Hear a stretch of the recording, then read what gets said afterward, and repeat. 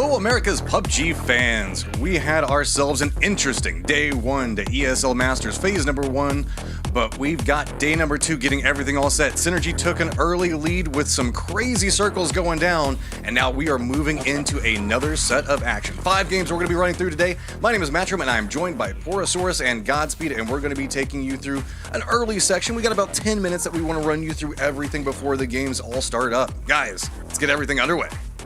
Yeah, you guys got a front row seat to all the action yesterday, man. I was sitting in the grandstand with all the people, but a lot of crazy stuff going on, Godspeed. I can't say anything other than I'm shocked. I'm shocked. I'm absolutely shocked that we've moved over to the new point format. And Synergy in the lead. I was told by everybody that this was going to be the thing that was going to bring North America back, baby, is the new point format. But here we go, Synergy.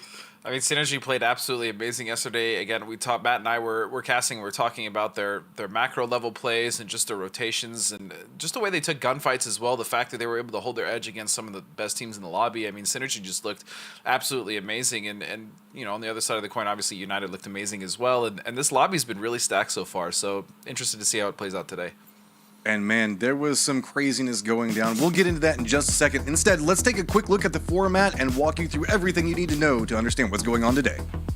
Yeah, they started way back there with the open qualifiers, moved all the way through the rounds of 16, 32, however many, 32, 16, 8 plus 16 invited teams. Godspeed, we're now down to the grand finals, and it's 10 North American teams, 6 Latin American teams, and so far it's been the Latin American show with Synergy, yeah.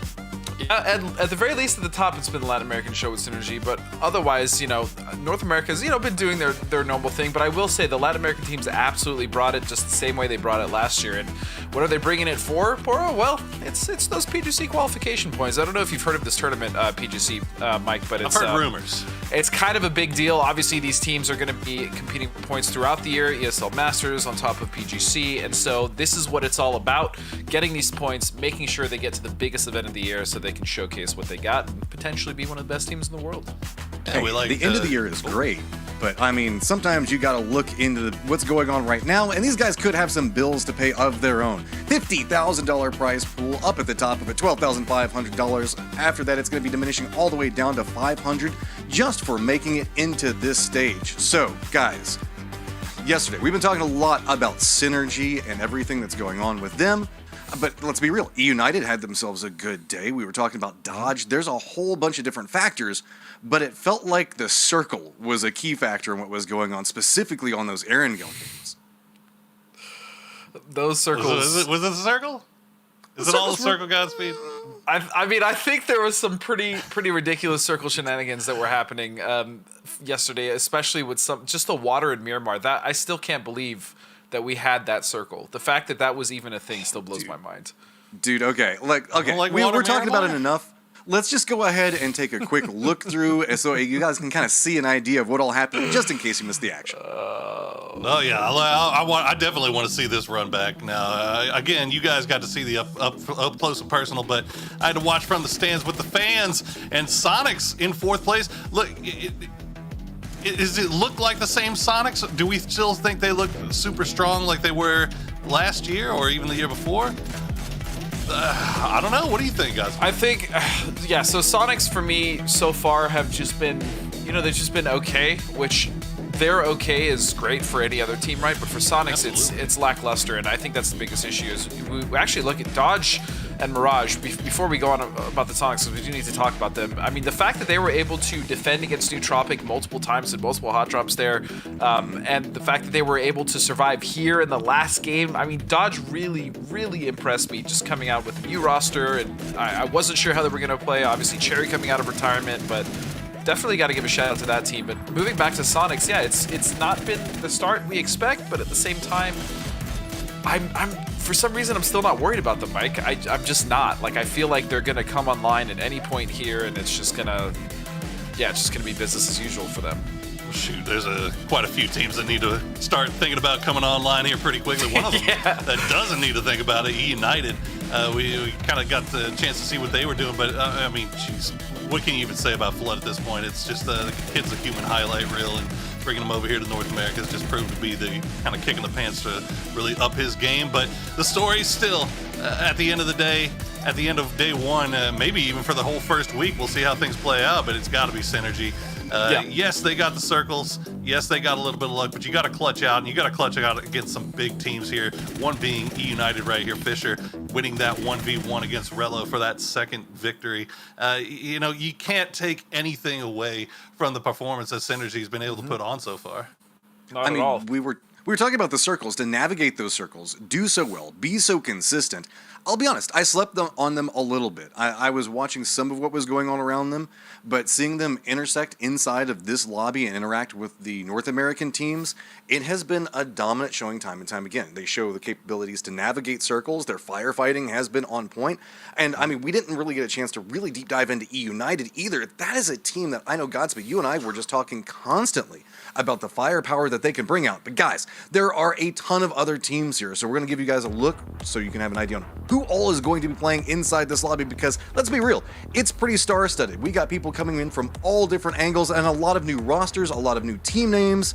I mean, it's been a little bit confusing coming in for me. I can only imagine if you're just a casual viewer trying to go, okay, who even is built by gamers, and seeing Vegas is back. Look, man, if there's one thing I like, Matchroom, it's I like to be real, as you say.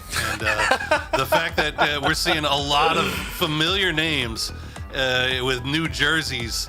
I mean, look, Bing Bang Boom. You got gas cans with Waikika Mukau now. I mean, I love that. We haven't even got a chance to talk about that. Nootropic, after their impressive run to the grand finals on that final day, the final game of the North American group stages. I mean, there's still a lot of teams here to talk about, as you said. Especially like teams like Trog, right, which we've talked about and seen last year. Trogs was like one of our favorite teams, actually. I'm pretty sure collectively as talent, like we all love that team. And 22 is making another return. They had some success last year as well. And so, yeah, there's definitely, I mean, this is a packed roster, a packed lobby with really good rosters all around. But it's just Synergy and E United just kind of dominating. And Dodge, Dodge also had a really good day. Mm-hmm.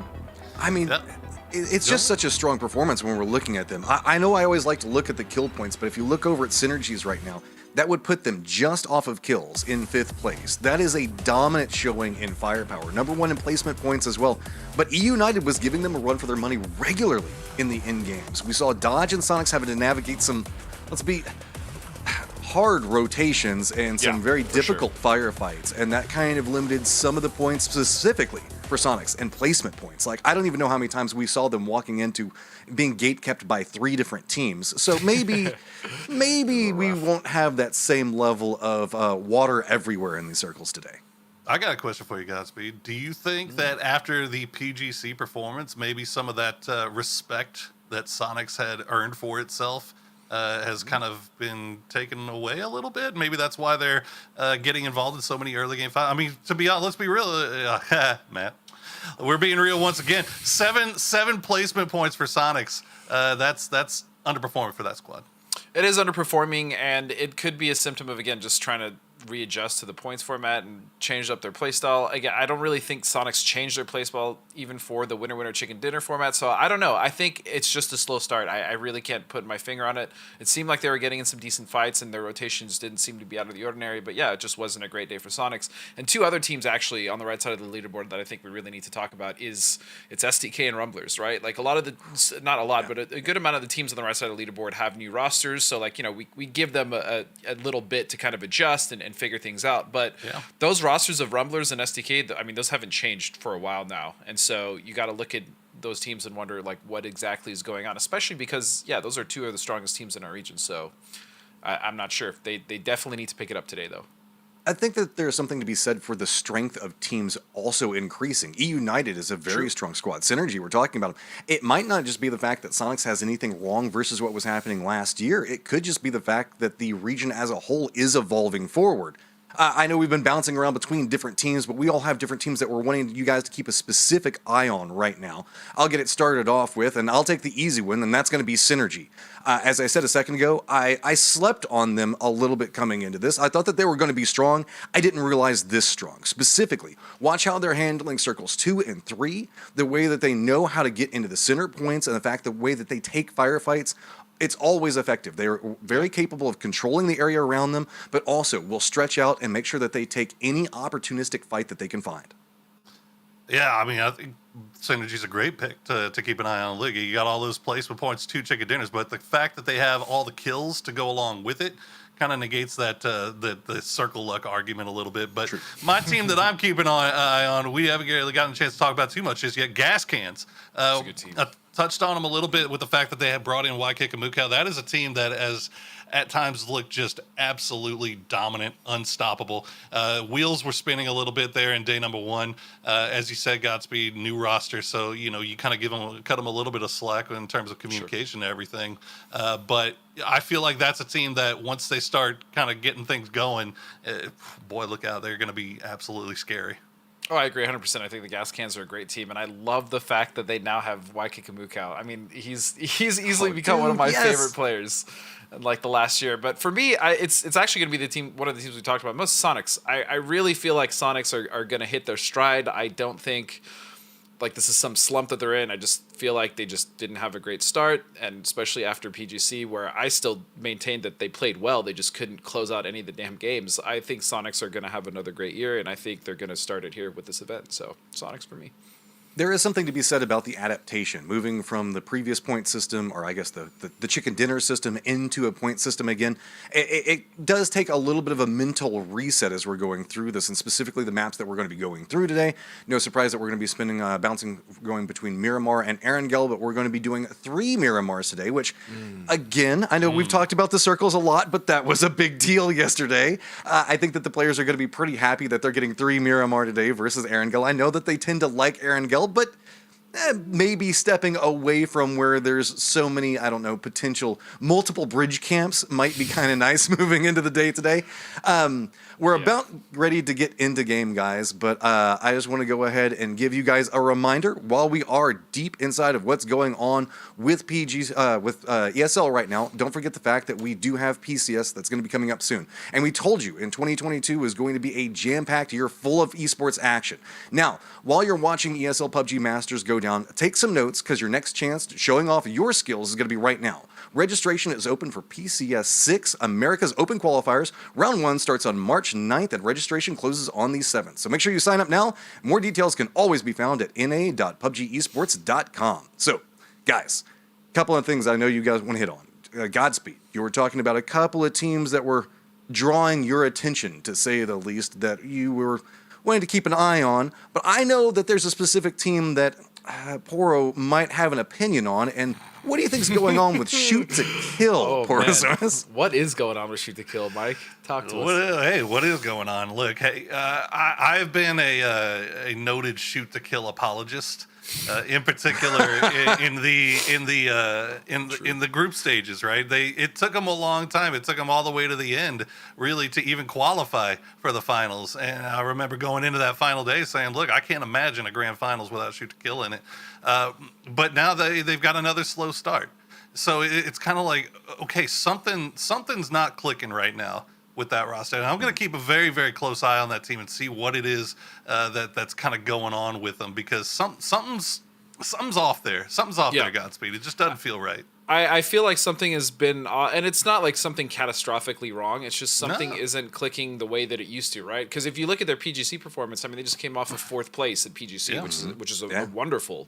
I mean, they probably hated it because they wanted to get first, but that's because they're competitors. But 4th place is not bad at Worlds, and even then, like in some of their really great moments at PGC, I could still tell that just something seemed off. Like their team fighting isn't as strong as it seemed like it used to be. And for me, that's kind of the biggest takeaway on SDK over this last year is they used to be so disgusting to fight. Like they were so dominant in their team fights, and that's why they were so dominant in the old points format, right before going to Chicken Dinner and not coming back. And I just want to see that again from that team, because SDK is still absolutely one of the best teams in the world. I mean, hands down. But they're so good. They should be better. I mean, they it seemed like they were better when it came down to team fights, and I know they still have that capability. So whatever it is, they just need to figure it out, because this isn't the same SDK. It's still a very strong SDK, but I agree with you, Mike.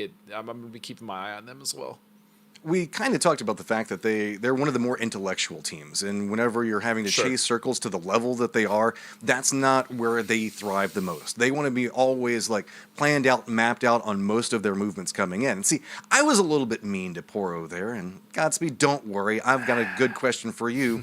Rumblers, what's kind of going on with them? Give me about 10 to 15 seconds on it. How much do we need more than 10 to 15 seconds? I don't know. That team, I said it yesterday while we were on cast, like that you look at that roster and there's no reason why they should be struggling at all, especially because, you know, like playing on a team with Los and Waldo for as long as I did, I know how good those kids are. And Valiant as well and Corsac, it doesn't make any sense as to why they're having these kind of middling performances, but they just don't seem to get it together at all when it comes down to fighting. You'll see like Los kind of branch off, do his own thing, or just kind of book it when they lose one or two members, and it's just like I don't know. I really don't know. I can't tell you what that team needs to fix, but I think that we're at the end of a Godspeed 15 seconds, which I think is closer to about 30 seconds for everybody else. I still believe in that team, though. That's all I want to say. I still believe. All right, we're going to go ahead and we're going to hit the button. We're going to get the lobby set up, and we've got a pleasant surprise for you guys casting today. Cammy D, and it's going to be Toffees on the mic in game. You guys take it away. Hey, everybody. My name's Toffees. I'm joined by Cameron. I want to use the old Poro's hello because he doesn't do it anymore. I miss it. I'm excited, Cameron. We get to be here. We get to do some casting. I am very excited about seeing teams bounce back today, I think, Cameron. One of the things that the guys talked about on the desk was STK in particular. And I will say this. I think today is going to be a big day for STK. They started slow during the last round. They kind of had to get their feet under them. 3 games of Miramar. I'm feeling a little STK vibe. What's your take? Yeah, STK, listen, even if you could acknowledge the fact that they've always been a top team in North America, even ignoring the fact that they didn't transition as good as other teams did to the format last year, even if you just take like 2021 out of the picture, they always went up and down. It was always a constant roller coaster, constantly, like you can never guarantee that they would maintain themselves at the top. So to me, I cannot, in good faith, rely on them to pick up the slack from where they're currently standing, which is, 12th place, until they actually are able to do it. In fact, when I talked to Gunnar before these finals started, he even said to himself that it's like, we're the ones that that sort of kept us out of a stronger position, even though they did qualify for these finals. That's kind of just the history of STK for the past couple of years.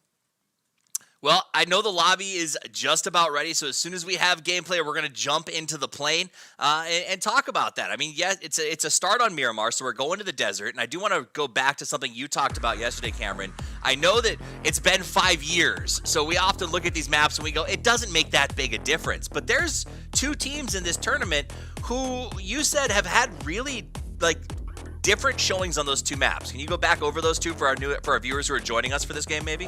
Yeah, generally, as you said it there, it's only 2 maps. At this point, these teams should be familiar with both. There might be a slight preference towards one or the other, but generally, you can't expect a team to be good on one and be bad on the other. And if you guys at home actually want to keep along with what's happening on the map specifically, we, of course, do have a map feed as well as the main feed that you're currently watching, twitch.tv/PUBG Esports map. But the 2 teams that you're alluding to that, at least in the qualifiers, struggled on Miramar were Just Too Easy and other underdogs. Both of those teams got like twice as many points on Erangel, at least, than they did on Miramar. And these are also 2 teams who are currently right now struggling. They're actually the bottom 2 teams. So the fact that they're starting on Miramar as their first step of like trying to pick up themselves from a really deep pit that they're starting to fall into, with underdogs only 8 points, Just Too Easy, who got second place in Latin America, only 5 points. It's going to be a bit of a struggle for them, but we'll see if they can do it. We'll see if they can do it. We got a lot of teams on the bottom who need to make the push-up. Ironically enough, underdogs and Just Too Easy.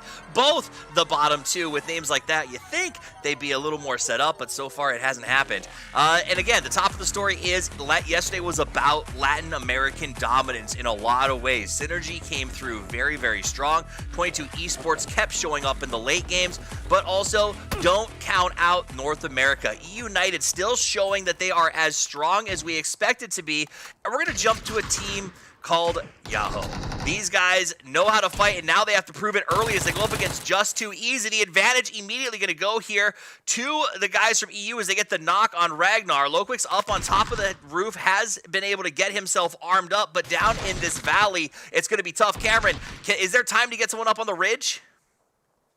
There might be time, but I don't know. It would be risky. The problem is, will they have the weapons to utilize that range? Even if they have a rifle, will they have a scope to make the shots easier? I'm seeing a lot of shotguns run around here, and even Shinboy here with the AK. That's not the best weapon to use at that far of range. Unfortunately, Hiruzen does get confirmed there, and I think a revive is attempted to go on in, but I'm really liking this angle that Shinboy is swinging on in. He actually has teammates also covering from the other sides, so that's 2 members down. For Just Too Easy. This could be a big, heavy loss for the Latin American team in this fight. Yeah, really nice play by Yahoo. They put Shinboy up there. He's covering one angle while a double pushes through the warehouse. They're doing clears as he tries to provide them some outside cover. Loquix cannot get over there to help right now. Let's jump to Punij. He's got that M4 as he's pushing up. He's going to go for the double flush. Maybe try to encourage the others to just leave. When those flushes are through, you sometimes can convince your opposing team that they don't want to be there anymore. But Just Too Easy seems like they think it may be. Loquix tries to push up to the top, but in doing so, just switches spaces. He does have that trench gun, looking to get a little bit of action. Takes the first shot, doesn't connect. Shinboy goes for the peek with that AK, gets a tag, but he now knows that he can be a little more aggressive on the push because he has a teammate there. So if he gets knocked by the shotgun, they've got backup. Oakwick's gonna run out of bullets, has to switch to that micro Uzi, goes for the spray, drops down to 5. The push up the stairs, 3 men at a time. Easy peasy, lemon squeezy. It's just too hard for them to come out on top. Is J2E, again, this is another game where they just can't get started. I mean, I'm starting to really worry, Cameron. Listen, at the very least, they're not going down. They are hitting their 1 point per game average. So they're on track. At least they're not getting worse, if there's anything to take away from this. But this is a really good victory from your Ho. They get 4 points right off the bat. It is going to slow down their rotation significantly. We'll see what sort of loot they even have the opportunity to grab before they decide to pull the trigger on their path into this circle, which is way far south, as you can all see. Not too much water for us to be worried about, but, considerations should be had. The bigger thing for your Ho is the fact that they already have a good number of points. This is not going to be a 0-point game. If they can grab 1 or 2 more points, maybe even find themselves in a couple of placement point territory, it would be a solid game for them.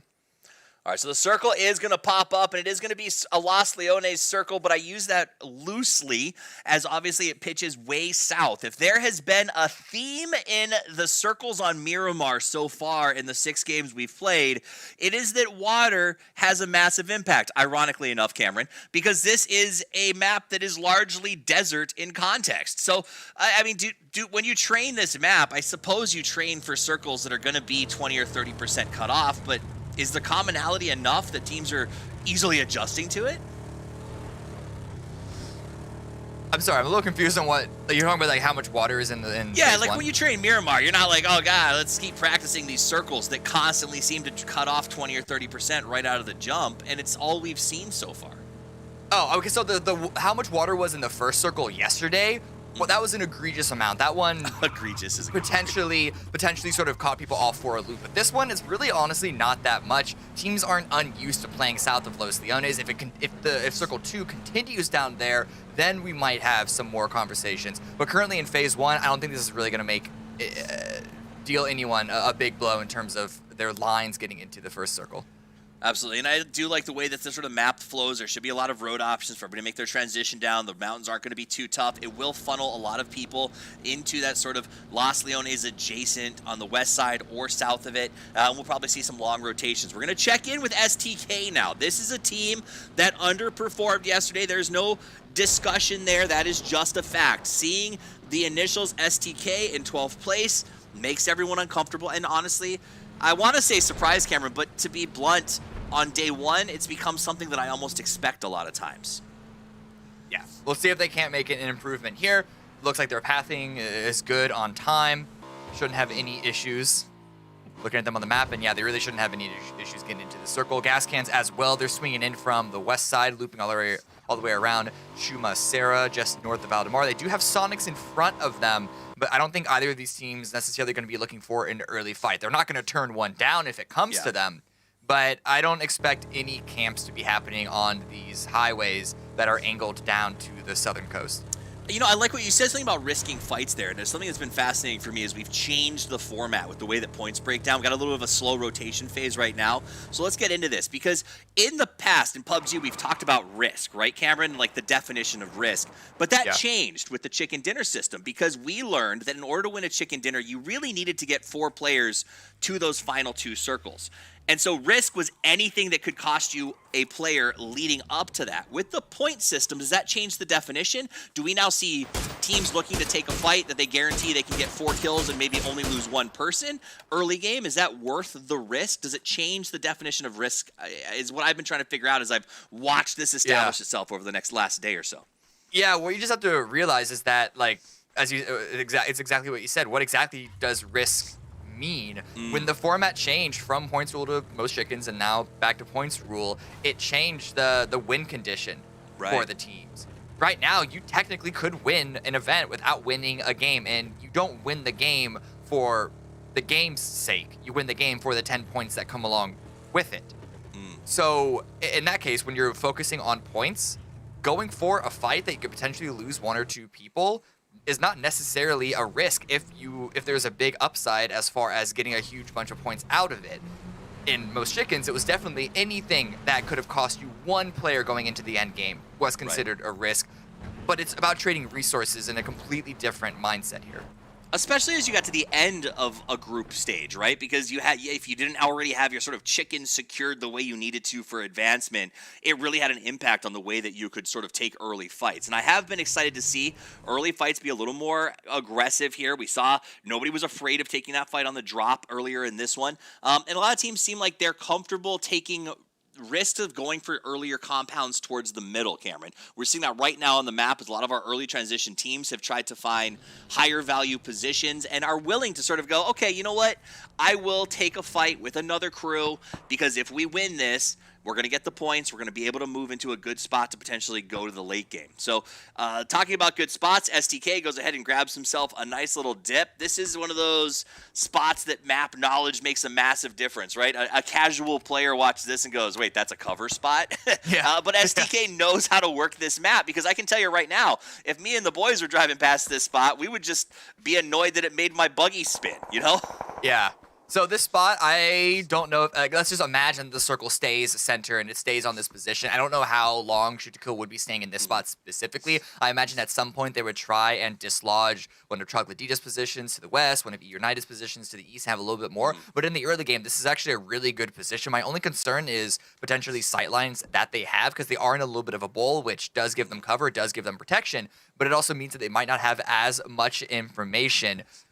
But considering that they're going to be avoiding all of the issues on the outside, it's an all right early call for SDK to try and play this early game safe so they don't lose players 1 by 1 as they might have a history of. Yeah, it's also a very good forward position. The idea that the circle's close to popping, you don't have to try to fight for a compound, hold something here, gather information, and it's very easy to get everyone loaded up and out of that spot. So we'll see if it works for STK, because they do have some big teams. You can see there, Trogloditas below them to the south, E United up to that northeast position. Both of those teams enjoy fighting and are willing to push. Now, STK has to make a tough decision with this circle shift, Cameron. It is going to be a much harder spot to hold, because there are going to be a lot of transitions through that area if they don't pack up and move, but they don't have to because the circle's not forcing it, but they will. I think that's the right call. Yeah, this is when you want to get out of this. They're not the team that has the fastest line to the center of the circle. Trogloditas just ahead of them are the ones that can grab those compounds there, those high value compounds, but SDK are still following up and getting to a close plan B, a close second. In fact, they might even be in a position to sort of cut off Necro here if they want to take this engagement. We do see some other fire coming out from the gas cans, but yeah, it looks like Alo does want this. Alo decides to call the fight. He jumps out. Necro's caught alone. Purdy on the middle ground. Penta on the high ground, gets his throwables ready to make a push. Alo goes for the follow. Purdy gets the knock and the finish. Actually, Necro got a knock on Purdy, but that should be completely resable. Tigleton, meanwhile, knocks Luke 12. He wasn't even in the fight when this thing started. The smokes come out, and so far we should be able to get the reses. Alo does go for the flush, but it is not true. Luke 12, because of that look for the kill, ends up going down. So while they take Necro, they lose the Thunder from down under. Yeah, see, if you want to talk about risk, that's a really good example of one. They threw a couple of resources at getting one kill, one player out of the lobby, but in the positioning of that bowl, they should have been aware that there was a high likelihood of the Sonics or any team in the Sonics position also being able to have a line of sight and trying to third party that. And STK tried to finish that fight very, very quickly, but it just wasn't quick enough. Over here, Relo does get knocked. Looks like 22 are in the thick of it with a bunch of different teams as we also see different trades back and forth. Relo does get confirmed, unfortunately. It's the story of 22. They like to go to compounds and try to do split holds and then come together, and if anyone crashes them, often it results in losses, but if they don't get crashed, they're in a great position to try to pick up a win. They seem to really like that style of play. Underdogs goes for the peak and does not get it. That was not fake. That was a mirage that had very real impact on you, my friend. And that was a bold peak. It was as I've heard our Finnish friends say, fighting honest. He just held the angle, but it wasn't enough to stop once Dodge did the return peak. We got Mirage up here. He's feeling very, very comfortable, especially after that. And it's going to take shots at the rest of Underdogs as they try to get themselves out of here. So far, it has been a very tough start for our bottom of the bracket. Got a little headshot there at the end, but yeah, not a lot of damage to be found there. The roof of that Murado doing a lot of protection as Underdogs are still trying to struggle to find their position on the west side. Haven here, 22, all by himself. The other members of 22, as you can see on the map, are on another building to the north. I don't think he's going to be crashed just yet, but the big concern is, do they have a contingency plan for whatever is going to happen on phase 3? There's only a few more players that have yet to get into this next circle. A lot of things seem to have been stabilized. We actually haven't lost that many people, all things considered. There was, of course, Just Too Easy out in the very beginning, but outside of that, it's only been a couple of rotational kills so far. Yeah, a bit of sort of shedding some weight or getting picked off. Nothing out of common for these rotation areas. And honestly, this section of the map south of Los Leones has so many pockets, so many ridges, so many tiny little shacks and compounds that there's a lot of places to sort of hide down. That's what you saw Underdogs do.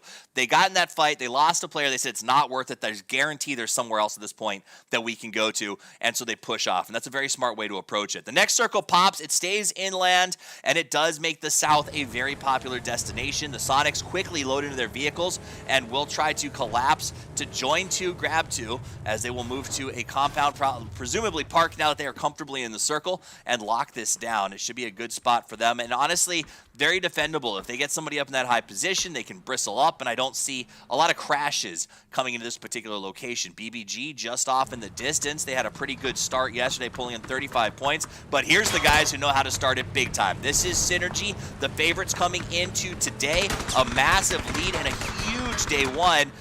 You know, detractors, Cameron, yesterday, they said Synergy can't do it. They can't win fights. Here's a chance to see if they can. They're going to have to commit to something eventually. There are so many teams all shooting at them. No! And, well, this is kind of how I expected this crash to turn out. They're playing this like they're playing most chickens, which I guess they figured that this really was the best chance to gather a couple of points.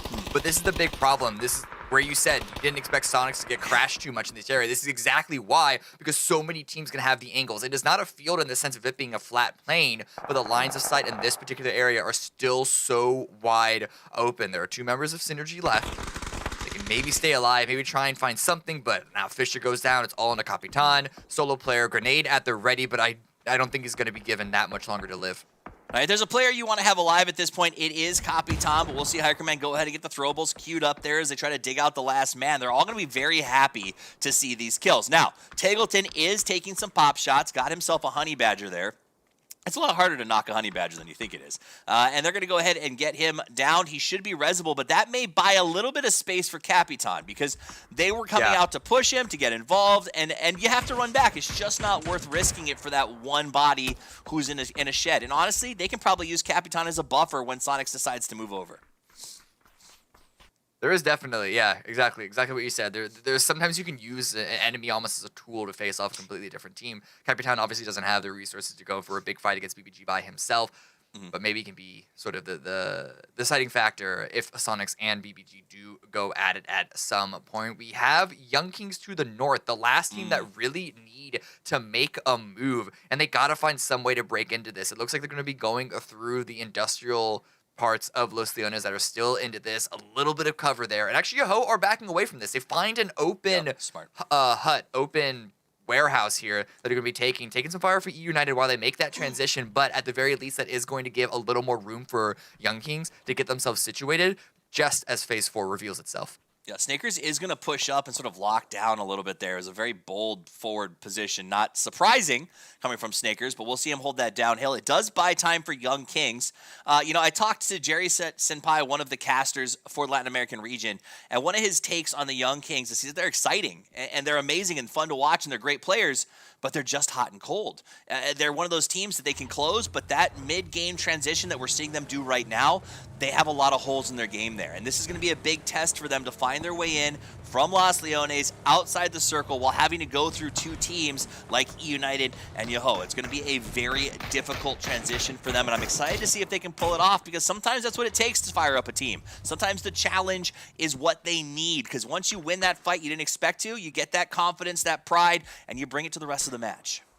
I'm liking this by United. They're actually pulling away from the pressure on Yoho because the shift was so far towards the north. There is a real likelihood that Yoho might have to deal with a lot more pressure of teams coming from down the south. I'm not entirely sure on how many playable areas are really left in this zone. There are still a couple of small mini fields, but here, Roth taking a little bit of pressure from the Rumblers. It looks like the entirety of BBG is going to be at his back as they crash in onto this position. Roth matches, leaderboards, points, pushing up. He's going to try to get himself a little bit here, and we're going to cut away for just a second as we check in with the Rumblers. Roth back in here as he starts to try to clear the stairs. They're putting a lot of resources to try to get this gentleman out from that upstairs position. Is it even worth it? I mean, you got to. They're just trying. They don't even know that individual is gone. Oh, he jumped out. He bounced at this point. Sneaky. Yeah, he's been gone for quite a while. Nice. They're making sure that they are clear, they don't get shot in the back. But nonetheless, the Rumblers, they're just chilling. They're waiting for something to pop off. Keenan here from BBB, that is stuck on the side, sort of taking some engagements from Young Kings. He's trying to make sure that they can't third-party this and sort of crash in onto what the rest of BBB are doing. But that does mean that the Rumblers is going to have a man advantage in that engagement. Kickstart's living his best life up on this mountain. Oh, yeah. It's like a kid at a candy store up here. He's like, oh, man, I am equipped, and I am having a great time as everyone's focused on each other. Underdogs is going to go ahead and lose everyone, so the bottom two teams will go out first and second. This is a grand total of 15 points between two teams at the end of Game 6 is kind of shocking, but, hey, maybe they'll turn it around. I really thought Just Too Easy would do much better. I'm going to be blunt. Like, this has been, like, shocking to me. Yeah. Listen, you're not the one that picked them to be the team. You did pick them. Well, we all make mistakes. It's fine. Yeah. It's fine. And you know what? There's still 24 There's a lot more games to go, yes, so who knows? Exactly. They could just be sandbagging here. But you can see a couple of teams be a little in odd positions, SCK being one of them, just crawling in through these fields, trying to just stay low, stay ducked down as the circle does continue to maintain itself center. Teams should start to eye the south side of that road. The problem is, how exactly will we be able to cross over at this stage of the game? It might be something just to sort of set up those initial dominoes for them to fall once we hit Phase 6, Phase 7. Yeah, the hard part about setting up those dominoes is all it takes is one little mistake and they all fall before you're ready. And that is absolutely devastating. Anybody who's played Mousetrap is well aware of that situation. The circle is going to be a tough one. There's not a lot of people in the middle of it right now, and the terrain, despite the fact that it's got lots of folds, is not particularly conducive to transition. So you kind of have to be in your spot, and if you try to move somewhere, you can see as we look at it from Balefrost's perspective, it is just a mess out there. So we're going to see who continue to make these plays. Balefrost is on the south side of the circle right now as he looks over towards the guys from Sonics who will be coming in on the never eat shredded wheat west side of the circle, of the southwest, if you will. But they've got to go through Trogloditas. Yeah. That is going to be the first order of business, and this is going to be a very tough push for them with this compound. Yeah, in the same way that Troglodytas and BBG assisted Sonics when Synergy tried to send it on them, send it in onto their position those ways so many years ago, they now have to cross those exact same breadths of land to reach to the circle. And in fact, they're not getting the opening knocks that they need to. In fact, they're receiving those knocks. Mime, he hasn't been confirmed just yet, but it's going to be a rough position to try and revive him up, and those grenades just aren't making their way through the windows that they need to. Rusty Zero does get knocked by a grenade of his own. So that at least forces Kill Demo to stick onto the revive. It allows a revive onto Mime, but now H1 goes down. It's all falling apart. Troglodytas Execs makes a nice little play here. Necro is down, but it doesn't seem to matter as they're getting some good action. Tiggleton is dropped. They got the smokes out. They might look for some reses here. The only fortunate thing for Sonics, I think, is Troglodytas seem to be out of throwables to cause more trouble, so they're going to go for the reses. Synergy eliminated in the meantime, which is a bit of a shocking moment to see the leaders go out so quickly. That'll be interesting. Execs, though, the last player for Trogs, and Sonics are getting their reses. What happened? How'd they lose control? Gas cans are coming on into this, and Execs takes a lot of damage. He's about to go down. It all happened in the blink of an eye, but Kick, he's taking some shots, you can see, from the balcony. So Sonics, they don't have an easy push still. Tiggleton has been knocked by Greg's shot, and this does give Execs a little bit of opportunity to try and stay and wait, but he's going to take his shots early. He's going to try and stay involved in this, and maybe he can steal that kill. Maybe. Ooh, can you find the angle? Not quite enough, and now he knows he's got the smoke pattern out there. He's hoping for something to happen. He's buying a little bit of extra space out the door into the blue. If you can't go out the front, you may as well go out the back. He goes around the outside of the wall, hopes that Sonics will be tied up fighting the gas cans.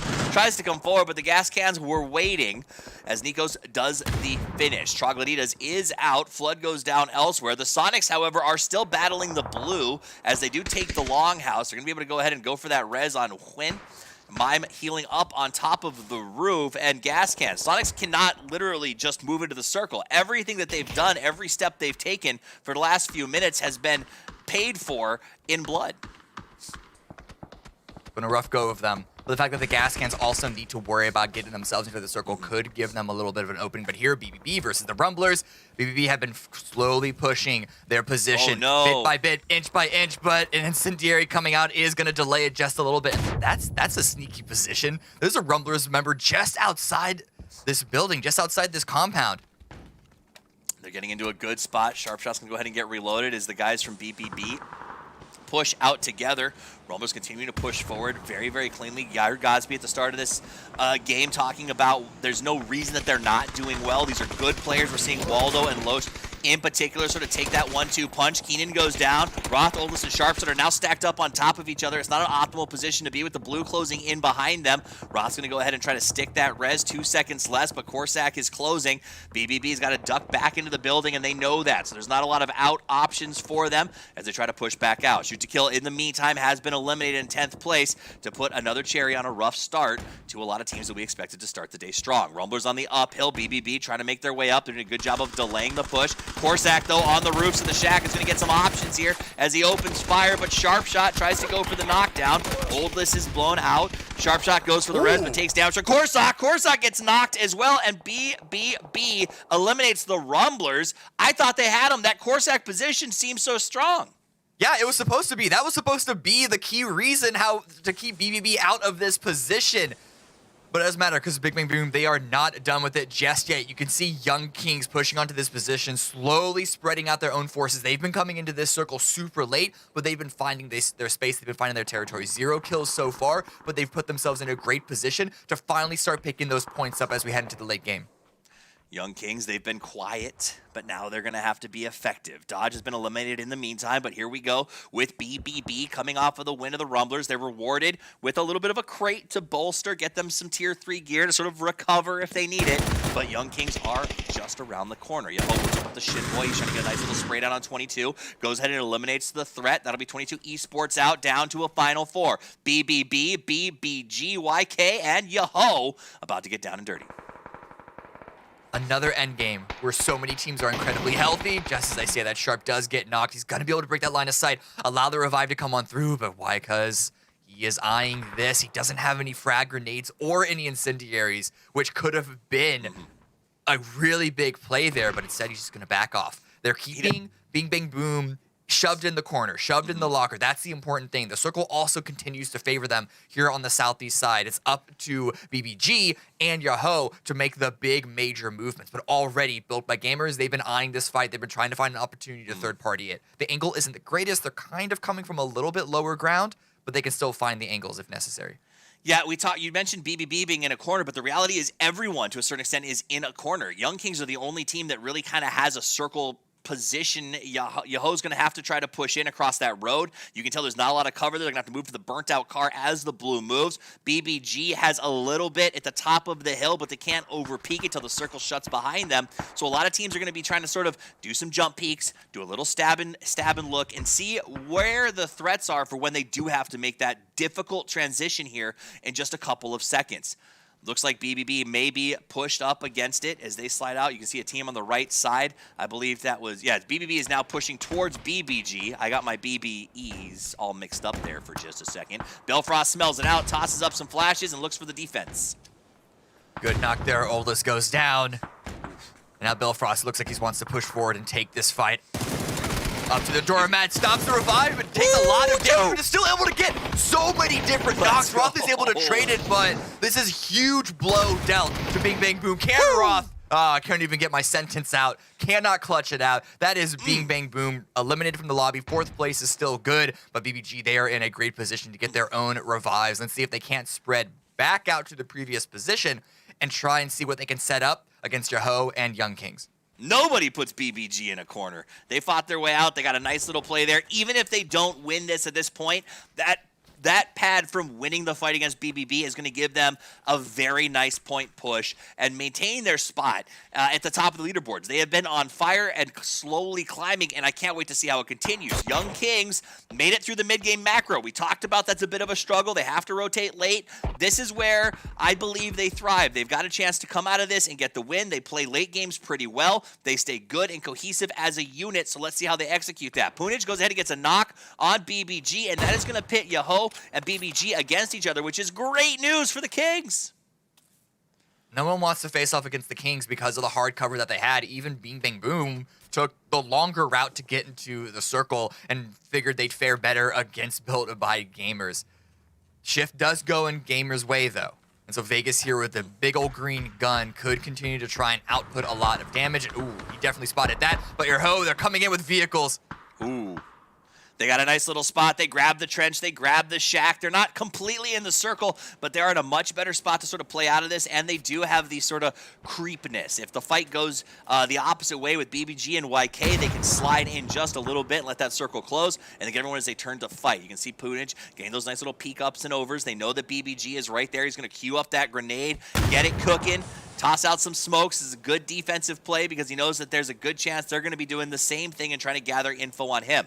Once you know where your opponent is, maybe a little smoke makes it harder for them to spot you. You're trying to get those nade throws up and over the top. That's exactly what happened. Punij saw them trying to get the nade tosses from Honey Badger. Takes a couple of shots at him. Badger does get the nade off. Does some damage, but Punij is just fine. He's going to go with that counter toss here and try to get the trade back and do a little more damage than Honey Badger was able to do with his. He's not going to get that opportunity. Yahoo is down by one player now as we see Sparky. Whoa. Watch this push. Young Kings, they are taking the fight to Yahoo. Yahoo is so focused on Built by Gamers that they're not realizing that the Latin American team is pushing right on to their doorstep. They want to make sure that they cannot move an inch from this position. Young Kings want the center. They do, and Yahoo has crowded themselves into one spot. A couple of throwables could be dramatic problems for them. Young Kings now has the middle of the circle, but they've put themselves in the middle of a two-front situation as they've got to watch both sides so they have enough smokes and utility to survive that. Yahoo comes out, and it's BBG still doing the work as Billfrost gets the burn down on Shinboy. Punij drops to basically a quarter health and has to hide and heal. I don't think he can go for the res right now. Young Kings stuck behind this little berm, happily guarding it, going to use the flames for additional cover. BBG up over the top of that mountain, not able to come up. If Flux can get up there and can execute and finish Yahoo, it's going to open a lot of doors for them to take this fight against BBG. BBG in a much more difficult position if they can make this a 4v4. Flux looking for an opening, deals a little bit of damage. Nothing irreparable, but now Punij out from the blue, swings out, can't even get a knock before he gets taken down. Not too much damage either, and so both these teams can just focus on each other, and this is great for Young Kings specifically. You can already see Flux trying to push even just a few more beats further. One tree is all that BBG have to hide behind. No ridge, just a tree and a smoke that is dissipating. Young King's in a very good position to take the throne in this match. Flux tries to go up to the top. He's gathering our face for the rest of his team.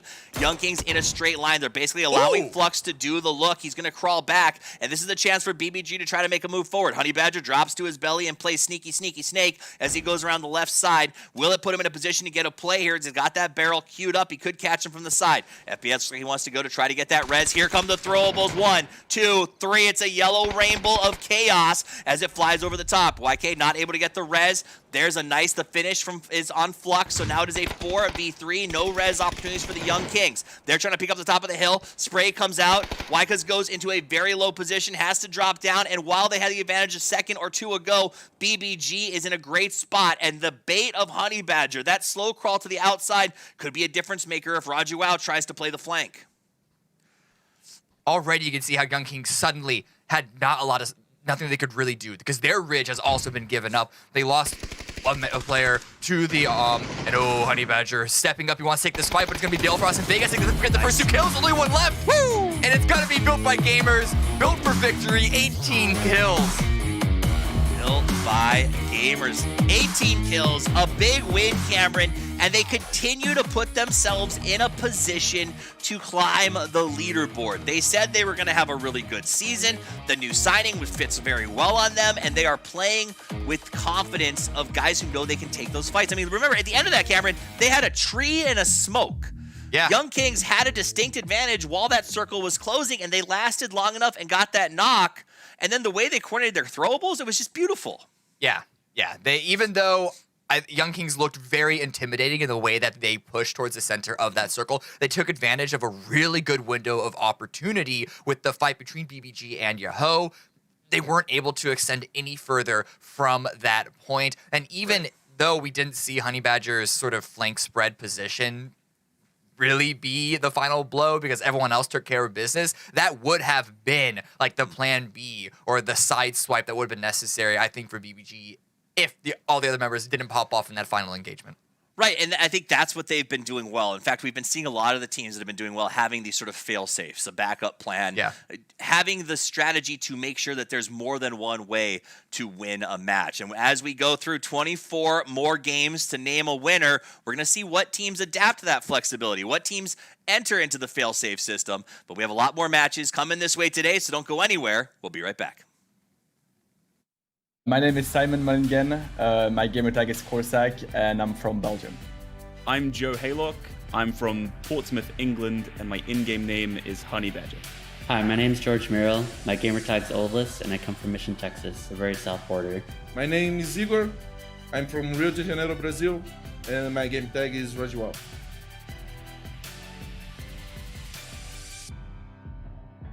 I've been playing PUBG Comp since early access, so right when the game came out. When did PUBG come out? I've been playing it since it came out, basically. Since the end of 2017, I think, yeah. I started playing PUBG 2.5 years ago competitively, and maybe 3.5 years ago just for fun and with friends.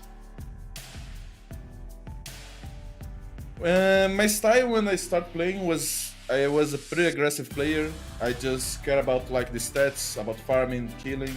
I've always been like a flex, but I've always liked giving my suggestions on what to do during the game. I could pretty much do anything, co-IGL, IGL, frag, whatever. I'm thinking more than shooting, if that makes sense. I used to be just everything in my aim and nothing in my brain. Nowadays I'm kind of a supportive player, not as aggressive as I was before. Now it's getting a little bit better, and I think I improved a lot on that, on being like just a good teammate. Because PUBG is like an always developing game, I think it's really important to look at the players that are doing successful in like different regions and to steal and adapt bits of like their own gameplay. So I'm always looking at like what's working and trying to develop that.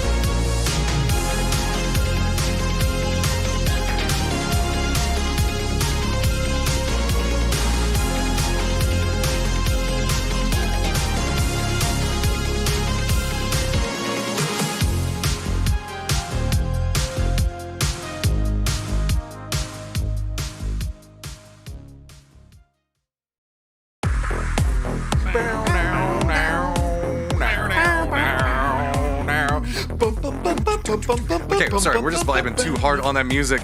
That first game was pretty banging, all considered. As you can see, nades going off all over the place. And Built by Gamers, I'm sorry. We wanted to talk about you, but there wasn't enough time.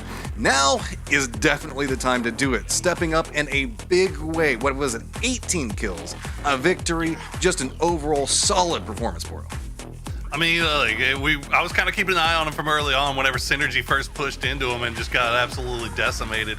But they just exercised complete control over the south side of that circle, and they basically just got everything they wanted with it. Every fight they took, it seemed like they took maybe one knock, and that was it. It was just a really, really strong performance from that squad. Yeah, and Fight upon fight was all over the place. Godspeed. I know you want to dive into it, but we're going to go ahead and put some imagery back behind you while you deep dive what you want to talk about. Well, we even were talking about them yesterday, you and myself, Matt, when we were casting, and honestly, like with Vegas, he's always been just a really, really solid player. Actually, he's been generally like a little above average, if I'm being honest, and he's been really, really good. And the fact that he also can IGL and he's got the mind for the game, I think really just lends credence to his talent in this game as well as his team, right? And with his team, I mean, we might as well talk about them: Honey Badger, Hikerman, and Bale.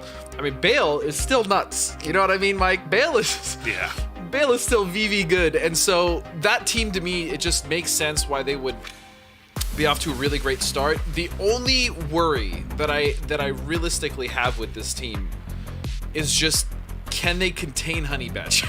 Can they keep him from just going off and just dying somewhere? Because when Badger is alive, I mean, he's obviously relaying so much information and he's doing so much work for his team, but more times than not, unfortunately, we find that Badger is off either scouting or trying to get information or to get some off angle. And similar to the way we've talked about Valiant, doing this as well, both members will kind of die, and it just it hurts the team. And if they can control that, I really like this team. Look, man, Honey Badger's just the latest in a long tradition of North American flank players who just go out in the middle of nowhere and do their own thing and hope for the best. And you know what? When he's feeling it, and when it's going really well for him, I mean, that is it's gross. He's one of the scariest players in the lobby. But the problem is that it's very feast or famine, isn't it? Like it's been the same with those players all the time, right? I mean, you go back to Valley, you talk about Profi, you can talk about even Kurt at times. True. Like, it's a great strat if it's working. When it's working and when it's rolling, it's fantastic, as we saw in this last game. But when it's not, boy, it's the famine is hard.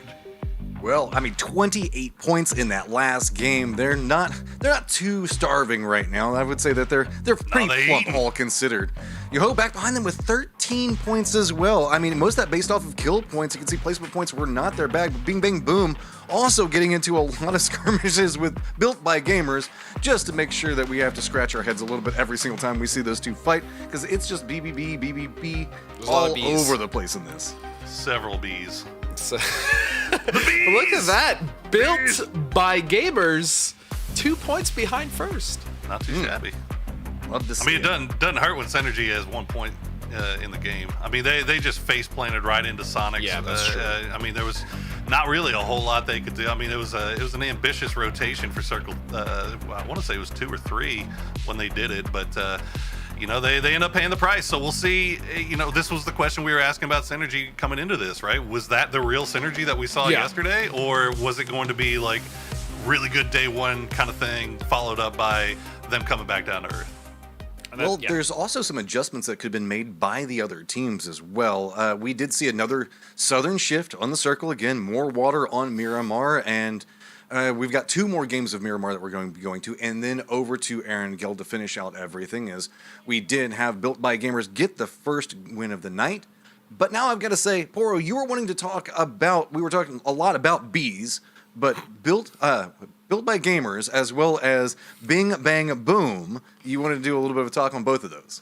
I mean, look, Bing Bang Boom. It was interesting watching that south side of the circle, right? Because you had Bing Bang Boom that was just playing a little bit off to the north of where Built by Gamers was, where they were holding down their compound. But Bing Bang Boom, once the circle shifted away from it, elected to try to take the quite possibly the longest fight ever with Rumblers, trying to dig Rumblers out of that combat. man. In the end, they get it. They do it. They win the fight. They keep all 4 up, which was really well done by them. And then they try to wrap down south and try to avoid Young Kings, which I got to be honest, I don't know if I saw Young Kings take a single shot before Circle 7. So Zero they kills they were until the vibing. top Like three. they had. I mean, and to be fair, like that's what we saw Young Kings do last year. Whenever they had their big 3 wins in one day, I think it was like 3 wins in one day with like 14 kills. Like that was the way Young Kills was getting their win. So seeing Young Kings find themselves in the late game, I will say this time around that late game Young Kings did a lot better, I thought, than they did last year. They looked way more competent at holding out Yahoo and cleaning that up. Now in the end they just ended up losing the fight to Build by Gamers, but still good things coming out from Young Kings. Well, we got good things coming up as game number 2 is ready to go. Toffees, Cam, you guys take it away. Well, we're back. It's time for game number 2. And I do want to give a big shout out to Built by Gamers. They got back-to-back wins, if you count the end of yesterday, Cameron. And honestly, out of 6 matches, we've had 2 teams get 2 wins apiece. Literally choked on my shock over how difficult that is with only 6 games. And that's, I think, pretty impressive. Now, Poro raised the topic, and I think it maintains question. Synergy. Is that a one-off? The rotation seemed not great that time around, and they paid for it. I'm not quite so cynical about how Synergy played that game. That was an incredibly difficult circle to break into around those sort of fields, or I guess a good way to look at it is like they're almost like moats, because there are a number of different compounds and building collectives there, but it's surrounded by a lot of dead space. It's really hard for Synergy or any other team to have broken into that position if they weren't already there in like the first opening couple of phases. Could they have made a decision to try and play off of the edge? Maybe, but it's it's either one gamble play or the other. So again, we say this all the time. There's a reason we play this many games in an event. Right. You're allowed to have a one-off. Now, if it continues, then we can start to have that conversation. And we are playing a lot of games. We are about to kick off game number 7 of a 30-game series. So that is a lot of time for these teams to get back into it, and we'll head back into the desert. A bit of a flyover as the plane takes to the air, and a reminder that this is a very different map than Erangel, which we'll be returning to shortly. Couple of spots that are a lot of fun to look at, but not a lot of fun or rarely ever seen, like the prison exists on this map, Los Higos, the military base. In fact, some of the best loot on this map is completely untenable in terms of pro play, which puts a lot of pressure onto teams to make the most out of the drops that they do have. That said, though, Cameron, as we fly through Pozo, this is also a map that is defined a very nice spread system. There's compounds and there's good loot spread everywhere. Unlike, I think, Erangel to a certain extent, where teams have to focus harder on getting the drop and playing that drop the way that they train. Yeah. While we get into this game, though, I am going to keep my eyes peeled for Just Too Easy and Yahoo. The last game was the 3rd game of Miramar since these 2 sub-regions have met. And the reason why that was the first time we actually saw that hot drop break out is because on the first 2 games, either Just Too Easy on the first Miramar or Yahoo on the second Miramar went to their alternate drops because of the plane path. So we could see this fight continue for the next couple of moments. Looks like Yahoo is just dropping out of the plane right now, and Just Too Easy as well, but it looks like Just Too Easy might be going down to Los Leones and sharing that with their brothers in Synergy. Yeah, I think the time for Yahoo being Just Too Easy has passed. They're going to go ahead and spread that one out and just not get involved. And I think that's probably the right choice. And it's something that maybe other teams on this map should take notes from in future tournaments. We've seen teams commit so hard to defending the spot that they want that they've lost entire tournaments. They've lost lots of money due to that sort of pride and hubris. And so seeing Just Too Easy move away, I like it. It's very smart. Anyway, enough about the Sonics. Space One, all the way on the west side. There's a little bit of the first phase cut out by the rock ridge on the west side, but really you're not going to get, it's rare to get 100% playable area, even on Miramar, unless you really are talking about the dead center. I mean, if you want to really compare circles, there's as much unplayable starting terrain in this one as there was the last, and arguably even more, because everything to the left of that road on the far east that comes down from El Pozo, it's playable, but other than where you sort of see underdogs right now, there's not a lot of space. It's an uphill climb to that cliff, and it does cut off even more in terms of good defensible terrain. So I do think there's going to be a big value here, Cameron, to teams getting quickly looted and getting moving early. Like, and I'm talking before we even are fully kitted. Maybe you're going to say, hey, I don't really have the helmet I want, or I don't sort of have a couple of pieces that I think I need to take these fights. It's going to be much more important with a circle like this, I think, to go quickly and get a good spot. We'll see what these teams want to rotate. Just easy. Ragnar right now picking up a lot of loot here. I mean, honestly, we really shouldn't be too worried about a hot drop here in Los Leones. We've seen, and it's been a while, but we have seen, like, what? Maybe up to 3 teams, 2.5, where there's like 2 full teams and then half a pair of a third team share Los Leones. It's just that big of a city, so it's not too big of a worry. However, rotations out of it, you kind of want to make sure you keep your eyes peeled. Yeah, absolutely. And yes, we're going to see Colton doing. He's going to jump out right here and keep his eyes peeled down towards the Young Kings. Gets that Car 98 loaded up with the 3X. This is a great opportunity. There's no reason not to take these sorts of moments occasionally, especially at the start of the game. The chances of the guys down there having a kitted out SLR with a 6X to fight back is still pretty low. Colton does stop, takes a look, gets a feel for what's there, and does the smart thing as well. It didn't present itself, so he moves on, continues that rotation. Nootropic is a team that has good pedigree. They've got good players. They just haven't been able to put it together yet during the grand finals. But again, we are only 6 games into a very long series that is going to leave lots of opportunities for these teams to get their feet back under them. A team that we have been watching, and we're watching right now, that we want to see, I think everyone, get their feet back under them, is Sonics. They are performing well. They're in 5th. That is by no means a bad position to be in, but it's tough, right? Because we expect so much more from them, Cameron. And again, I'm not. I expect them to be higher at the end of this event. But again, you also have to remember that the previous game was a pretty good game. They had to fight through a pretty rough situation, but they got a good number of points there. And then also, just looking back at the games that we saw yesterday, no one could look at that series of games and say that that was a fair judge of which is the objectively best team in the lobby. It wasn't as crazy as some of the games we saw in the qualifiers, but there was enough weird stuff going on for us to look forward to more standard games like the previous game and even this game going forward. Excellent. All right, let's take a look at all of our rotations. Underdogs, a team that has been struggling already. We're going to see FCZ flip the car. He almost got away. Newt's going to push forward, and that will just be the end. And it was a tough one because, A, compound was taken. Sorry, no space here.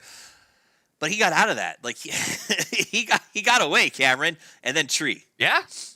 I mean, hey, you gotta do what you gotta do, right? It was like a bad action movie, right? Oh, he's gonna get away. Where'd that tree come from? So unfortunate. Down he goes. The circle is pretty comfortably set there, and there's not a lot already. Space is disappearing, I guess is the best way to say this. We can see Dodge coming in now from the north side. STK is going to choose for a late rotation. 22. Yeah, they're just going to be. They'll be here 25 minutes from now. I assume they'll go all the way to the north, come in by the side of Pozo. So 22 is about their time frame to get in, as well as their name. Same's going to go for a lot of other teams. Just Too Easy is, I think, going to be pretty aware that they should have a pretty comfortable shot into the circle from where they are, as there's not a lot of landing zones between them and the white line. Yeah, if you can see Synergy just now coming in from the south side of the circle around Valdemar, Just Too Easy are likely going to be taking a very similar path. Because even though you can sometimes feel bottled in by being on these coastal highways, it is still the most likely area to stay away from not even bridge camps, but just an opposing force like they were if they take the road that just cuts directly into Phase 1. Let's take a look at Synergy. This is the leaders of the lobby, but not for much longer if they continue to play the way the last game went for them. BBG is knocking on the door and looking to close. There's been a lot of questions about this team. They came in at the top of their lobby from Latin America. We heard in the interview last night with their coach that Capitan, a recent pickup taken from KPI, has been a huge boon to the team, but he is still learning how to play with the rest of the guys. And that is something that I think Cameron does take time. Learning not only learning how to make the calls for them to follow, but getting them to trust you is, I think, another thing that we don't talk about as often. The trust between the shot caller or the IGL and the rest of the team. Yeah, and that trust is a very, very fickle thing. Yes, tenuous. It can just drop away from a team almost immediately. If that starts to happen, I mean, sure, it won't. PUBG is a game that I think you could coast without having a super dedicated shot caller a little bit. I don't think you will be able to necessarily reach like the highest highs without it. This game does require a lot more sort of inter-team chemistry than just being able to follow a rule book by one particular caller like other games might, but you still need to have that leader. And if you don't trust that leader, if you don't follow through, even if you do sort of commit to what they say, if you don't like actually fully 100% commit, you just sort of, half-ass it. Yeah. The results aren't going to be that great. I mean, from what I've seen, IGLs are valuable, especially if you're a new team or a new roster, and the more that you become comfortable with your style of play and get to know the way that everybody works together, IGLs tend to be there for the clutches or the big moments when they have to make a tough call, but the reality is a team will ultimately get a little more synergistic, and we'll see how that plays out. Now, Young Kings, we're going to come back and take a look at these guys. They, in my opinion, and this is just my opinion, could be completely wrong, they should have won the last match. I don't think they waited a long time. They engaged at a good point on Yoho. They had the high ground, and it just felt a little passive, almost like they were too scared to go hard at BBG. That early knock put them in a bad spot. Listen. You watch your friend get their head blown off by an AWM like sub 100 meters, and then see if you have the confidence to go forward and fight. Well, that's the difference between a king and a peasant, my friend. A peasant sits back and waits. The king knows when to push. Fair point. They didn't get it, but they're young. They're young. Perhaps when they become the kings, they'll make that play. No, real talk. I think the biggest difference is that, if I'm remembering correctly, that actually didn't have that many grenades to use. They had a couple of smokes, but it didn't look like they had as many frag grenades or incendiaries to try and upset BBG's position. That could have made a huge difference there. BBG were doing a really good job of constantly ducking and weaving, holding different angles, and just not giving Young Kings the opportunity to get that knock that they would have needed to then sort of like rush over that ridge. All right, STK. ST not okay right now. I don't understand. I mean, I do understand.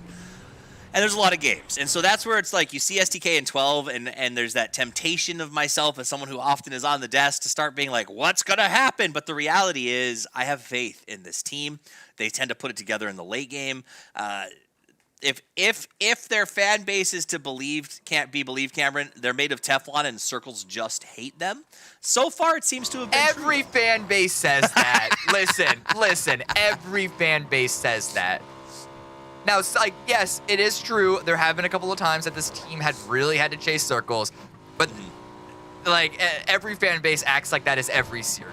So, you got to take that. You always got to take that sentiment with a little bit of grain of salt. We'll see what happens here. Phase 1 is about to close. They are pretty far north, SDK, and we still have 22 that have yet to make their way into the circle. So your guess on that seems pretty accurate.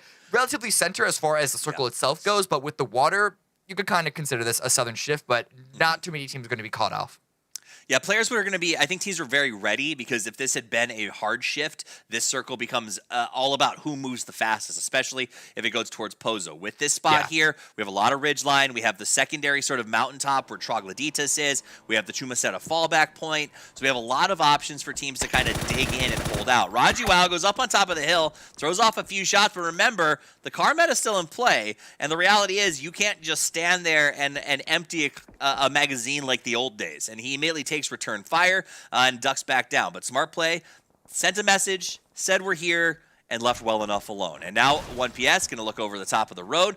Ethan is down for dodge. It was Trogloditas was waiting for him as he arrived. AQN got that takeout on Ethan, and Exec's is going to bounce. So Exec's got the take on Ethan. His teammates covered him from the high ground, and now he will abandon that compound to dodge. So actually a really nice get for Trogloditas, if I'm being honest.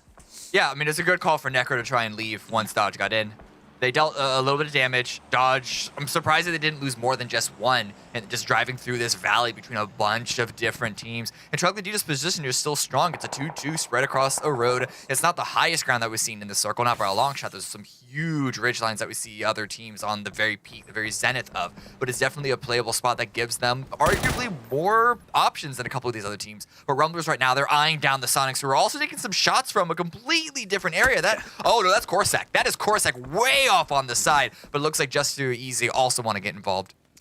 Yeah, Corsac's been playing a really good flank spot lately, but that's a very big flank. Looks like he's going to move over. You see Just Too Easy on the south side, but it was a little bit of a payback. Sonics was that team last time around when they were sort of getting involved with other people's fights, playing some long-range engagements in the mid-game, and they get paid back as they try to pick a fight with Rumblers and take some shots from the outside. Rumblers, I like this. They're going to leave Waldo in a forward position. He's going to listen for anyone to push, maybe do a couple of pop and peeks. He can still get picked up if something goes wrong, but the rest of the team will secure the compound in case somebody else comes crashing in to try to dig them out. At the same time, E United is going to go ahead and grab themselves the warehouses. They're still outside the circle, though, and they have to figure out how to get inside, because the longer they sit here and replenish and wait and plan, the more teams are going to start to come into the space and take the very small amount of real estate. You can look from this shot right here how few options there are for them as they start to move into the circle. That is a big, wide open space. In fact, STK is just driving around it, trying to figure out where they can go. And E United is going to have to do the same thing in just a couple of moments. Both of these North American teams have a very difficult order, as Young Kings and Gas Cans have a good control of the area. Yeah, United, their play might just be to sort of try and take ground from the Gas Cans, push them further south, make sure that they can't keep that split for as long as they maybe would have hoped for. STK, that's the real problematic one. But we can look back on that later as Valiant does get a nice knock against Nedjum. Other two members of Just Too Easy are pushing forward. Corsac, I don't know if he has an angle onto this, so this could just be a 3 versus 3, but Valiant way off on the side flank. Could be caught off guard by how many Just Too Easy members are right here. Just Valiant things. Sometimes it's spectacular, sometimes it's disastrous. We'll find out as Val comes up and over the top, opens the spray, does get the knock, but down to 1 HP. A second knock. Valiant doesn't need health, he just needs bullets. As he goes absolutely ham, does the heal, and is going to have time to get it off. As Ragnar's so confused, he hasn't quite pushed the push. Waldo's going to come down the hill to help out, and just like that, Valiant finishes the fight. He gets the last knock with the M4. He was off on his own. He had no backup, and he went 1v3, and it was just that easy. Listen, and what good timing on finishing that fight as well, because the circle continues down towards the south. This keeps them in play right now. They can just set up shop and just continue to try and third party, because there's going to be a lot of migration down towards their area, but they're not the first ones that are going to be met. You're looking at teams like BBG, like Synergy, like the Sonics here, and Rumblers can just sort of clean up on the backside. STK, one of the teams that needs to push towards the south. They've made a good bit of distance, but this knock could be crucial, breaking in through the underdog's territory to actually get into the circle itself. You see them get into the vehicles, ready to take that push. All right, get loaded up and get on out. They're going to get... Nobody wants to ride in that seat, but sometimes you just have to. And I got to, again, shout out to Valiant. He is going to be flying on Cloud 9 after that one. It was a beautiful play, but here comes the push. Purdy gets the big scope out, decides that's a bad idea, and they will drive right up on top of it, disrespecting the underdogs, gets the kill, and just comes with the push. Penta out with the barrel, goes in at 25 HP, gets this flush, and now the underdogs who were in the compound are hiding outside of it. Really good angle held by Dean. He does has HVZ just behind him, so he wants to make sure that whatever fight he takes can get supported, and that's why he's holding this specific angle. He did have to give up his teammate, knocking them down to only 2 members up, but if there's any way to sort of turn this fight, this is how he would have to do it. But it looks like SCK are flooding onto his position, as you see Gascans get in the middle of a fight with Young Kings as well. All right, so that's going to be the end of him. Gone. His underdog partner is going to be out of position. Now, Gas did move on the Young Kings. Kikamukau got the knock with the nade. Meanwhile, Alo's going to go ahead and finish off that player. I think the dogs still have 1 man hidden somewhere. I'm not really sure where he ran off to. We'll check the map stream in just a second. So they're not out, but they are in a very tough situation in the doghouse, if you will. Gas Cans up against the Young Kings. After the last game, the Young Kings may be a little bit caught off, maybe a little emotional, maybe a little tilted, but either way, they're now eliminated. The Gas Cans will take the compound. They pushed very effectively, got a nice, clean kill and wipe out there, and now a decent spot to play from. With that removal, they have the blue behind them, they have a ridge line they can scout off of, and they can have time to make their next decision, and that was a huge win for the Gas Cans. Yeah, exactly. Synergy right now, trying to upset Nuke's position. Tropic Colton has the angle, knocks Fisher, but it's going to be a follow-up grenade by Fisher to get the trade, and he doesn't have any teammates immediately on his position, so it's likely going to be a revive for Synergy and a death for New Tropic. Absolutely. Now let's jump over to STK. It looks like they are taking damage from the last member of Underdogs. He was hidden out inside of this building, and it looks like they're going to try to push forward. Going to go ahead and use some flames to try to box him into a safe position to get the res on Luke 12. So Luke 12 will be in the process of getting picked up inside of the house. Saw a little carry there. Smokes for safety just in case, and they'll have time to go ahead and get that res. Meanwhile, Alo going to use the fire to keep moving the last player from Underdogs around the house so that the guys want to know exactly where he is if they have to push the stairs. We saw the drop down. Alo saw him fall. He knows that he's inside. Now he's just watching the door. He knows there's only 2 options for the Dogs to try to win this fight. Got a nice throw there. The bounce is all over the place. He's going to try to follow it out. He ends up, looks like he gets himself in a little bit of trouble. Nice throwable, but the bounce is bad. The smoke's going to hide it. Alo's going to push himself in, and we're playing a good game of dodgeball so far, but I don't think it's going to last. Oh, Purdy goes down. Can they save? He wants to go for the flush. Body blocked by Purdy. Goes back around the other side. Alo trying to make a play. Luke is down again. Purdy got flushed. Alo cannot find this man, and he is causing so much trouble for STK, more than they ever expected. Penta has had to mount up and come in to play backup. It's become a 1v1. Oh no, and you can tell they don't have a lot of vision inside this smoke. Luke's Alo's trying flushed. to blind shoot. He's on the ground, and Alo's blind spray isn't finding anything. Oh my god. One lone player dealing heavy damage to SDK. That is the oldest trick in the book, but now SDK are down to 2. And they don't have far to move into the circle, but they're gonna have to move. At that point, I don't even know what STK could have done differently. Like, I want to put a pin in that, so maybe Godspeed can break it down in the next thing and talk about how does STK not get stuck in that situation. It was a very good play by Underdogs, but honestly, I don't think it should have. There's no way that it goes that badly. They lost 2 players to flushes and now are at a huge disadvantage going into the end game. Gas Cans also helped. Kick was the one that got that knock on Luke 12. That's so true. you can't just say it was all HVC taking out those 2 players. But here on the southeast side, opposite end of the circle, 22 Esports going to try and find their own way to get inside the next zone. Sonics look to be the next team that they're going to have to break through, but Rumblers looking for a sneaky angle to try and pick up some extra points as well. Haven up on top. 22 Esports has finally decided to a new contender has entered the match. They made it in. They've been waiting and sort of playing the edge here, and now they have to fight the Sonics, and that is going to be a tall order. Again, we've got to the south the Rumblers. They're not going to allow them to rotate in that direction at all, so 22 does have a little bit of time before that next movement of the circle. It looks like the Sonics are interested in taking those points off of 22. As you can see, Tiggleton and H-Win coming around that left side. They've got the top of the hill. They want to fire down. They got a Groza. Groza wins games. This bodes well for the Sonics. They can survive, but the flashes hits him in the head. Haven is down, though, and that will buy a little bit of space. Another pop flash. Going to cause some trouble. Mime goes down. The fight breaks out. Corsac has knocked Haven, though. That's going to buy a little bit of space for the Sonics. Some help from the south. B1N1 going to lock himself into that little grotto. He's surrounded by fire. Not a lot of options, but he does take out Quinn. That is going to be a huge issue as the Sonics are now down to 2 guys trying to come forward here. Make it 1. Shrimsey's got to make the play. He's out of bullets. 22 is gone, and Shrimsey has to speed res his team as quickly as his little hands will allow.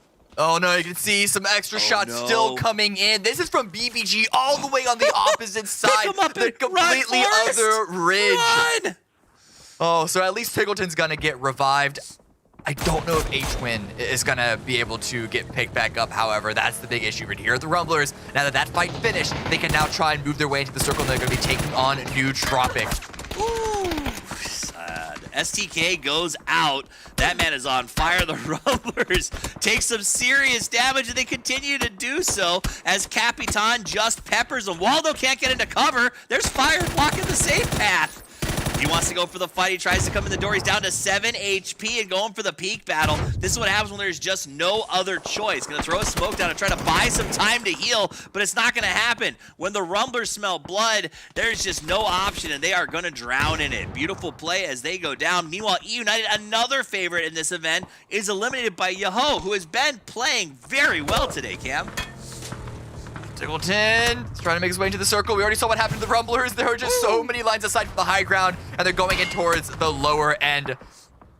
And yeah, Big knocked out. Oh, Shrimsy. Oh, is he going to fare any better? I don't think he will. He skids to a stop. That's only going to make him an even easier target. No. Tiger gets shot out. He goes down. Sonics are eliminated, and we're not done yet. We have another team that needs to make that exact same send. Looking at Yaho, but BBG also pushing forward.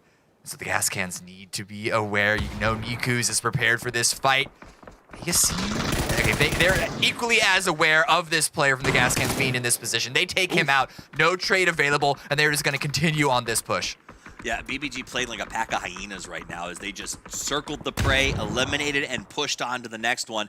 Balefrost's going to go ahead and take the top of that hill. They're using throwables to make sure they can clear the next crest and move forward. Gas cans, they've got a good spot, but again, like no one's in a prime win position from here. The blue is against their back, and they're not going to, maybe, I don't think they win out of that spot, but it's defendable. It should push BBG off into a new position. But now they got to come through. Okay, BBG just wait for them. These guys, the gas cans have no hope. Yeah, that's the problem. Gas cans are the ones that need to make a play. They could maybe try and send it down to Dodge, but I really do think Dodge, that. But I don't think so. Yeah, I think BBG is just going to be the best option. They just need to get a knock. They need to get something. They need to get multiple knocks, most likely. And already down a player, time not on their side. I think that's the issue. I think we saw them make their play with the car. That's why we saw the Nikos go down over there. And we just joined that fight just a little bit late to see it.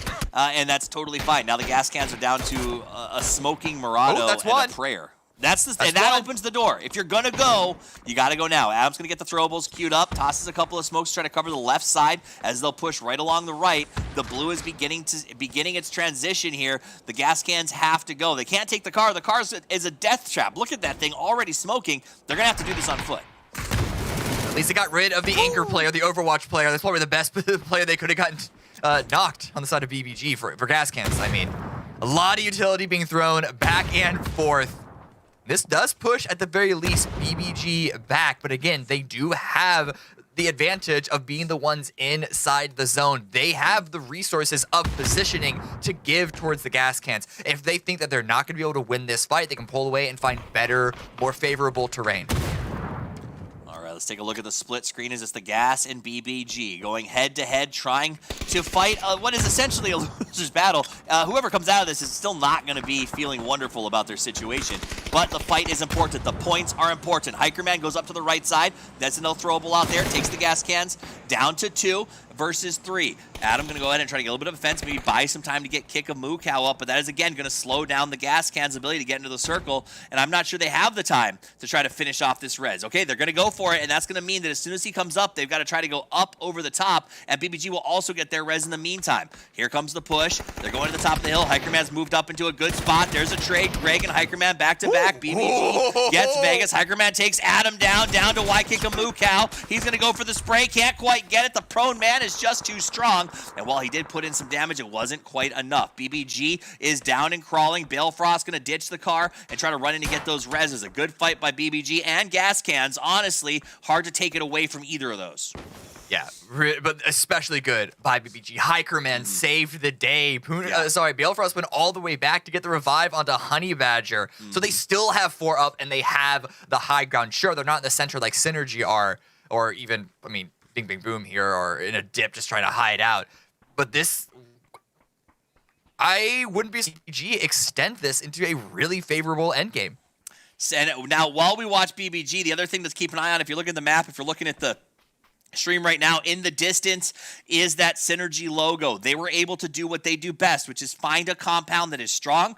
And it is, I don't know if they installed magnets in their shoes or how they managed to do it, but they are drawing circles towards them. At the end of the day, I think it was Doyle Brunson said, I'd rather have good luck than be good all the time, right? Like, I'd rather have good luck than good cards than good skill. I don't remember the quote, F it. But the reality is they're getting luck and they're maximizing on it. That's how you do this. I see where you're going with with it. You know Yeah, where I was yeah. going. Don't worry. Let's look at this circle, though. Phase 7 does swing heavy down to the south. That means Synergy's position isn't as dominant as it looked like in the previous phase. BBG do still have a high ground spot that they can play off of, but Neutronic just below them. We'll see if that ends up being a thorn in their side, but oh, look at Dodge. Dodge are going to be backfilling behind BBG. I imagine BBG are going to be looking for this just because of how much space is now on the north. There's always going to be the chance that someone's going to be following up behind them. Yep. I don't know if they can spot them just yet. Okay. So I think Bale spotted him, took a couple of shots. Yep, he's very aware that they're on the way. Mirage. This guy's been on fire today, FYI. He's been playing very, very well. Bale's going to try to get those peaks, grabs the car, and they are going to fall into a back position sort of over by Honey Badger. Leave that high ground to Dodge, but Dodge is outside the circle. All they're going to be able to do is bleed out as time progresses. Meanwhile, Honey Badger's going to continue to pepper them from a distance, and BBG is looking very, very strong, not just now, but today in general. They have been playing the mid game and sort of these edge fights so well. Another top 4 where we see 15. Wow, my math. Yeah, no, 15. 15 members alive. Listen, I really do think most chickens practice has led teams to getting into more members into the late game a lot better than we saw when we were only playing on points rule. But let's see who can come out on top, literally on top, BBG with the high ground. But perhaps Bing Bing Boom or even Neutronic or even Synergy can try and really make a play here. The problem is, whoever moves, BBG are going to have the line of sight onto them. The amount of Bs that the analysis had to do in the last game was phenomenal, and I'm excited that it's going to have to happen again. So BBB and BBG continue the second time in a row to both make it to the end game. Let's see how they play it out. Newt's down to 2, going to be feeling the pressure as it goes on, and here's the struggle for BBB as they don't have a lot of options. They're stuck in sort of this little defilade here with Synergy watching like a hawk, but Keenan does get a huge knock on Pippa with that nade. It opens an opportunity to come forward. Hikerman, however, does get the return there. They're going to have to burn the time that they would have loved to have pushed by getting Keenan back up. So that's going to be a struggle. Synergy has not sent anybody over just yet to get Pippa, so that may slow them down. That Built by Gamers, though, is dead set on watching BBB and not allowing them to move towards Synergy. Is there a world where you maybe let them push Synergy and then close in as a third party? Trading damage between these two teams does favor BBG, but as far as letting them, you don't want the surviving team to come out too healthy either. So you want to at least deal as much, like some damage here. But also, I'm saying let them go 4v4. Like this, like let them in. It's happening either way. BBB is going to come in. Synergy tries to make a play. Captain can't quite do it. He's going to get flushed. And Synergy, who was in the winning position, is now down to 2. Fisher, though, this man knows how to win games. He's going to set himself up, get a little pop flash, get a flash out there to try to hold the line. Here's the noise on the left side, gets another flash queued up. He doesn't have anything to toss into the house and help out his teammates as Parega is just stuck on the top floor. Good take by Bing Bing Boom. They're staying alive for now. Listen, if we're looking at the previous game with the Rumblers and then now versus Synergy, Bing Bing Boom are really good at being polite neighbors, but Parag shoot, he has something else in mind. Crawling forward with a shot, gonna be keeping everyone shoved inside of this building. No one's going to be able to leave for free.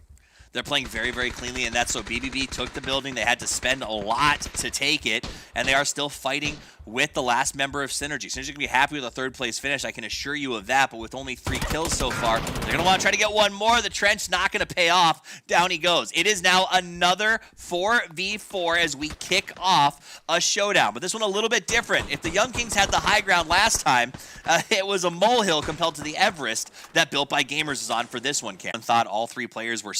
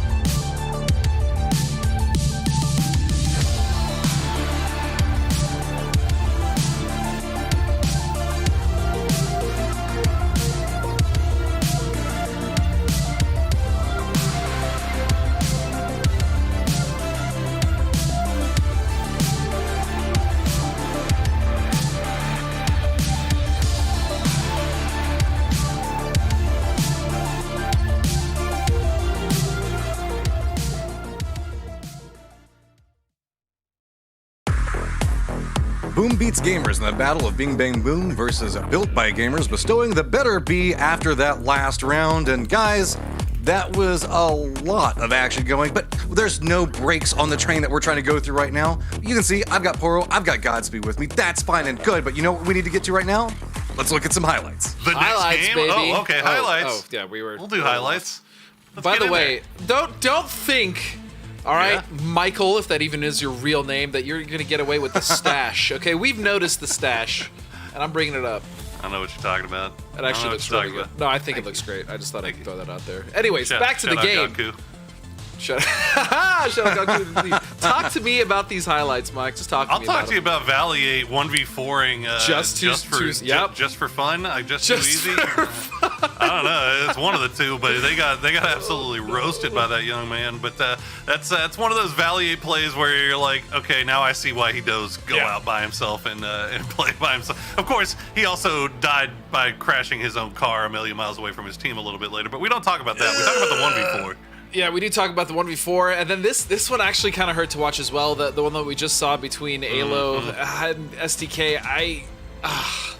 Yeah, that just hurt to watch. I feel like Purdy died for basically nothing, and then even though Alo cleaned it up, they could have potentially had 3 or 4 even in the position that I think Alo and Luke ended up in rather than just the 2 of them. So that was a little hard to watch. It was rough, man. It was rough. I mean, this one was a little bit more difficult here for gas cans as well. I mean, they had it was a hell of a hold by Hikerman and Vegas up front. I mean, it was really, really well done by them. I mean, gas can saw Balefrost driving away to go get the res on a Honey Badger, but the duo was still able to hold. And but at the end, man, that boy Roth. Like, how do you even the times that Roth shows how good he is at this game, and the fact that his team was ready. I mean, they were right there with him as soon as he got that knock to make that push happen. It was fantastic. That was incredibly clean by Bing Bang Boom, and honestly, Roth has just been. It's funny to think about Roth now because back in the day, we all think he was just an onliner, because his LAN play wasn't really that great, but he has proven, bar none, that on LAN, online doesn't matter. Roth is absolutely one of the best players, and he's a treat to watch. It's been really great to watch that guy's progression. I mean, big plays coming up from Big Bang Boom to get themselves 18 points on the round and then jumping up into first. Now 78 points. We were talking a lot about Synergy, E-United, and they just haven't had a chance to really get anything together today. On the opposite side of that, the Bees are just running amok.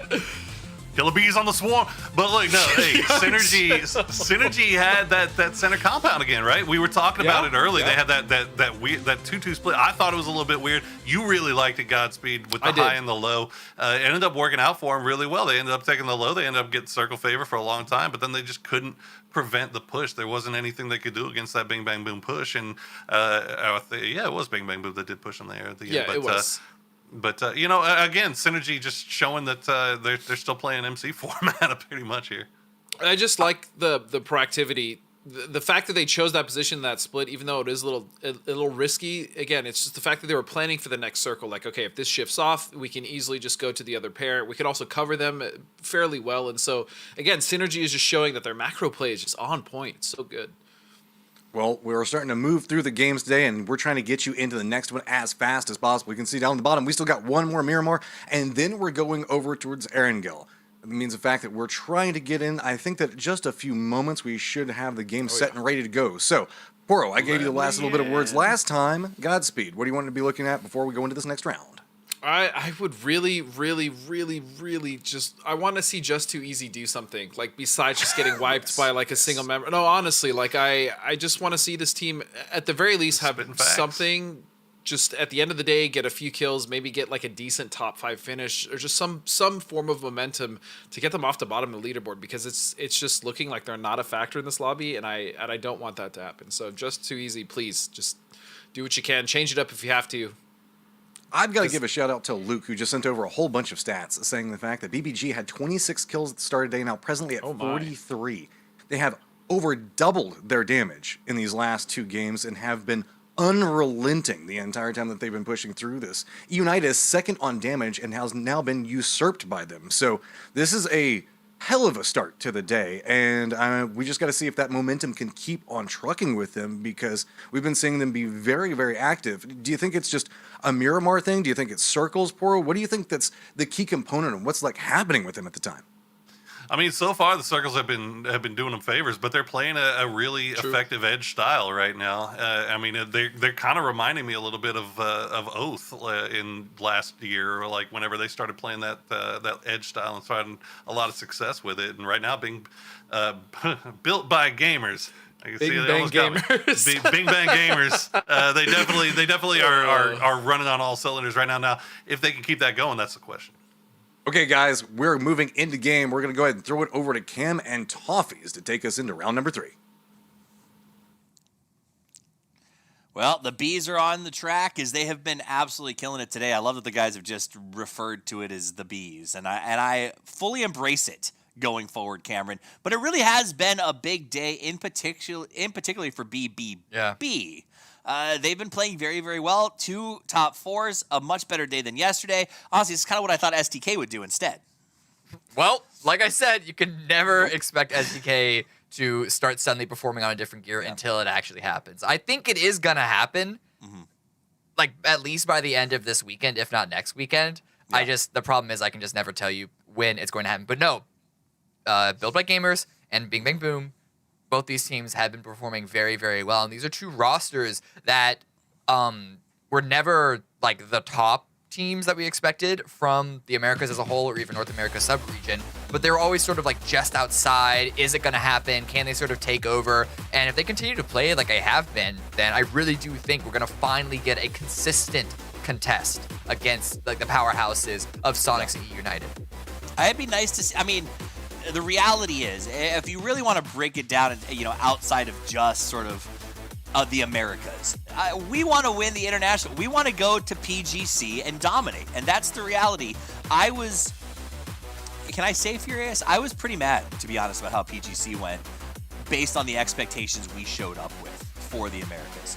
And to see teams that are showing up here, Cameron, with excellent rosters, with new names performing at the top of the group, like that already is making me excited for like what the year has to hold. Yeah. I mean, we don't want to look too far ahead of PGC. It literally just finished. I mean, Vegas like is on a first place team, Cameron. Yeah. Vegas No, I'm saying this is, I am agreeing though. I'm agreeing. We don't want to, let's use the language that you might be familiar with. We don't want to count our chickens before they hatch. But yes, this does seem like an exciting. No, it's an antiquated boomer reference. Gotcha. Idiom. Kids. So I spend all my time with. It's horrendous. Okay. Yeah, Rumbler's out early. Nice little drop there. BBG's going to go just north of Just Too Easy. And let's go back to what Godspeed said. He desperately wants Just Too Easy to do something, but I would argue failing miserably is doing something, kind of. Right? Dying.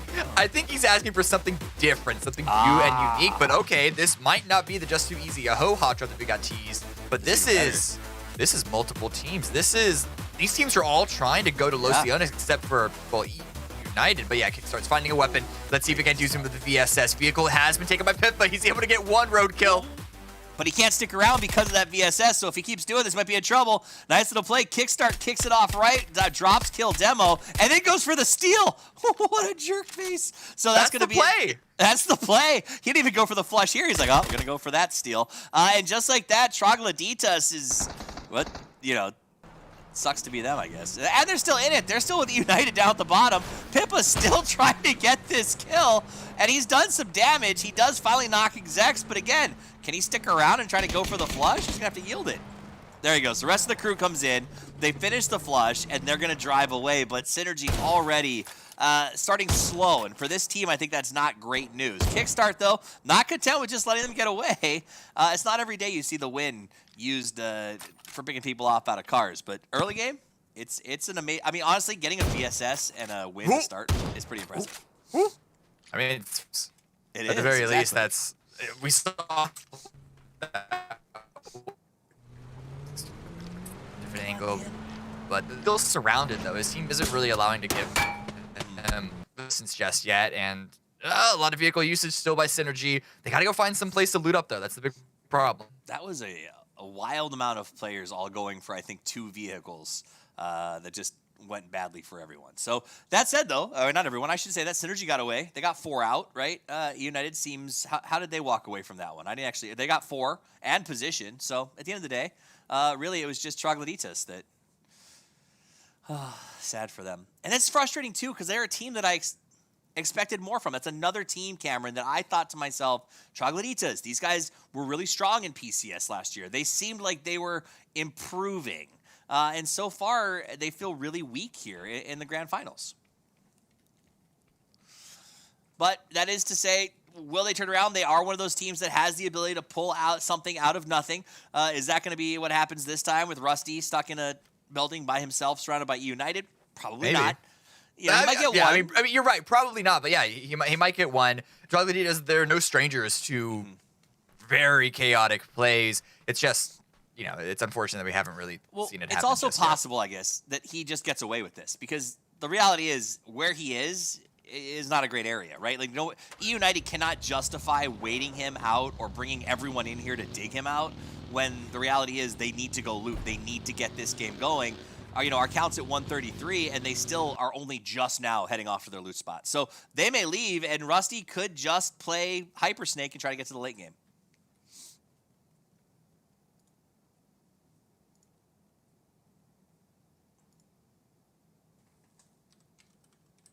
Been quiet. Yeah. After that hot drop, it was so hype. It was so hot and heavy. We haven't really seen a lot since then. I mean, naturally, because that plane path was a little bit on the north side, there's a lot of teams that are still trying to get to a loot spot. A little more, just like 10, 20% more rotation required to get to those initial positions. You are seeing rotations from the teams in El Azahar going towards the south. But I don't think those teams should all be aware of each other. I'm talking about your Ho, Just Too Easy, BBG, the Rumblers. They should all be so aware of each other that we're going to be seeing some shots, but we're not really going to be seeing any full commitments, I can't imagine.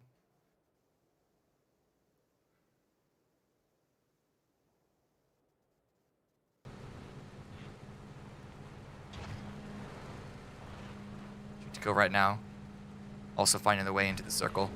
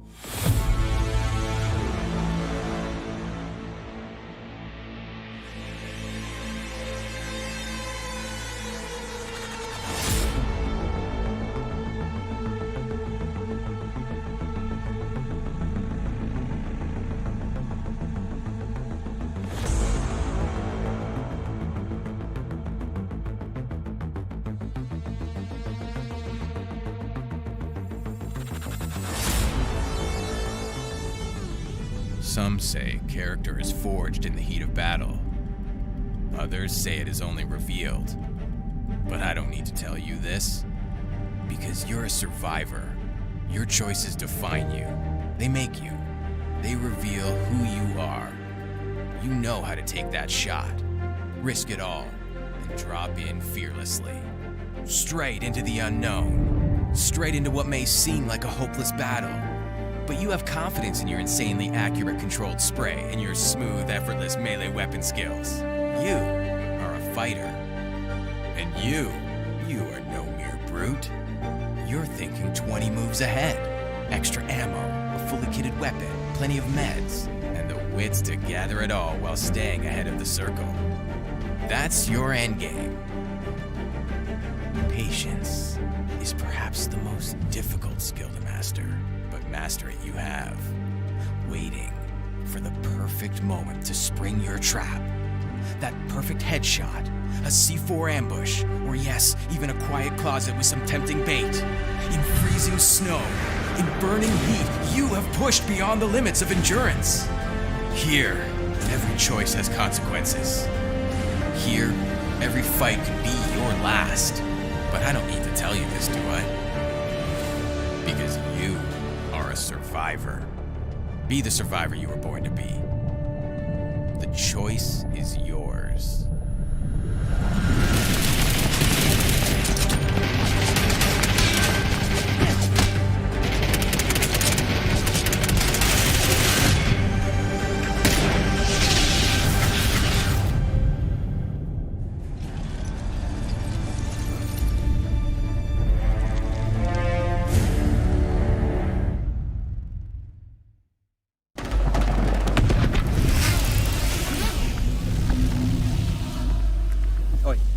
Amelia, what's the deal then?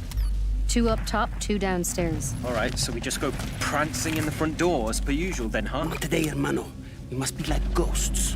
Trust me, these will do the trick. The fog of war. Remove all visibility. We take them out one by one. They won't know what hit them. Oi, who's that behind you? Look, here's what we do. Surprise attack. We go in big chicken dinner style through the window, guns blazing. You mean like in Mirimar? Oh, shit. Enough. First, we smoke out the first floor, but we'll need a distraction. Something super loud and obnoxious. Right, I see where this is going. Don't worry, Aziz. I got your back. We're back. Sorry about that, but the reality is, you know, it happens. Wow. Cameron? Yeah, what'd you do? I didn't things have expect changed. to come back. I mean, a lot has changed since we took that little break. This was not the second phase that I expected to come back to. It teased us with a little bit of water. We got a little bit of a sip, but now it's a bit more like a gulp. And we're seeing a lot of rotations go that way. We've seen this part of the map a little more recently, but it is still one of the more uncommon positions on Miramar to have to play around. So BBG, they're here early. The Underdogs and the Rumblers, those are the two teams that I think have the best central positions here. But look at all this chaos happening on the south. Mime goes for that drive-by burn down, but he can't quite get it. Ends up getting pushed back as he tries to do it. So Mime is in a pretty good spot here. He's not taken down, and Synergy has no issue or interest in sort of pushing that, and they'll rotate away. BBD does take a couple of shots at them. Meanwhile, elsewhere, you can see Sparking taking some damage out there on STK, who again has had a tough start to the day. Tackleton looking to get a little bit of play here on Synergy. Synergy has just been basically driving around Cameron, hoping to find something that's not occupied. If they're able to find some place, chances are the circle's going to favor it at least a little bit. Looking at the previous games, and who knows, maybe this little small, I don't even know if you can call it a valley. Defilade, if we want to go back to old school PUBG commentary where everything was a defilade. They're still not staying. Right. Defilade's in Okay. You could have put them all like your bingo card would be full. So we're all bouncing back. Raji got a nice little spray here. United trying to get a drive-by as they look for real estate as well. This section of the game has been nothing but drive-bys. And the reality is it's because of that, as you described it, gulp of water. There's not a lot of locations to play down here. This coastline is very high ground, straight to low ground with a lot of exposed positions between. Capitan, grenade at the ready, is trying to upset United's position. Looks like it's not going as far as he needs to. Blood down to so little HP. Actually, he's bleeding out now. I think Gexo's going to start the revive. Reload needs to come up huge, though, to protect, but there's really not much you can do when Capitan is investing this many throwables into this situation. You're It really is. Capitan's been playing pretty well, doing a good job of leading this team. They got themselves into the top 4 yet again in the last game. Continue to be climbing on that overall leaderboard as they are in second place right now. BBG down to 1. I'm not sure where they lost those players as we sort of had the hiccup in the middle. But right now we're going to focus on Synergy versus E United, the two teams that won their lobbies going head-to-head. Shoot! Has to fall away. He can't commit to this angle. Capitan has been trying to cover a lot of fire. And just look at all this utility used up. But the fact that, like, Capitan, he's out of damaging throwables. Not entirely sure about everyone else. At the very least, we do see the lobby leader being taken out. This is a good opportunity for Synergy Esports to reclaim that lead. But the fact is that they haven't gotten that much damage on the E United. They would have been hoping for a lot more at this point. Yeah, with the amount of utility that they've spent to try to win this fight is also very, very impressive. United surviving as well as they can. This is a big opportunity also for BBB. They can pick up a lot of points with 4 still alive. They are the only team sort of in that top 4 that is in that position. So we'll see if they can maximize as the circle will pop and head north and really settle right on top of the underdogs. This is the first chance the underdogs have had to try to pick up some real points. With 4 up, 13 points in total, but the circle, they could very easily double their overall performance. So this is what the team will keep an eye on. It's a good opportunity. So that's all you need. Sometimes you just need the jump start, Cameron. Kill, sending it in. It was a northern shift, and they're actually finding themselves in a really, really solid central position. Synergy Esports might have their eyes set on a similar spot. They got to cross a few different roads. Rumblers and underdogs might have angles onto this rotate, but I think the mountains are going to get in the way. That is, if Synergy don't just stop here. This is actually not a bad thing, bad position, all things considered, but look at this angle by SDK. Luke 12 gets a knock onto Capitan. Yeah, it's a tough spot. There wasn't a lot of other options. I think they were very aware of that, but the reality is this high ground is it's just too good. The only way this is defensible or they don't die here is that the Rumblers come out of compound and take a couple of pot shots at shoot to kill while they're peeking. But I don't know if that's going to happen. Meanwhile, Trogloditas is eliminated in 15th place. Another tough game for them as it seems to just be sort of the story of their tournament so far. STK needs this. They need this game, Cameron. And again, they're just down to 3 going into 14 teams left alive. It's frustrating. I know every Ironman fan out there is frustrated with seeing this. I don't know why I'd be so frustrated. Yeah, position on the leaderboard, sure, but in this particular game, they're in a really, really good spot. If they can just keep their firing lines up and steady, it looks like they have the ammunition to use, we could be looking at a solid end game for them if they aren't throwing any huge wild cards. But here, it looks like Dodge, they're trying to get inside the circle. They're on a little bit of a low ground. There's Young Kings as well as just easy, but Keenan, good shots. Adam gets taken out, falls away because of the pressure from Niku's. And they can't commit too much more into this. Gaskin's going to continue on without Adam. Ugh. Sometimes you just got to leave a man behind. Yeah. So it is. Adam will be left to the dogs. Kikamukao's the last man standing now as the Gascans cannot find anything, and the dogs find the rest of his team. So Nikos and Shot are going to go down, and now Kick's got to try to make something happen, but if there's no dogs, then you're still getting big bang boom from the right side as he gets peppered by Sharp. I like the system. Big Bang is like taking turns pushing a sniper out and then bringing him back. It's like, go, empty a magazine, and then come back and swap. Not much that Cow can do from that position. Bing, bing, boom. Very good follow-up, though. Backfilling behind Gascans, a space that they sort of paved the way. They didn't deal any damage to underdogs in that sense, but it at least sort of gave Bing, bing, boom more information on what space was available to take for free before they had to contest another team. Ooh, that shift going all the way towards the north, though. That means these southern teams are going to have to continue to push their way into here. We'll see if underdogs want to stick and play gatekeeper on the south side. There could be a number of points for them to pick up, but of course it is also going to be a lot of fighting, and they could, of course, take some casualties. Again, risk. Risk versus reward. I think they collapse. They hold the compound next to the road, and just like right here, they just hope for the best. I don't think underdogs can ask for much more. At this point, STK is probably going to mount up. It looks like they'll head further inland, get those cars protected as they head towards the center. Smart play. Bing, bang, boom. Now has to try to clean out those gas cans because their only way in is going to be from the south of this circle. Meanwhile, the Sonics go head-to-head with United. Mime already down. Kickstart does drop to Quinn. Flood watching. He's got the little smoke to toss up and buy himself some space. He's going to create a funnel that he can try to push out of. Shrimsy's got the high ground. Is he going to come up and over? I think he's waiting. Blood's looking for something. He has a few more grenades that were not used in the engagement with Synergy. A couple of shots. This is actually going to be from Just Too Easy. Second grenade goes out, though. So at least maybe could have found something with that. Doesn't seem to be the case. And over here on the north side, Dodge cresting up the hill, being met with resistance by the Young Kings. Yeah, and it's the Kings. The Kings could use some good game here.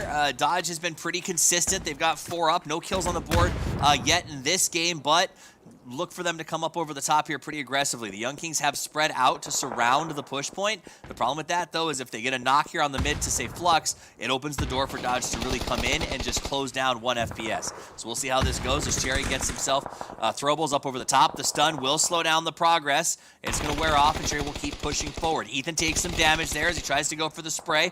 Nice counter. Finna is going to drop to Waikuz. Raji goes down in exchange. Mirage pushing hard. Ethan trying to get up there to get the res on Finna. Meanwhile, Flux and 1 FPS going to drop as well. Last man standing. He just laid down. It's the second time that Young Kings has been eliminated with a player that was just sort of doing the prone hold. Hey, listen. When you're in a position like that, prone down next to a body, that half a second that it takes for the player cresting over the ridge to decide, which is the real one, which is the dead one, could maybe give you an advantage in that fight. But fortunately for Dodge, they do come out on top. Sonic's taking a lot of casualties. Yeah. And Flood from United is still in this, so surprisingly he's been able to temper the push from the Sonics, and H1 now has to run into Bing Bang Boom territory. Not even going fully that direction, but if he doesn't go that way, he's going to be running into Synergy. Either way, it's a tall order, and it's just a lone survivor trying to make something happen. Sonics need to honestly go as deep as they can. They've been sliding down that board and don't want it to continue much more. Out of the blue, Win is going to open fire. United will be eliminated, and Win will go ahead and just pick up a point. So there's that advantage. Sometimes no one expects death from the blue, and so we see with the United there. H1 can get another knock, potentially another kill. I think we can count this as successful enough game for the Sonics. We always do look at that sort of 4 or 5 point as like the break of like that's the minimum that you want to get to be considered a valuable game.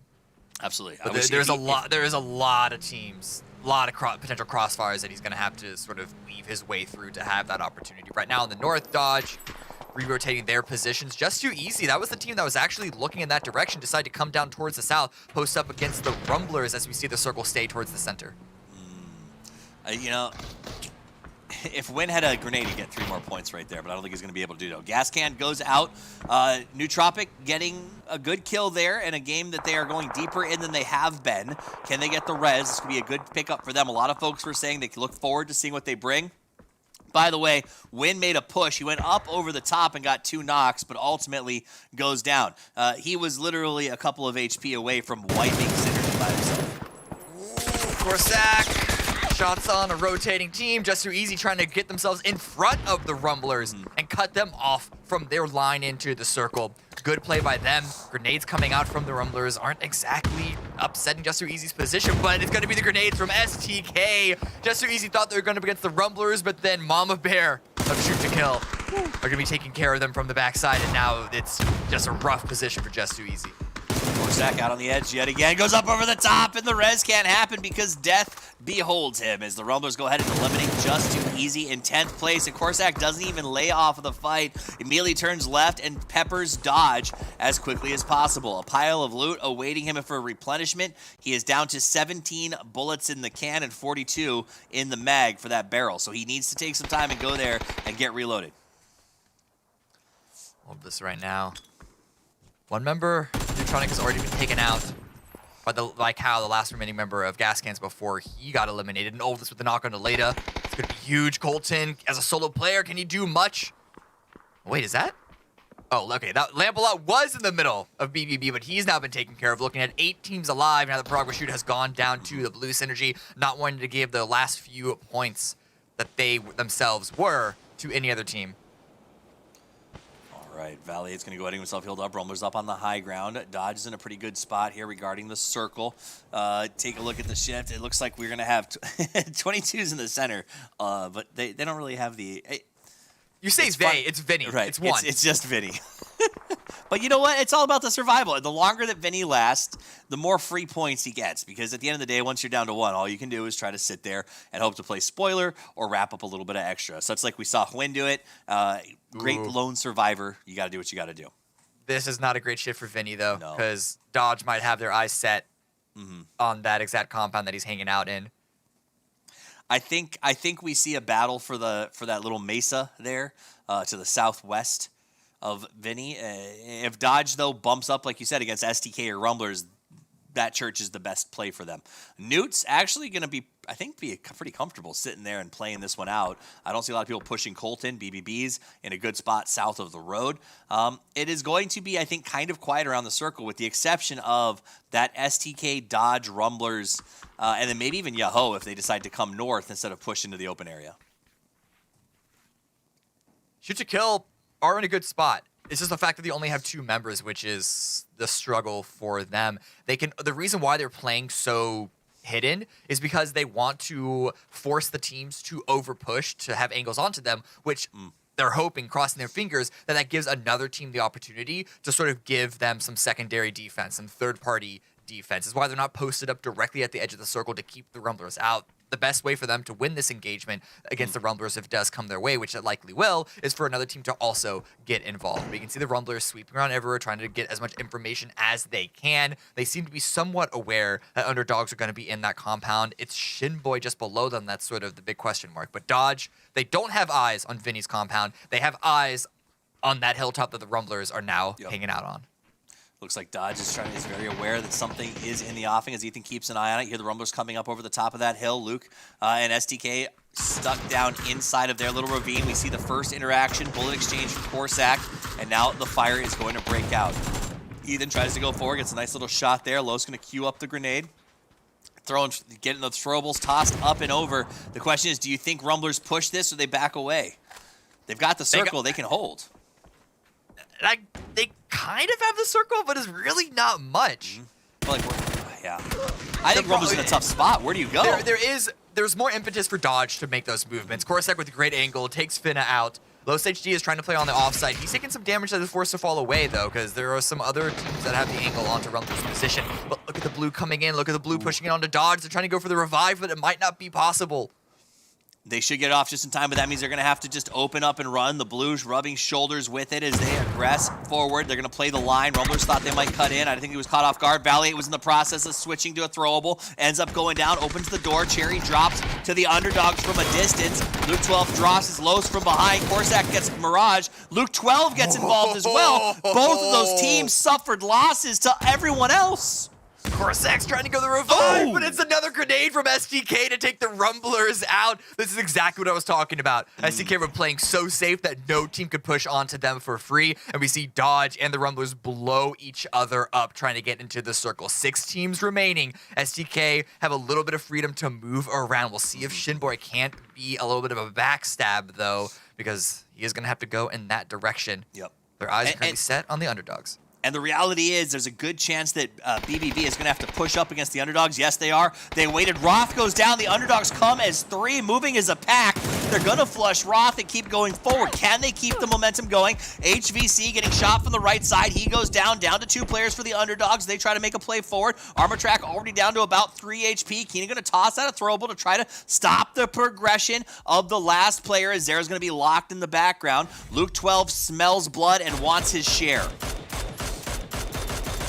6 kills for STK, make that 7, and they only had 2 before the Dodge Rumblers shenanigans. So they are trying to salvage, and this is actually not even a salvage game anymore. This is turning into be an above average round.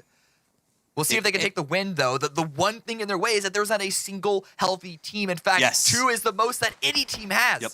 That's the best thing for STK. The fact that BBB and underdogs hurt each other, basically underdogs out, BBB down to 2, opens the door for a win from STK because now everyone's playing basically fair. No one's going to have better than a 1v2. Meanwhile, Colton tried to survive. He is going to go out as BBB has to fight every inch of this circle as Oldless moves around now by himself. STK's down to his own too. 4 solos, Cam. It's 4 solos in this end game. That's how scrappy this entire round has been. Shinboy out in the open. The spray comes through. Okay, there it is. It's going to be the blue that takes care of Shinboy. So still only 7 kills for STK. But wait. Oldest has now been taken down. Vinny has been able to get into the top 2. Vinny Vici, as he stands up on the top. He's got the roof. He knows spotted. where Alo is. He's got the 8x spotted, like you said, holding first chance to get the shot. But Alo, if anyone can make the play, it's going to be him. He's pretty away. You can tell by where he's looking. I don't know if he really knows the exact spot of Vinny just yet. So Vinny may have a brief advantage. Look, he looked over. He got the spot. He saw his head.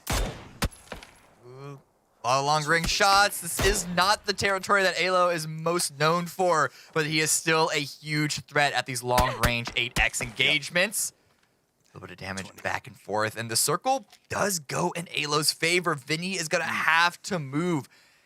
And I'm not entirely sure with the high ground that Alo has if there's going to be any real angle that he can use unless he wants to wrap all the way around clockwise towards the east. And even then, I think Alo's going to be able to have a bead on him.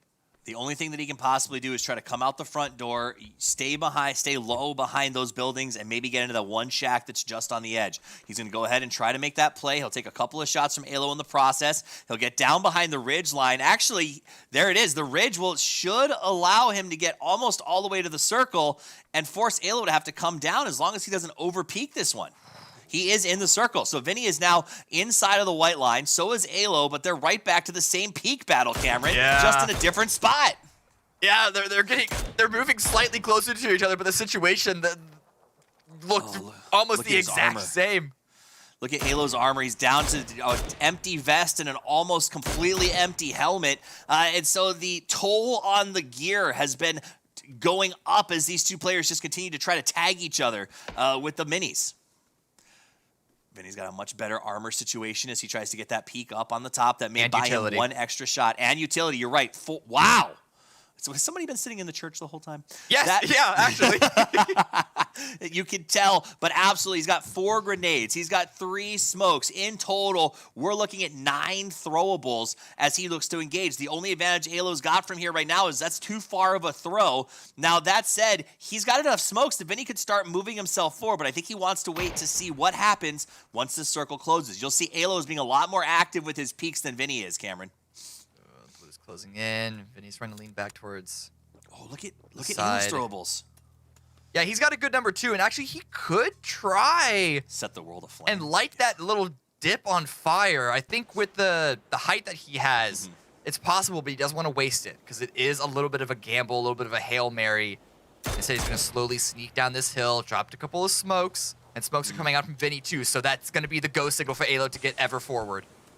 Absolutely, he's got enough fire to take him straight to hell. He's going to see what he can do. Gets the shots, decides maybe to go with the bullets instead, looking at the wrong spot, pushing forward. Vinny's starting to spread the smokes out, and they're both going to keep moving towards each other, neither aware of where the other is. It's time for Nade Palooza, boys and girls. The nades are out, the fuses are cooked, the throws are up. It is a purple and brown rainbow as it continues to blow up. Back and forth, Vinny and Alo switching sides, shifting back and dodging each other's explosions. Shoot to kill is down. Alo at 75% right now, down to flashes. Smokes continue. Alo does go out and pull out the incendiaries. Tosses that one, but he gets hit first. The fire. That's the fire. That Alo. is it. Vinny found the tree, and he found the angle. That little bit of grenade with the follow-up from the incendiary is all that he needed. A 2-kill victory for Vinny. From who else but Team 22? It's in the name. Yeah, it was a beautiful win. He didn't expect to be there. I can guarantee you in the mid-game, he thought, I'm just trying to survive, and ultimately gets the kill on Alo, but that's going to be a high for Vinny probably for the rest of the year. I mean, that was a big win. Both of them had so much utility. I was shocked when we saw both of those players and how much they still had in pocket. It was a fascinating end of the game, and honestly, Cameron, turned into like a chess match there. Yeah, I was... At first, I was a little shocked that Alo was able to match Vinny in terms of utility, but there was a quick moment that when his other teammate, I think it was Luke 12, got taken out by Shinboy, it's because he was off picking up scraps from the bodies of Dodge and the Rumblers. So the fact that he went out there to sort of collect those from the boxes was allowed him to match up. It didn't go his way at the end of things, but it was a very, very close back and forth. But what a good pickup for 22 Esports. Yeah. They weren't in a terrible position on the leaderboard, but this is going to sort of put them back into the conversation as far as who is in a position to eventually take a solid lead. And I think the biggest takeaway for me is it gets them back into position, just like you said, but it's a game that they did not expect to get them back into position. You know, you got to win the games you're supposed to win, but nobody expects to win the game. That wasn't a game they were supposed to win. There was honestly, yes, there was a lot of circle love for Vinny, but the reality is everyone else did each other in. We saw multiple three-way fights that sort of just moved everyone away from Vinny. So you could maybe say his bristling convinced everyone else to just stay away from the church. Either way, we're going to find out more. We got 2 more maps to play today as we head to beautiful Erangel right after this.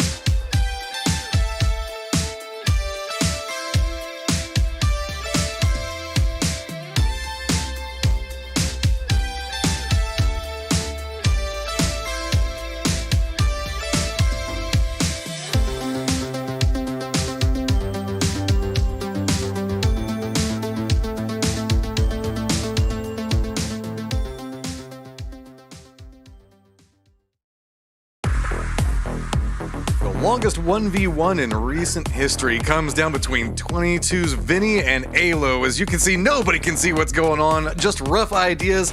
And like those behind-the-back shots from half court, trying to make it inside the basketball goal, we do see it end with Vinny getting it. I mean, it is a lot more strategic than that, and it wasn't just RNG. They did a great job, all considered. It's just being aware of what was happening. But there was a lot going in for that, so let's go ahead and take a quick look at highlights while these two guys break it down. Highlights. Highlights. Highlight for me, Reverend Vinny. Plus, secondary highlight was the amount of confusion on the desk. I was like, are they restarting? Is this them going for a restart on the map? Because what is this hot drop, dude? So first of all, we were in the same. We're like, yeah, there's no way this is real. It was real, but what I really want to point out there was actually how smart Kickstar's play was. He got the knock, and then instead of just going for the flush, he realized that someone else just got run over close to him, and he got that kill first, and then he went and finished his off. So it's just like little things like that, right? That just comes together, and it feels really good when you see a player do something like that. And then I mean, the rest of this game was rather chaotic. Obviously, that circle didn't help at all, Mike, because he was in the southeast. It was on the east, but more towards the south. It had all that water in, and it was interesting for sure. And then yes, Vinny. Once that circle shifted to the north, it just felt like all bets were off, and everybody was just kind of trying to go for whatever they could find. I got to give credit to STK for the most part as the duo of Alo and Luke. I mean, they managed to collect a nice little stack of kills for themselves there at the end. But it did come down to this 1v1. And isn't it poetic, though? Isn't it poetic to see STK going down and losing a game because of throwables? And 22 Esports walked away with 2 kills inside that round, but that means the fact that they don't get first overall. Bing Bang Boom walks away with 15 points. Shoot to kill off of those kills are going to get 13 points, and Rumblers going to be back behind 22 Esports, getting 10 points of their own. Good to see. It is good to see. Yep, Rumblers definitely need a much better day-to-day, and so far it actually hasn't been bad. Synergy actually is the team that has slowed down the most, I think, overall. And again, it's not that they've had a poor day, it's just, I think generally just after yesterday, a lot of the teams did some research, did some work, and decided they would come back stronger today. But even still, Synergy's still in first, tied with Built by Gamers, actually. United, I think, of all the teams, Mike, is the one that potentially has had kind of a weird day or a less than great day. Yeah, wheels kind of spinning there for United and Sonics, too. I mean, you're talking about those two teams both in the top 4, and now Built by Gamers, Bing Bang Boom, all coming out to play. Dodge has managed to hold on to their spot for sure, but I'm still looking at that right side of the leaderboard, man. I'm still looking at Shoot to Kill. I'm still looking at Gas Cans, Rumblers, like teams that Trogloditas, teams that we were expecting to come in and perform really well. It's just been a real slow start. They got to start picking it up here quickly, or they're going to find themselves running out of time. Well, you're even seeing the fact that with the amount of points that are being picked up by some of these teams, it's leading to a different threshold, almost different tiers. You've got the top, which is tied, and then 2 points back behind them, third place. And then you've got the 50s, and then you've got a drop off down into the 30s. It's becoming a lot more famine-y towards the bottom of this, to where you really need to pick up games. And let's be real, Shoot to Kill just had a pretty decent game in that last round and is still sitting in the position they're at. There's still plenty of games left to play. There's breakout capabilities inside of that, but we are done with Miramar for the day. Now making our way over to Erangel, where some of these teams feel a little bit more comfortable. Yeah, I'm still gonna keep going back and watching the replay of the map sped. Look, hey, we were talking about it coming to the map, the sped up map. Just go back and watch Vinny, chat. Just go back, watch Vinny in that church, and watch how many times he shoots at absolutely nothing to Peacock. I mean, it was 200 IQ play from Vinny to keep himself from getting pushed. Yeah, it worked. It worked a treat. They get them the win. But now we're moving over to Erangel. Godspeed. What are you kind of keeping your eyes on for this one? Definitely still looking at Shoot to Kill and Rumblers, honestly. I mean, those two teams, I think we started the day off really talking about them, knowing that they were the rosters that didn't really change at all. In fact, they didn't change, and they were probably the rosters that should have came into, at the very least, this event much stronger than they have. That being said, again, there's still a couple games, and we are switching to Erangel, so I'm hoping that they can at least get something going, because although STK did have a much better game last game, I mean, they still need much more. They're sitting, I think, at just 35 points. Well, our rosters are stable. You can see the analyst desks sitting together like we always do. Our internet is also stable, and our casters are also stable, so we're going to go ahead and throw it over to Cammy D and Toffees. Hey, welcome back. Time for game number 4. I just want to be like my heroes. That was a good game. Now, here we go. Let's talk about this, Cameron. They talked about it. Vinny, the ultimate peacock, or the Reverend, as I think Poro casually named him there, Reverend Vinny, which I commit to for all of time. It was beautifully executed. He peacocked really well, and neither of us thought at any point that was going to happen. I mean, that was beautiful. But the reality comes down to, I think a lot of it was on the back of BBB and STK, playing really strong games, taking a lot of fights, and sort of just winnowing down the field despite being low on forces. Okay, SDK actually took a lot of damage their way. So they did a really good job once they were down to a pair of keeping themselves alive and putting themselves in that position. But it really was just the fact that Dodge and the Rumblers on that west side didn't fully commit to the fight before it was too late, when they had to sort of like eat each other alive, which is not to say that there was even an opening for them to go earlier. We saw what happened when Just Too Easy tried to sort of get in front of the Rumblers. There's a lot of space management that all these teams did have to deal with. But yeah, just the fact that it came down to 4 solos. It was 4 solos. It was 4 solos. And then very quickly it was 2, like shockingly fast. At which point we saw a peak battle that turned into just really clean rotation by Vinny to like understand the lay of the land. And then again, they had so much utility. The fact that, it wasn't a grenade kill, I think, to jump off, and that they had to resort like to the last of the damage options was impressive, because that was just, it rained there, shrapnel, for a good 40 seconds before they had to ultimately sort of go up against each other. And even then, I thought Alo might survive that last onslaught. When you remember how many times we see slopes that grenades roll down, the fact that there was even that much damage dealt to Alo by a grenade from Vinny is already, I think, a little bit of a shock. How many, like, we've seen grenades all the time, just like they land on the individual, but then they just keep rolling because gravity exists, right? So yeah, that was just a very intense back and forth. Could have gone either way, but it's going to be 22, of course, on top. But heading over into Erangel, completely different switch of things. I don't think we're going to be seeing as much hot dropping as we do on Miramar, which is a shock considering how big Miramar is. It's weird that that's the one that's calling all the hot drops. When you look over on yesterday's games and where these teams like to drop, we might still see a little bit of a fight between Dodge and Nootropic down in farm. But outside of that, as long as there's no harsh plane paths to force secondary drops, I think we might be seeing a little more clean of an early game here. I mean, but that's just a symptom of Erangel. Erangel is our first love. It's where we spent all of our time when this game came out. And it doesn't have the same cover patterns. Like what we saw happen between Vinny and Alo at the end of that match, I don't think you see as often in a place like Erangel, because there are very few geographical locations that would provide that much sort of cover and relocate. And as a result, you don't see as much early drop, because the reality is everyone has discussed long before they arrive here where they're going. They've done enough scrimming that the only reason you see hot drops on Erangel is if a team options to hurt somebody, right? Whereas the ones we saw in Miramar were 100% accidental. Well, if not accidental, ego-driven. Yes, I can see that. Like you could have left. You could have left. Yes, yeah, there was the option. I think that there is always the possibility on Erangel for a super, like I said, a super harsh plane path, whether it's like way up on the north side, giving a haircut to island, or down on the bottom, giving a, maybe I shouldn't make that joke. That forces teams to maybe not reach where they were originally intended to go. When the options get that tight, then we could see some fighting happening. But yeah, it's going to be, we'll see what happens. Maybe another team has made an adjustment. When we talked to the coach from Synergy yesterday, he said that they are working on a lot of adjustments. They're constantly adapting. They're constantly keeping their eyes out for what they're going to be dealing with. So we could see if they have anything, or any other team has anything new.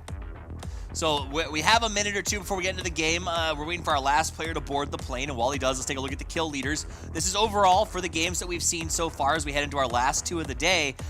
Oldest, Cherry, Shrimsy, Flood, and Fisher putting in big numbers. And Cameron, I don't think I expected to see Oldest and Cherry at the top of this kill list before the tournament started, to be honest. Yeah, actually. It's Big Bang Boom is a team that has yet to feel like we have yet to see them on their full potential. So maybe on the top 5, but at number 1. But yeah, Cherry is the big surprise because Dodge has had moments, but they've never been that consistent contender for the top spot. Sherry also literally just came out of retirement. We know that he's a good player, but that still asks a lot of questions of how well is he going to be able to adjust back into the competitive mindset. On the next side, we got the damage leaders, and this, I think, is a testament to how impactful BBG has been playing.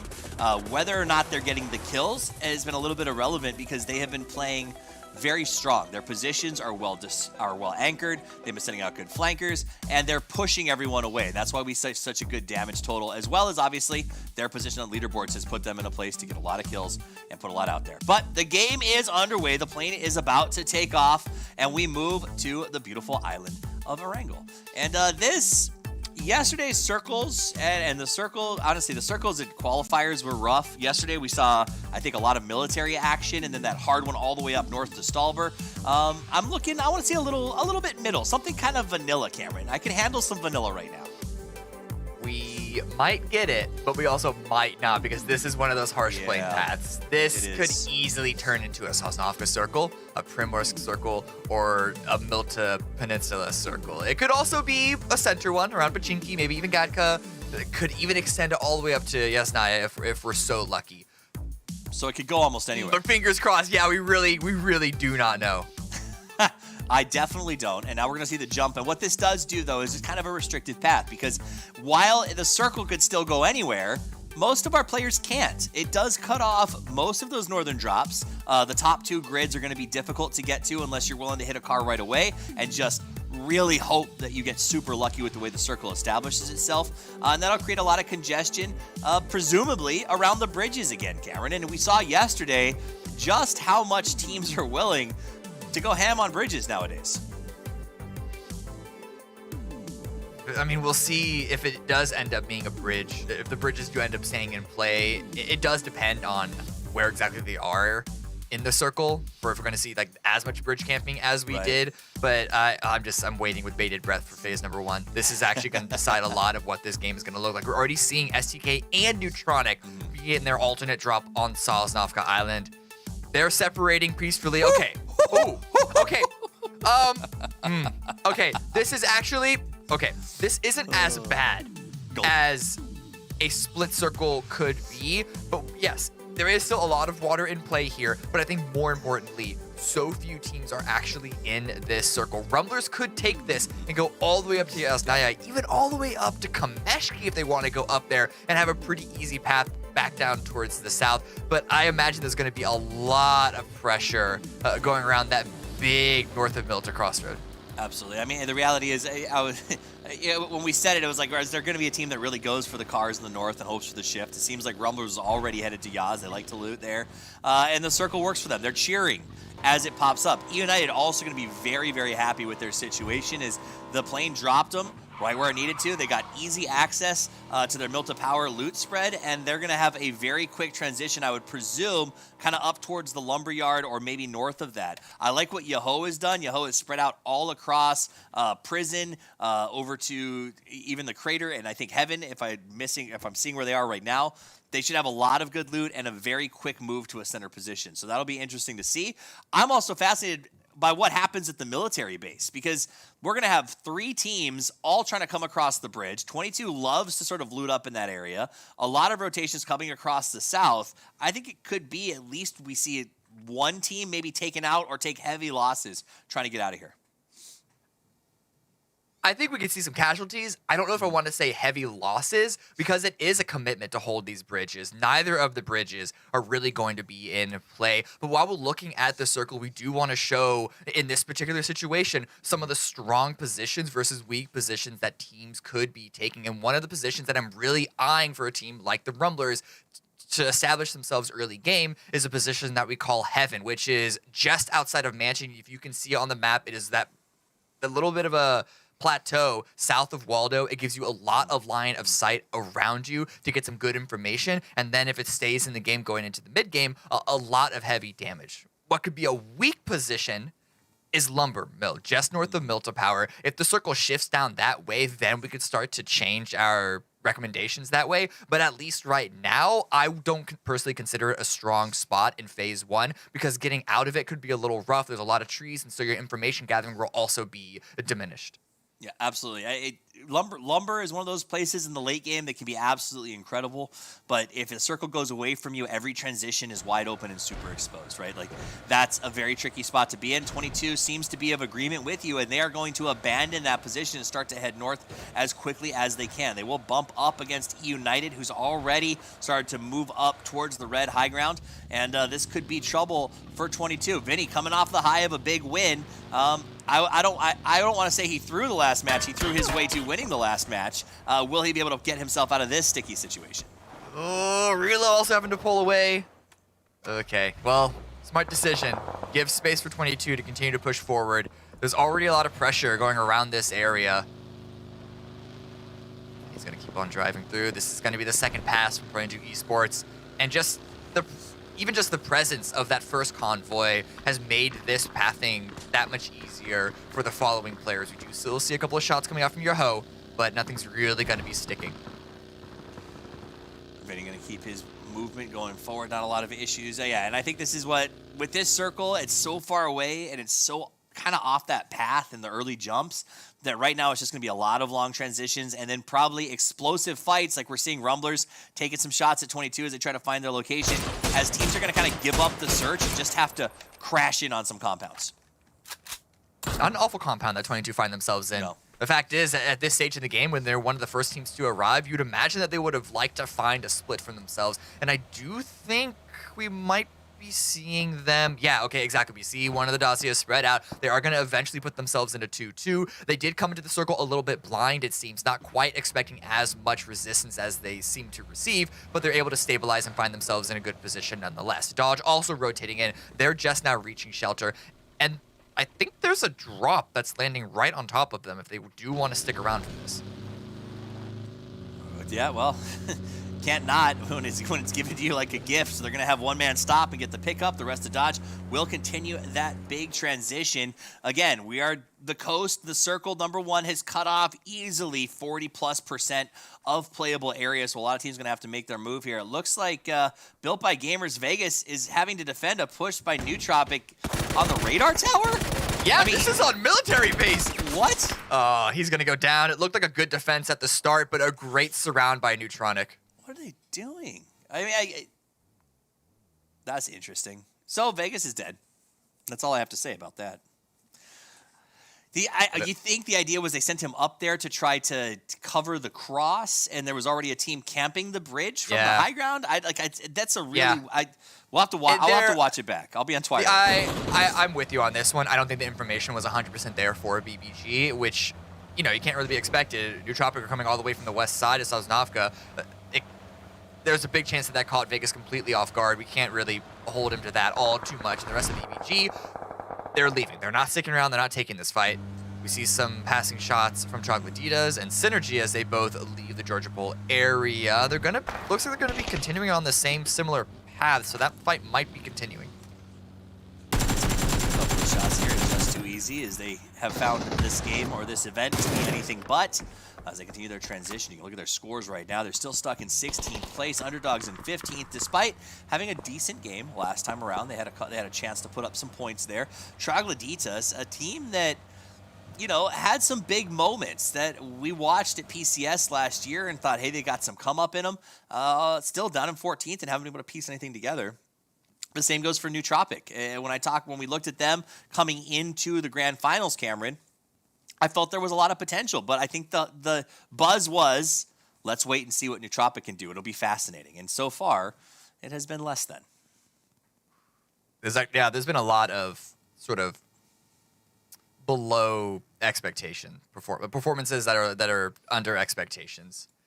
But again, there's more than enough time to turn this around. We're only halfway through the very first weekend. And this could be, I mean, we saw it with teams like Young Kings. They were outside of qualification until the last game. Nootropic were also looking really rough in the beginning of qualifications until like halfway through them, and then they finally were able to turn things on. So this is still a very developmental period for a lot of these teams. We're looking at new rosters, we're looking at a completely new format. This is the first event post-PGC, so of course there's going to be some teething issues. Yeah, and it's also like a good chance to get some flex, like figure out maybe something that works for your team a little bit different, try out some strategies. Scrims are cool, but they're not game time, you know? This is your first chance this year to sort of get a feel for what the Americas is going to be like going forward, what the competition level is going to be like, the 6 Latin American teams up here. This is a good chance to feel each other out. So I can kind of chalk up these first 10 games if teams are making mistakes or getting caught out on rotations or maybe picking some bad compounds to growing pains. But when we show up tomorrow, I think a lot of that's got to fall to the wayside because the reality is it's only 30 games. Yeah, the clock is ticking. Yes. I don't think anyone expected all of these storyline teams to have kicked off amazingly right off the bat like BBG has or that Synergy has. But there's only a certain amount of time that these teams can really take to like rev their engines up. Because they're driving cars? Yes, but okay. Yeah. Okay. We'll go with that. I'm not used to you making puns. It was just I was so surprised that I fell apart for just a second. Not unlike some of our teams. If you're able to understand it better, because if you imagine it as a pun, then yes, we can go with it. It was not a pun. I did not say it just because they were driving vehicles. But anyway, Phase 2 has revealed itself, and it is going to be a very, very southern shift. Prison, mostly center. And so now suddenly, Heaven, not favorable anymore. Lumber Mill is still not great because it's so far towards the south. But who knows? If we see a second shift in a row, then we can continue to talk. Love Heaven, but I got to be honest. The PGC hanging out with Paper Thin and the Koreans has convinced me that Sky Garden's a much cooler name. It is. It is, though, isn't it? It's way better. It's such an East Asian name, too, though. It is, but it sounds awesome. Like, I would definitely rotate to Sky Garden. Let's go to Yellow. Also sounds like a very problematic club. Or some sort of like Soho dining experience. Yeah, but when I say problematic, I mean like problematic for me. Interesting. I don't even know. I would have had some bad nights there, but oh god, bad night for Flood. Hazen takes them out. Speaking of problematic, stopping there did not go great. Hazen gets a nice kill, and E United's got to try to keep going by. Kickstart tried to do a drive-by, but crashes into a tree, and has to hop out to try to get the counter. But he does. The drive-by has to try to drive away, and Snakers gets Haven. So, despite an uncomfortable bump with the car there, oh my god. Arma is the one that takes it because you have underdogs on the coast of Lipovka. How did they end up in that position? Oh, and now Synergy also trying to make a not similar, but they're trying to make a rotation of their own. End up playing bumper cars. Just too easy are in a position to try and capitalize on that and keep them out. Rumblers also on rotation. A lot of potential vehicle kills to be had at the teams that have been established around the prison area. That is very true. As everybody sort of pushes through in these spots, Riolo going to be absolutely just gutted, his box torn apart by the scavengers of underdogs. We're going to see Flood go ahead and move into these buildings over here as United is down 2-3, but at the end of the day, I mean, Lipovka is not a bad spot to be in right now. They can take the fight to the underdogs. No. Oh, I thought for sure he was going to run over for a second. Imagine. Good foresight to see it. Look at the car still coming. It's still hunting. But he put the e-brake on, so it'll slide down the hill but not roll backwards. Meanwhile, we'll jump to Flood, who's covering Snakers. Snakers is not interested in playing defensively. Kickstart's going to go ahead and join him, and if there was any stealth involved with Snakers' push, it's gone now, but it is now a 2v2 as they come up over, taking shot. Never mind, 2v4. God, Kickstarter just gets tapped in the head, so already that means that this push wrapping around the other side from underdogs could be very, very successful. He gets the heal off, and they are able to isolate the engagement. Snakers out in the open, takes the shots. Nice. Snakers did a nice little repeat there, pushed him on back. Snakers going to underhand the nade up and over. Gets that reload, or first aid before the reload. Interesting choice. And we'll have to go around that corner in just a second here. So he gets the reload up. It looks like the flank is being played as Flood is moving down the beach line to try and find another angle to take those shots. Switches a seat in the car, but can't quite find it. So he'll back up and try again. Well, they know where they are now, though. They're in the position. They're in a little cubby, but the rest of the underdogs, they're also arriving. They realize that they're sort of cut off. United are a wedge in between them, but their vehicles are a big signal of arrival. Underdogs coming with full force as Dean Zera tries to make a play. Nade comes over, hits the car, saves the life of an underdog as Dean Zera is now going to hide behind it, but the fight is not over. United continues to come forward. Snakers does get a knock on Dean Zera. The circle's going to pop, but we'll focus on the fight. FCZZ going to go ahead and get another grenade tossed up and over, trying to stop this push. Right now, it's just these two players from United who have been an absolute thorn in the side. of the dogs as another dog takes some damage and goes down. Kickstart putting in some serious work, and slowly but surely, the dogs are put in the pound.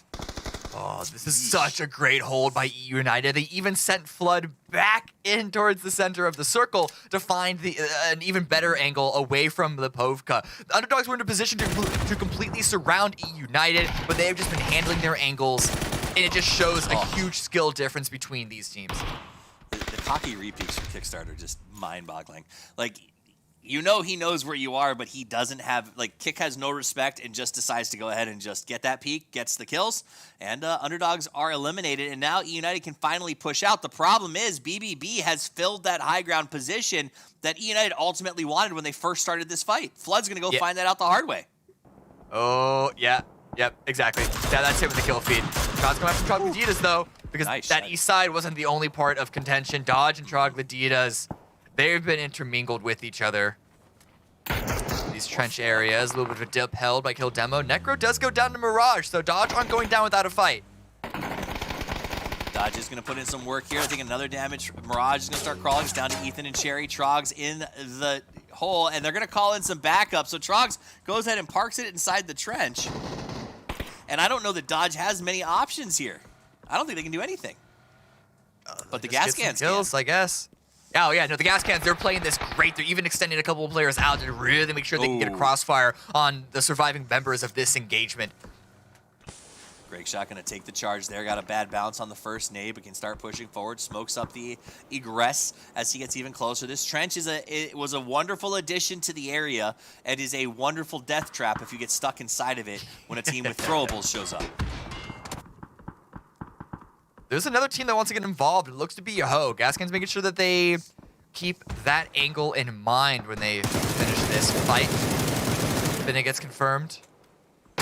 Yeah, there's only 2 members of Dodge remaining, and they're in a completely different part of this map. So right now, Gaskin's need to just focus on the Troglodytas, keep them pinned on down, falling back from grenades. Good spacing. Doing exactly what they need to do. Gas Cans is in a pretty okay spot right here. I mean, at the end of the day, I don't think anybody else can be pushing in. This should be sort of the battle for the position. That said, though, they haven't been able to put any good throwables inside the trench. Everything they toss seems to bounce back out and hasn't come to payment. Meanwhile, Young Kings does get a knock on SDK, but in return, we look at E United, who's now fighting with Synergy. E United has been just in a constant onslaught in this game. There's the throws. Yeah, Necro got knocked, killed demos. Happy feet now. Jumping, dipping and dodging, playing dodgeball here, actually. And, okay, the Gaskets want to take this spot 100% before they push into the circle, so they're going full force right now. Oh! Nice play. It's going to be Kikamukau down to 8, trying to fight something in here, but it is just a back and forth of explosives, and it is a destruction. Everything on the gas can side is a disaster, but they're still somehow alive. Somehow Troglodytas are alive. They held the trench very, very successfully. Now it is only Niku's. And one has to ask, why did, like, if Gaskins even needed to take this fight? Okay, Adam is also back up. He was just so low on HP, he looked dead. Well, they came as a third party, and they're leaving as a loser. Even if they win this at this point, they've suffered such massive casualties. Yeah. Is it worth the points? We'll find out. Nice toss by Nikos. Gets a good nade in there to take out Rusty Zera. You can see Snakers in another fight elsewhere, continuing to be at war as Kickstart's gone down against Synergy. So they'll try to battle each other head to head here. Meanwhile, Nikos still tossing out those throwables. Kildemo actually takes himself out. E United is eliminated at the exact same moment as we say goodbye to Troglodytas. Yeah, but how can the remaining members of Gas Cans find a good spot out of that situation? They're going to have to drive into prison. Yahoo and the remaining members of Dodge are both going to be holding the line against that. Yeah, no, there's not a lot of options. Again, that was one of those mutually assured destruction situations that I don't know that they come back from. But I also want to say, like, with the way the circle is popped and shifted so hard to the south, maybe those points they got off of them are going to be worth it in the long run, because I'm not sure that there's a lot more points for the Gas Cans to get their hands on in this game, even if they hadn't taken that fight. They didn't have a lot of places to go safely. So, get the points when you can. Remember, we've given up the chicken. We are back to the points rule. Kills matter, and we've seen tons of events determine thousands of dollars and hundreds of PGC points based on 1 or 2 kills. Yeah. Bing Bing Boom here now arriving in a dip that has a lot of sorrow involved. However, in this particular circle, as it stands right now, is a safe spot for Bing Bing Boom to finish the play out. Yes, here's Ethan from Dodge doing the last few blows to the penultimate member of the Gas Cans. There's only Adam remaining, and I think Dodge are aware of his existence. I mean, they know there's at least someone from Gas Cans up, considering that knock wasn't an immediate death. There's a lot. There's a lot here for not a lot of real estate. Everything between prison and lumberyard is going to be interestingly unique. I also want to point out at the start of this game, Cameron, we talked about lumberyard, not a great spot unless it happens to get lucky enough to keep shifting towards it. And now it's a great spot. Yeah, Just Too Easy and Nootropic both trying to take advantage of the sort of low ground, hidey holes in it. And Rumblers, or BBG, whoever wins from that, is going to have to go up into that area, and that can be a little difficult to try and upset a team that's buried in like that. Similar situation with the Sonics. BBG and BBB are both in a position to finish today in first place now that Synergy has been eliminated. It's always a good feeling to wrap up your day at the top of the boards, get the interview, get a chance to talk to our intrepid hosts and panelists, and sort of get that hype going in tomorrow. It is. Well, yes. Listen. If I could earn the chance, is the grand prize. If I could earn the chance to tell Poro to his face that his mustache is impressive, mind-blowing, beautiful, then I have to try to win. I have to. And I think that's what we're seeing from BBB. You know what? You've changed my mind. You're selling it. But Honey Badger, of course he's the angle player, gets the knock onto Corsac. Lost HD trying to push forward, keep his teammate up. Not immediate pressure, no immediate throwables coming out from BBG because the blue is pushing in. They got to keep Rumblers at the back of their mind, but they also got to get into the circle. So shots coming out. Balefrost is still holding onto that angle, and at the very least, Corsac, it doesn't look like he's going to be able to get revived. No, but I respect that he's still crawling as if he might. Oh, yeah. There's always hope. You guys always hope. Corsac hoping, but it's not going to pay off as he ultimately gets flushed by the blue. Balefrost with a nice little spray has got that 4X, trying to put in a little bit of work. Bing Bang Boom is eliminated, and that opens the door for BBG to get some extra points and maybe pad the lead as they've tied Synergy in terms of total right now. So they can take the lead off the back of this game. Rumblers, Valiant, we saw a massive 3-piece from him earlier today, has had a high-impact day, but this time the impact is going to be right around his chest. Oh, that was a rough push for them, but BBG at the same time also managed it very, very well. They even got Heikeman picked right back up, so they still have 3 members. And while doing so, they're avoiding the position that Nootropic are holding down. And because of that, you can actually see a couple of members of Nootropic pushing out because they're a little hungry for some kills of their own. Leda up on top of the hill. We got Newt. I've seen Newt in too many spots where I thought they would pull off the game, and they haven't so far. So I'm a little worried. They're in the lumberyard, right? Like I think they have some options here. I just don't know. And it's just too easy. Just too easy. Cameron, just too easy. They're still here. They're still alive. They're getting placement points. Yes. That's amazing.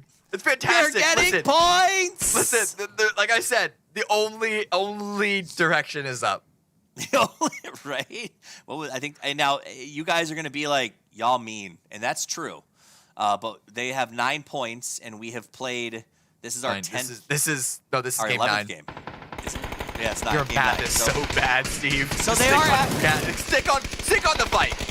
Oh, well, okay. That's why I'm not a scientist, okay? Yeah, that's why I married one.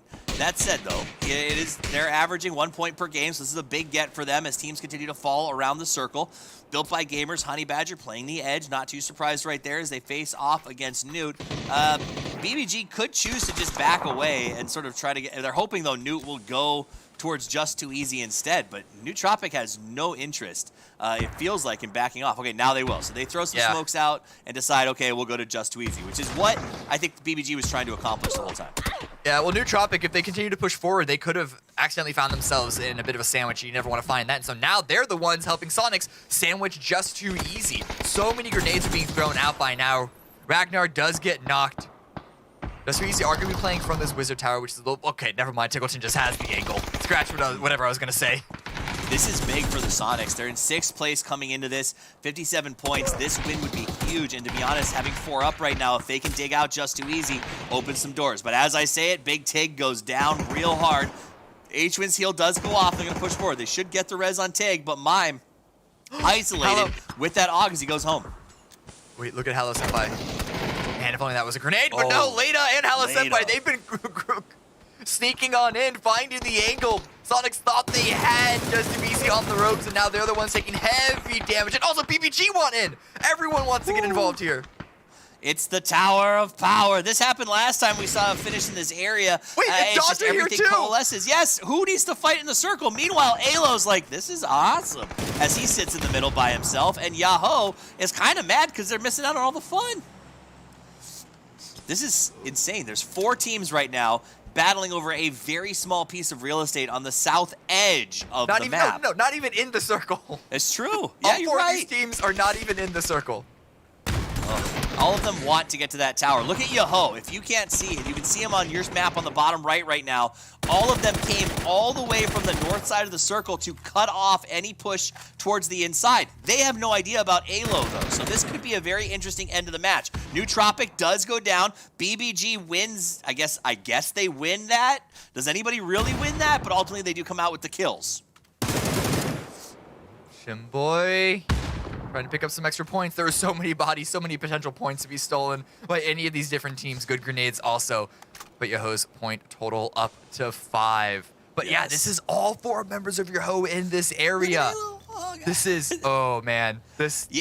Yahoo's in a good spot, but if they drop players to like Sonics here who have a very high potential, or BBG who's getting back to 3, this could open the door for Alo to kind of sneak in from behind and get some kills here. Yahoo is playing a very smart game, but it could become very dangerous. Punich is keeping an eye over towards BBG, jumps up and down, might take a pop from the right. Alo does not have to move just yet. Oh, okay. They send Hiruzen back to make sure that there's no one there. But he avoids Alo. Alo has still been undiscovered. He's just sweeping around and trying to play an anchor for Yahoo. The circle does go towards the north. So Yahoo are figuring that they don't want to put all their eggs in the basket on the south side. They could still, as you say, take some heavy damages here.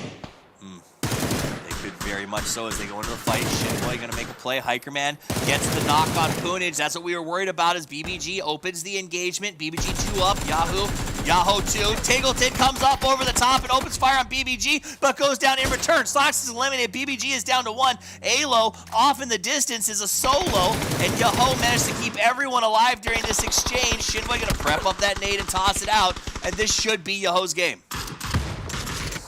Okay, I was gonna say maybe Belfrost can get something out of this, but yeah, Yahoo have this one completely on a lock. The chances of Alo even getting 1 confirmed kill off of a knock is so slim, but that's really his only goal right now. Second place with 3 kills, not bad considering he got himself in that situation so early on. He lost all of his teammates circles ago, so the fact that he's collecting this many points is definitely a more than decent salvage. He's also running to where the fight just ended, by the way. So he immediately pushed to where that fight was to try to get a backstab. You know, he could have played a low game. Instead, he decides to push up this hill and try to get that back, try to get that point, instead of going for the deny. I assume if he can get it, he'll take it. If not, you may see him step into the blue here as he's going to play right on the edge of it. So he's looking for something, but leaving himself an exit strategy. There's the peak, switches to the 6X. Yeah, he's trying to find the opportunity to get a lone kill, but they still haven't found him. They get in the car. Yahoo is confused. They're like, we literally just cleared everything. We've cleared everything. They're expecting him to just deny himself to the blue. He hasn't done it yet. He's looking for the headshot as Yahoo begins to spread out. This could be huge news for Alo. I mean, all he has to get is 1, and then it's a 1v3. And we know Val can do it. Maybe Alo can too. We've seen 2 big 1v3s so far today. This could be our 3rd opportunity to get one, but Alo's got to start with this opening knock. Shinboy was left behind. There's the opening. He chooses not to go for it. Shinboy has not looked behind him just yet. Alo is playing a stalker game that is as good as any Predator I've ever seen. He switches quickly to the scope, or no, the nade. He's going to go for the flush on the nade, pushes forward, takes damage immediately behind the trees, trying to survive long enough to just get the flush on Shinboy. He does manage to light him on fire. Alo going to light up, gets the kill, and now his work is done. His watch is over, and he will lay down and enjoy the rest as Yahoo enjoys the chicken dinner and the 10 points that come along with it. Yeah, good 8 kills for them as well. We didn't see a lot of their mid-game because there was so much action happening on the south side around Lumber, but Your Ho did a really good job of managing the few stragglers that were remaining around the prison area. In fact, BBB got eliminated due to Your Ho's management of just that hilltop there. And so they had all that space suddenly cleared up. Their push over towards Lumber was very well done. They didn't overcommit. They looked for a few kills, but they didn't make sure that they were putting themselves in a situation that could have completely flipped. They kept the win in mind. Absolutely, and I do want to give a shout out to Alo, the second game in a row where he's come down to that sort of final 2 teams, taking his team as deep as humanly possible. And honestly, the way that he played that was really impressive. It got the most possible points he could have. Rotating immediately to where the fight just was meant that Your Ho had to spread out to try to re-clear. I guarantee you, they were confused in their comms, Cameron. They had to literally be going, I don't know where else he could possibly be. Like, there's no other spot on this map because we just went around and cleared the whole thing. So that's good game sense, and I think that's always impressive to see. Yeah, I honestly can't imagine what Your Ho were thinking during that. They were not scared at all. They knew it was a 4 versus 1. Right. And even though Alo did find an opportunity to get a kill and a full confirm off of the knock, for the most part, they didn't spread way too wide. Previously, and less experienced teams, you could easily have seen them, okay, we're going to spread out and we're going to try and find this guy. But then that's a really easy confirmation if any of them get knocked. They played together as units, swept as a full pack, and made it difficult, even though as we saw, not impossible, for Alo to pick up a straggler kill. On this next token, Your Ho, a big shout out to them. I look forward to when we get the highlights and the breakdown from the analysts because they had such a comfortable spot on the north of that circle. And when the fight broke out where you noticed that there was just no one was even in, they took the entire circle to themselves. It was bold, it was strong, and it was very smart and ultimately got them the win. So congratulations to them. Don't go anywhere. We got one more game left to play.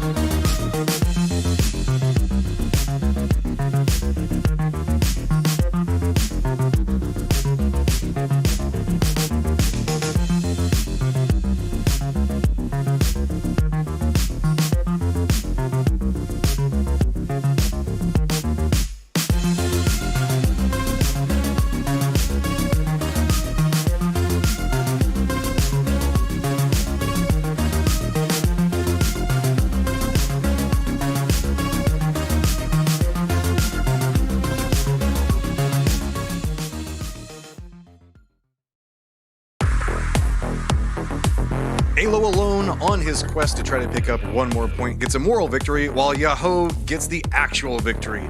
Big game coming out there with a little bit of a slower ending, as it was just a massacre in the southwestern area of that, where so many teams were stacked up. You can see I've got Poro, I've got Godspeed with me, but guess what else I have? That would be highlights. Let's get right into it. Ooh, such a slick transition, right? Highlights. I'll tell you right now, I think a lot of these teams were taken off guard by that southern shift down to prison. We were looking at that first circle, and Cameron even brought it up that Heaven was a strong position, Logging Camp was looking like a weak position, and then that hard shift happened, and all of a sudden everything got flipped on its head, and then we had stuff like this going on. Well, especially like in these zones, Mike, like we often see teams kind of get stranded in the open or like kind of rotating aimlessly, and that's just because prison circles are kind of open, right? Like there's really not that much to play, like considering, especially if a team is coming in late on rotation. So we saw a lot of messiness. Obviously, like these, when Erangel was revamped, a lot of these kind of areas, these trenches were added, and we definitely see a lot more action in those. But even for teams like Trog, they just got trapped and just basically made it to death. I mean, how many times are we going to see it happen? It happens all the time. Hey, Gas Cans even lost 2 off of that before Trog even went down. And you can see Synergy, Capitan still trying to get something going here. I think he got a little assistance. But then in the end, Gas Cans, of course, gets caught out in the blue. And really, Yahoo, they just had the north side to themselves for the longest time. And they just got to sit here and watch Logging Camp just play out. Yeah. Go ahead. I was just gonna say they pretty much just spread out and did their thing, right? Like they pretty much took control of the entire circle and they just hunted everyone, as you were saying. I agree. Yeah, I mean it was we questioned them a little bit here at this point in particular. While we saw them get the Sonics got rezzed up, BBB got rezzed back up, and we were like maybe a little bit more aggression on the part of Yahoo might be pretty useful. But in the end, Tickleton comes in, does his thing as he does at the very end. But it was just a question of whether, look, Alo solo in Circle 7 in a finals situation, him a more iconic duo. He at least managed to get another point for SDK on his way out, though. Yep, huge shout out to him for that. See Yahoo walking away with 18 points, and Built by Gamers with 14 and more BBG points is going to be a problem for everybody. Shoots a kill, though, off the back of some solo Alo plays, being able to net points 2 times in a row. Sonic's back behind that with 9 as well. There's a lot of teams that we were talking about, hey, what was going on with them? Finally starting to pick up the points that we were expecting. And, I mean, for a team like Bing Bang Boo, they finally slowed down, right? This is probably one of the worst games I think they've had all day. Yeah. They've been pretty consistent otherwise. So, shout out to them. And then, again, I'm starting to like this roster a little more with Yahoo. I really like Hikerman, or excuse me, that is Built by Gamers. What am I talking about? It's Haruzen and Haruzen, Shinboy, Pootage, and Sparky. Why did I just get tripped up on that? That's crazy. Anyways, Haruzen coming into this roster for Honey, who went to Built by Gamers. That's where the confusion came from. And I really like this roster, and I really like what they've been bringing so far. I do think there's a lot more that they can show us, if I'm being honest, but so far, not bad. Hey, yeah, I mean, it's been a slow build-up. That's not on you, man. I mean, BBG and BBB, and then the amount of North American swaps that we've had. Most of these guys have played with each other on teams some point in the history. So sometimes you can get a little mixed up. That's perfectly fine. Guys, one more game we're moving into. Erangel a little bit slower on the tail end, as you can see the fact that we have been trucking through these games as fast as possible as we can get into it, because we know we want to get in the action. You were talking about the capabilities of Yahoo and a couple of these other teams. I'm curious, are we going to start to see a little bit more of a resurgence coming in from some of the expected teams like Shoot to Kill or Sonics? We're starting to finally start to see get some points, but not in the cleanest of ways. Godspeed, what's your take on it? Again, I think just the lobby is stronger with the new teams and new rosters coming in. I think people are just feeling it out. It's the first event and the first tournament, first weekend of PUBG 2022, and so I think a lot of these guys are just trying to feel it out again, and yeah, that's pretty much what it comes down to. I mean, getting down new synergies, getting down what all is going on inside of the new year on new events is very, very important, and we're very excited to have a little bit of a change up of our own, as we still have Toffees and Cam doing the in-game casting. Take it away. Well, That was another big end game. Yoho played it well. You just got through that. They got through that so fast. I was like, players are ready to go. Our guys are ready to go. It's the last game of the day, Cameron. Let me ask you this. Is there anything that you are hoping to see in this one that we haven't been given yet? Maybe some teams that have been just completely below the radar, but maybe not terrible? Because that's the thing, right? Some teams are great. Some teams are just, I don't want to say they're crap, but they really are right now. And then we never talk about the middle. We don't talk about these floats. Yeah, we're seeing some good highlights of gas cans. I think that they're approaching some situations well.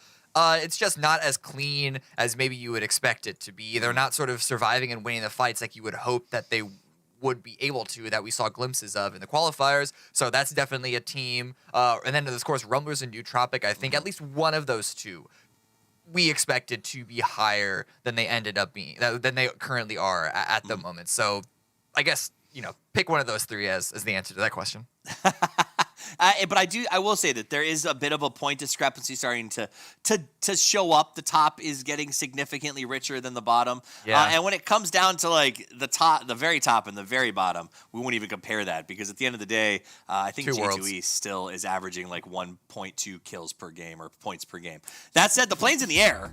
So let's get into the action as we return for the final time tonight to the sunny lands of Erangel.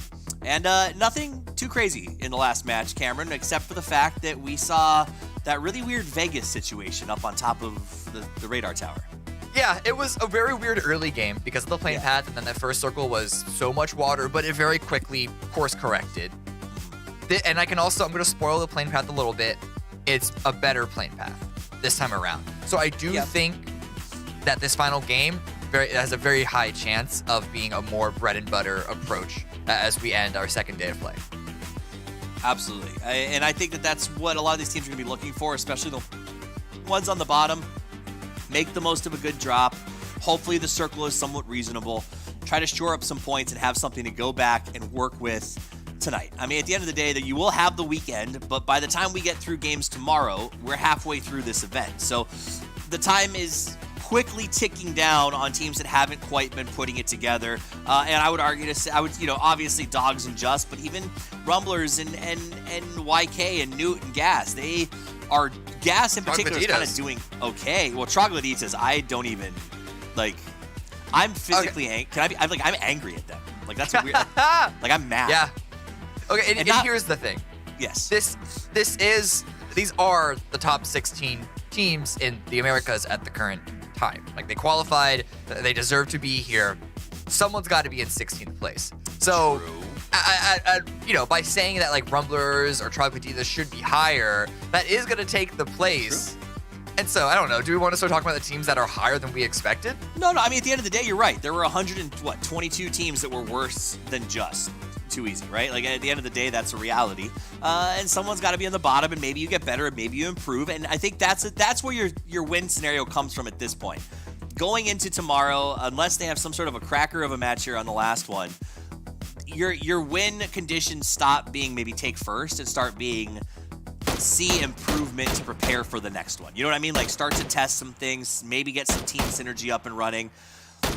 Or try out a sub. I mean, if you're at 9 points after 10 games, like, that might be the only option. So I think, but that's good. The teams get to come here, they get to see the level of competition, and they get to improve, and we'll see how that continues. We'll jump in with Dodge as they do a couple of pot shots. Ethan's going to go ahead and get a nice little loot compound here. No harm, no foul. And again, this is probably the friendliest circle we've seen to date, Cameron. Yeah, 100%. This should be pretty easy. There's already so many teams that are inside this circle, inside this zone, that I think that outside of shenanigans around the river, yes, I think this is going to give a lot of teams the opportunity to have a more measured approach into the circle. Absolutely. Now, that river can be a sticky wicket. We'll look for some folks to go for cube pretty early or try to lock up the ground sort of south of where Kill Demo is. But the reality is, if this next circle goes right through the middle, then a lot of teams have to make difficult choices, because that's the tough part of this river. Is it is not a lot of options to cross. Rozhok Bridge is horrendous. And if you don't make the right choice here in the early rotations and the circle goes to the opposite side, that can kind of be the nail in your coffin. That's always got to be in the back of your head. You always got to have a sort of exit plan. You got to have a little bit of a cross. I generally feel like it's easier to go from the north side of the river to the south. And thankfully, the north has the large, it's closer to the center, more of the circle is the north side. So I think that's going to pull a lot of people's decisions up there. But in turn, that also means that the south gets a little stronger by virtue of the fact that there aren't necessarily going to be as many teams down there. So it's a battle royale is weird. Like, it's almost a self-correcting meta in that sense. It is. It's also one of those things too where like South may not be, but if there's a lot of congestion, say in the transitions over on the east side, it might push extra teams down towards South Yaz, and all of a sudden it becomes a problem. So it's one of those things, like that's why I think we love PUBG. You have to be able to roll with the punches.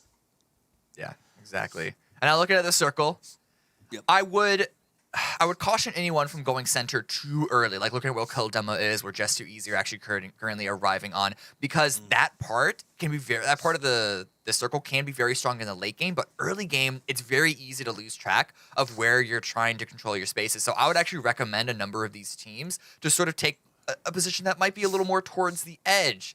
Like the gas cans could easily be going for shooting range, it looks like they're going right now, or even the Severny Crossroads just to the south of them as a decently strong position. There's always going to be the chance that you're going to have to move and you're going to have to rotate once Phase 2 comes. But if Phase 2 does shift into your area, then we're cooking with gas.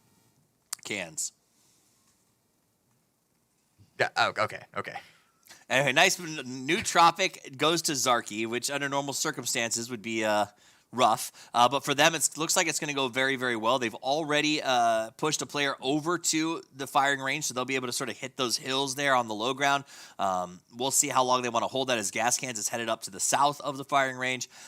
Let's see. Sonics is starting to progress towards the top in the ruins. Looks like they're doing a bit of scouting and maybe going to hold the road and not push across. We're fascinated to see where they end up. Rumblers, Synergy also working their way in right now. BBG taking a little longer to get up and running, and the Young Kings don't seem to be worried about rotating at all. They have good timing on their side. They're taking a lot of loot here. They should be fairly aware that we are looking at the map, that they can just swoop in through Gatka. It shouldn't be that big of a concern. And they do seem to like to come into these circles late as well. It's very much seems to be in their playstyle how they like to approach these things. Wait for circle 2, circle 3 even before they then make a really big move. Or actually, if I'm remembering correctly, wait till even circle 6 or 7.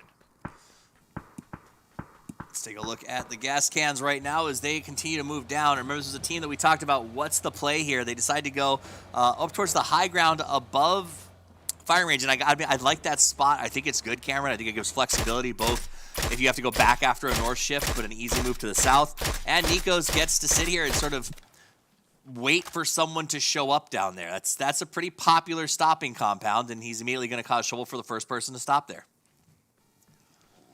Yeah, that's looking really, really rough. Bing Bang Boom trying to find that position. And actually, Oldless is totally caught off from the rest of the squad. I don't know if this is their attempt at making a little bit of a split. At the very least, Gas Cans are falling away. Now they're taking some damage from or not damage, but some shots at least from Nootropic way off on the north side.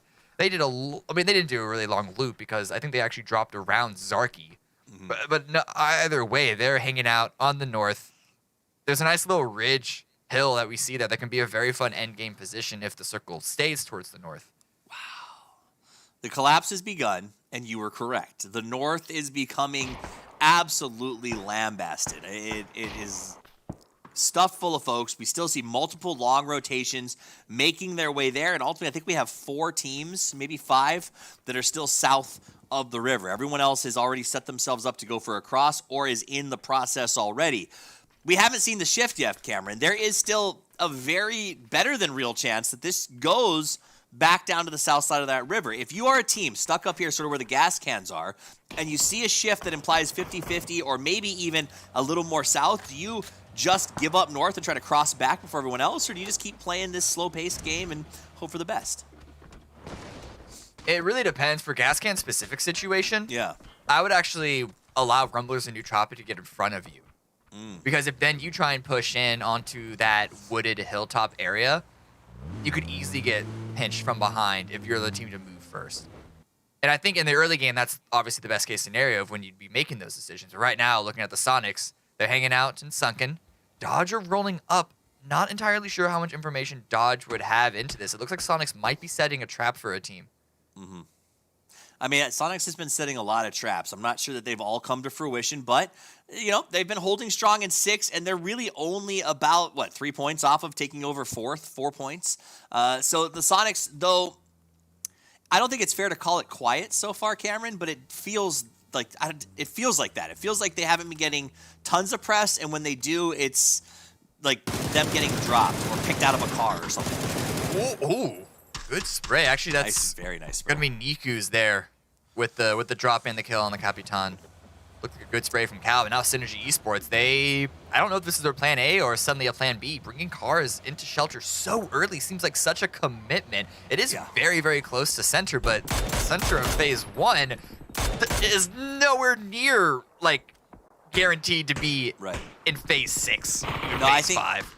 So I think taking that compound is just a byproduct of their IGL dying, right? Like, yes, when your IGL dies, he takes on his final form, perhaps, but it takes a moment or two to go through the death animation, get back out, help make the calls, and the rest of the team couldn't keep driving, so they just sort of pulled off, hunkered down, get a chance for Capitan to get his bearings, and then he can sort of direct them to what they do next. And I think that is a weakness in some ways of the IGL primary system. Is that sometimes if that IGL is leading the rotations, it can get a little wonky when they go down. Wait a second. You don't usually see this, but Lampalot right now, his vehicle is running out of gas. So he's got to have to find a gas can and fill that. I know it's weird to suggest this, but he's going to find either a new vehicle or even a gas can to fill it up just in case the circle does shift all the way down towards the south. Rarely, I mean, I'm sure it happens, but rarely do we actually recognize a moment where a vehicle runs out of gas. And if you're forced to play on foot this early or even just have fewer vehicles than you otherwise would like to, that's a really big detriment. But let's see where phase 2 shifts. Oh, it's slightly south. Yeah, but this, you got to go north, right? You got to go north. At the end of the day, the chances of there being more in that side when 4 pops, because 4 is going to try to remove as much water as possible for those of you who maybe are joining us for the first time. And so a lot of teams have to plan for the fact that even if the circle goes hard south, there's still a good chance it goes back to the north on 4. So we're going to start to see the south teams begin the cross. You can already see Yaho's moving to a chance to lock down that bridge potentially. Dodge was trying to get up there before Yaho rotated underneath it. That was a great rotation by Yaho to do it quickly and effectively, and I think they're going to do it without any losses. Yeah, if I had to calculate, I'd say there's like a 20% chance that it goes on the south. I think that's a pretty good estimate. I have been told that I should never do math again, so I will just say not look likely. Yeah, no, definitely unlikely is probably the safest observation. But oh my god, okay, Adrian. It looked like Adrian had such a great lineup, but he didn't deal nearly as much damage as he was hoping, and he's going to get taken out. That's an easy confirmation for Yaho. But Mime, able to get a little bit of a trade, trying to find some more angles, deal some more damage, but it looks like Yaho are going to be able to stay up as 4, and this is not a bad position. Oh, wait, no. Peruzan, go on, you got to pick him up. Surely you can get the revive. Yeah, it was a big crash by Yaho. I don't think Sonics was quite ready for it. It doesn't seem like the most wonderful position to put 4 players into. So I think H-Win thought he had a little more time to be there and not have to worry about it. But ultimately, the push happens. He did get a knock in return, but it's not going to be enough. Meanwhile, we do see Dodge giving some damage out to Yaho, who just took that spot as Hyruzen is taken down. Meanwhile, the gas can's in the same position. They started in the north. They've been very, very effective. Synergy has twice tried to sort of breach their position, has been pushed back both times. And now E United is also embedded almost between the members of that team. Yeah, this is going to be really, really rough for Synergy to try and break out of this. The best case scenario for them is just to drive north and make a long wrap, but that's going to be a blind send no matter which direction they decide to take it. And here on the northwest side, Nootropica still chasing the underdogs. They have yet to get a kill onto them, even though it looked like they were dealing some good early damage. Nootropic got a nice little bead here as they look at the underdogs. Underdogs could really use not being killed by Nootropic here. It's been a rough couple of days for them, but they are on a climb. I will give shout out to Dogs as they have improved over the last couple of games. It's been a better day today. Colton, though, has been pretty strong for Nootropic as he sits here and waits to see if he can't get a drop on them. Lampalot off to the north of Colton. Neither team wants to make the first move, though, it seems like. Flank around the north. Going for information. Colton sees that he has the space to push forward. And they're boxing the underdogs in. Oh, good spray comes out from Colton, gets the knock. The follow-up has got to be huge, though. That was beautiful. A great knock by Colton. Up on top of the hill, gets the flush. The dogs don't come for vengeance. They're just kind of far back there. Leda is now inside of the play. Here comes that big push, top of the hill. And I don't know. Nuke's coming in aggressive. They seem to want this. Hello Senpai does go down, but it is a bit of a trade. FCZZ is out of it. He did get 2 knocks, but now everyone just crawling around. And underdogs are completely eliminated as Nootropic just played Surround and Conquer in a classic way. I mean, there was nothing... I wouldn't say it was a game-changing surround and push, but it was clean, it was effective, and it worked really, really well. Yeah, they should get the revive Q4, but let's look at this circle. This is what we're talking about. This is phase 3. Next phase is going to go away from water, which means that it has to go north. That means that the southern half, the southern 50% of this circle is considered unplayable. If you're a team like the Young Kings, you can take some shots, you can try and deal some damage from that position, but you know that you need to move, and there are not that many compounds, there aren't that many playable areas. I think these edges are going to be really explosive. Bing, bang, boom, as they go up against 22, trying to make a play here. You can see the throwables coming out for the smokes to try to keep everyone up. As 22 is far enough away that as long as they can hide the bodies and pull fire away, which I think is the point of the card, sort of figurating there, they might be able to get their player up and get back out. Meanwhile, BBG starts that rotation. They're going across the Razak Bridge. Not fun to cross, so many open fire lines, but when they heard the fight break out for 22, BBG said, this is our opportunity. Not interested in letting get away with it, though. Ooh, grenades come out. That one looks good. Then it doesn't want to overstick, though. Doesn't want to get taken out. They know that there's lines of sight to their west. Yeah, the cook wasn't quite long enough. BBG was able to get away from it when it landed. Now you got Finna coming up the hill, trying to get that flash because he wants to go over underhanded, but takes damage from Hiker Man. He's already at half, goes for the heal, and BBG decides to go for the peek. He has to cancel, gets the spray, the headshot from Ethan, and down goes Hikerman. Ethan from the other side trying to queue up that grenade to toss over. It's going to be a good one. Balefrost goes boom, baby, as Honey Badger and Vegas are the last two standing for BBG. They don't have time to go for reses. They got to go for an all-out fight. Finna comes up on top, gets the flush, wants to push around the right side of the hill, goes for the second flush, but it almost cost him his life. He walks away with 1 HP, and now Honey and Vegas are trying to bold defense. Cherry decides to get in a car and go for a flank, pulls out that barrel and goes for the spray, can't quite get the knockdown, drops to 46. He does actually get Vegas, and now it is just down to Honey Badger. Can he hold the line against a very aggressive Dodge? I'm going to say no. This is such a well-fought fight by Dodge. Great play, great grenades, and especially great surround with the supporting angles by Ethan and Cherry. Just one player left, can't even get one. Full blind, and, well... That was hot, yeah, Finna's going to be able to get that final spray down. Doesn't even need to be able to see, but the blue is on their back. They need to get moving. Dodge handled it. Dodge walks away from it. And, BBG had a tall order crossing that bridge. We talked early on about how Razak's Bridge can be difficult, but Dodge just absolutely cleaned up. Great job there. And now we'll watch Nootropic as they try to rotate away. They got a knock on Nikos and left him behind. Let's jump over to Adam, the last remaining player from Gas Cans, who started in a really good spot in this match, Cameron. Yeah, but where can he push? He's, going to try and 1v4 22? I guess he saw Valiate's 1v4 against Just Too Easy and got a little inspired, but no, he's going to back away. He's going to I get this is the best option that you have is prone, but nope, immediately spotted, taken out. And let's see that circle. Let's see just how far north it pushed. It is going to go... That is north. That is very north. So everyone, this is about what's expected, though. And actually, I think I would argue not bad for the Sonics, as they're going to be able to sort of play the edge and let everyone else get into their spot without too much exposure. This will work for them. And we can take a look at Nootropic. Is Lampalot continuing to spam out some shots over towards STK, a little bit of fire in return, but mostly just peppering at this point. We do have Rumblers and Young Kings, I think, are going to have to get into it pretty soon here. As you can see down on the bottom of the map, both those teams... they only have one bridge, and that bridge is occupied by Troglodytas. If they swim, they go into the Sonics. There's not a lot of options. Gotta find some way to break through. A revive is coming through. At least to stay as forward, to have a better chance in a fight. Young Kings as well doing the same.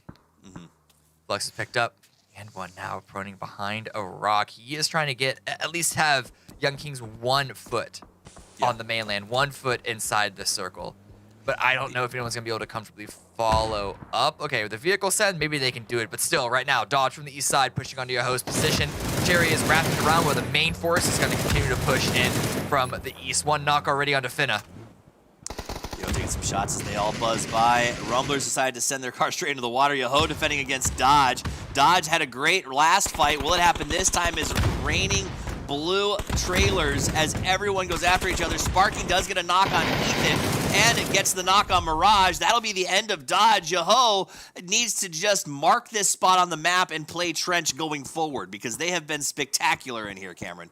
Yeah, that was great. If both Finna and Cherry were able to get on the west side, maybe we could have seen a different engagement. But Yoho just handled their angles perfectly and got the sprays very, very deliciously. I don't know why that came to mind. Let's move on. Rumblers very wounded. They haven't been able to cross over the river. Young Kings as well. They're also struggling to get everyone across. That Valet got taken down by Sonics. This is what you said about the Sonics position. They can just hold on to this position and just take a ton of different shots. Well, the beauty is pick up a bunch of kills.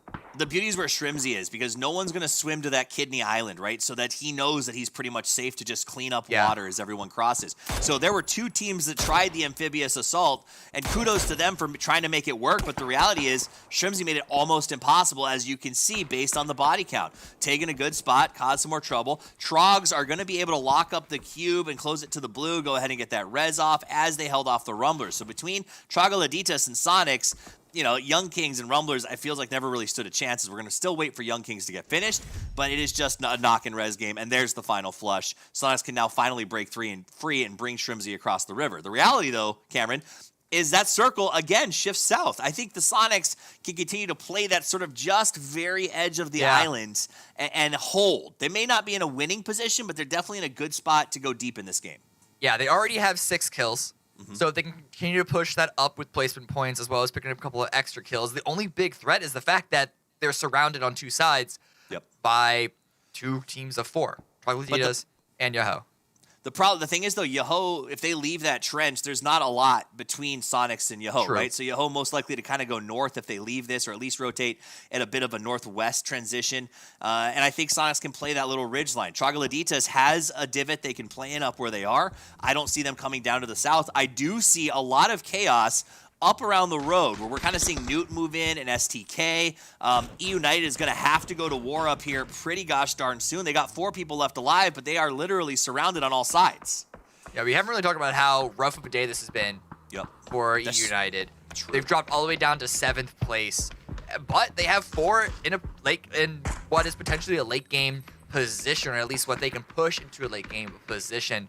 So I'm hoping that they can maybe explode off of this spot. BBB now pushing forward right into the arms of just 2easy and 22. So it looks like they're getting blown up the kill feed, and yeah, that's it. They look like they didn't stand a chance. BBB had a good start today, an explosive end, but not the explosive end that they wanted. SG Synergy's also down to 1. This opens the door for a lot of teams to sort of pad those numbers and move up the board before end of day. E United opens the fight. Flood is going to go down here. Relo gets a knock on Haven in exchange for what he did to Flood. We're going to see Hazelton get Relo down. Balkan is down as well, and Haven is just putting in a ton of work. I don't know that's going to be enough, though. E United is still coming forward, and they're coming forward very quickly, though down to 2. Yeah, this is definitely more casualties than they would have wanted in this. Same thing could be said about 22, however. True. Balkan's dead. Haven is bleeding out. Hasten's the one holding the line. Oh, no, now Vinny's gone down. It's all onto Hasten. He's at least going to be able to confirm 1 kill. Goes for the spray. He's actually able to get the second knock before he goes down. Kickstart just a hair too late with that. At least he has a little bit of time to get the revive, but there is no space for them to work with. And look, just too easy, pushing onto that. You want to call him rude, but you can't because it's point system, baby. Hazelton gets that flush, and honestly, when the Reverend went down, I thought it was over, but Hayes continues to make a play, gets another point out of it, and just stabs E United right in the artery, whatever that thing is in your throat that sucks to be stabbed in. It's I think, because I don't know how EU comes out of this. They needed the points, they needed the win on this one, and they're already back down to 1 because of that knock.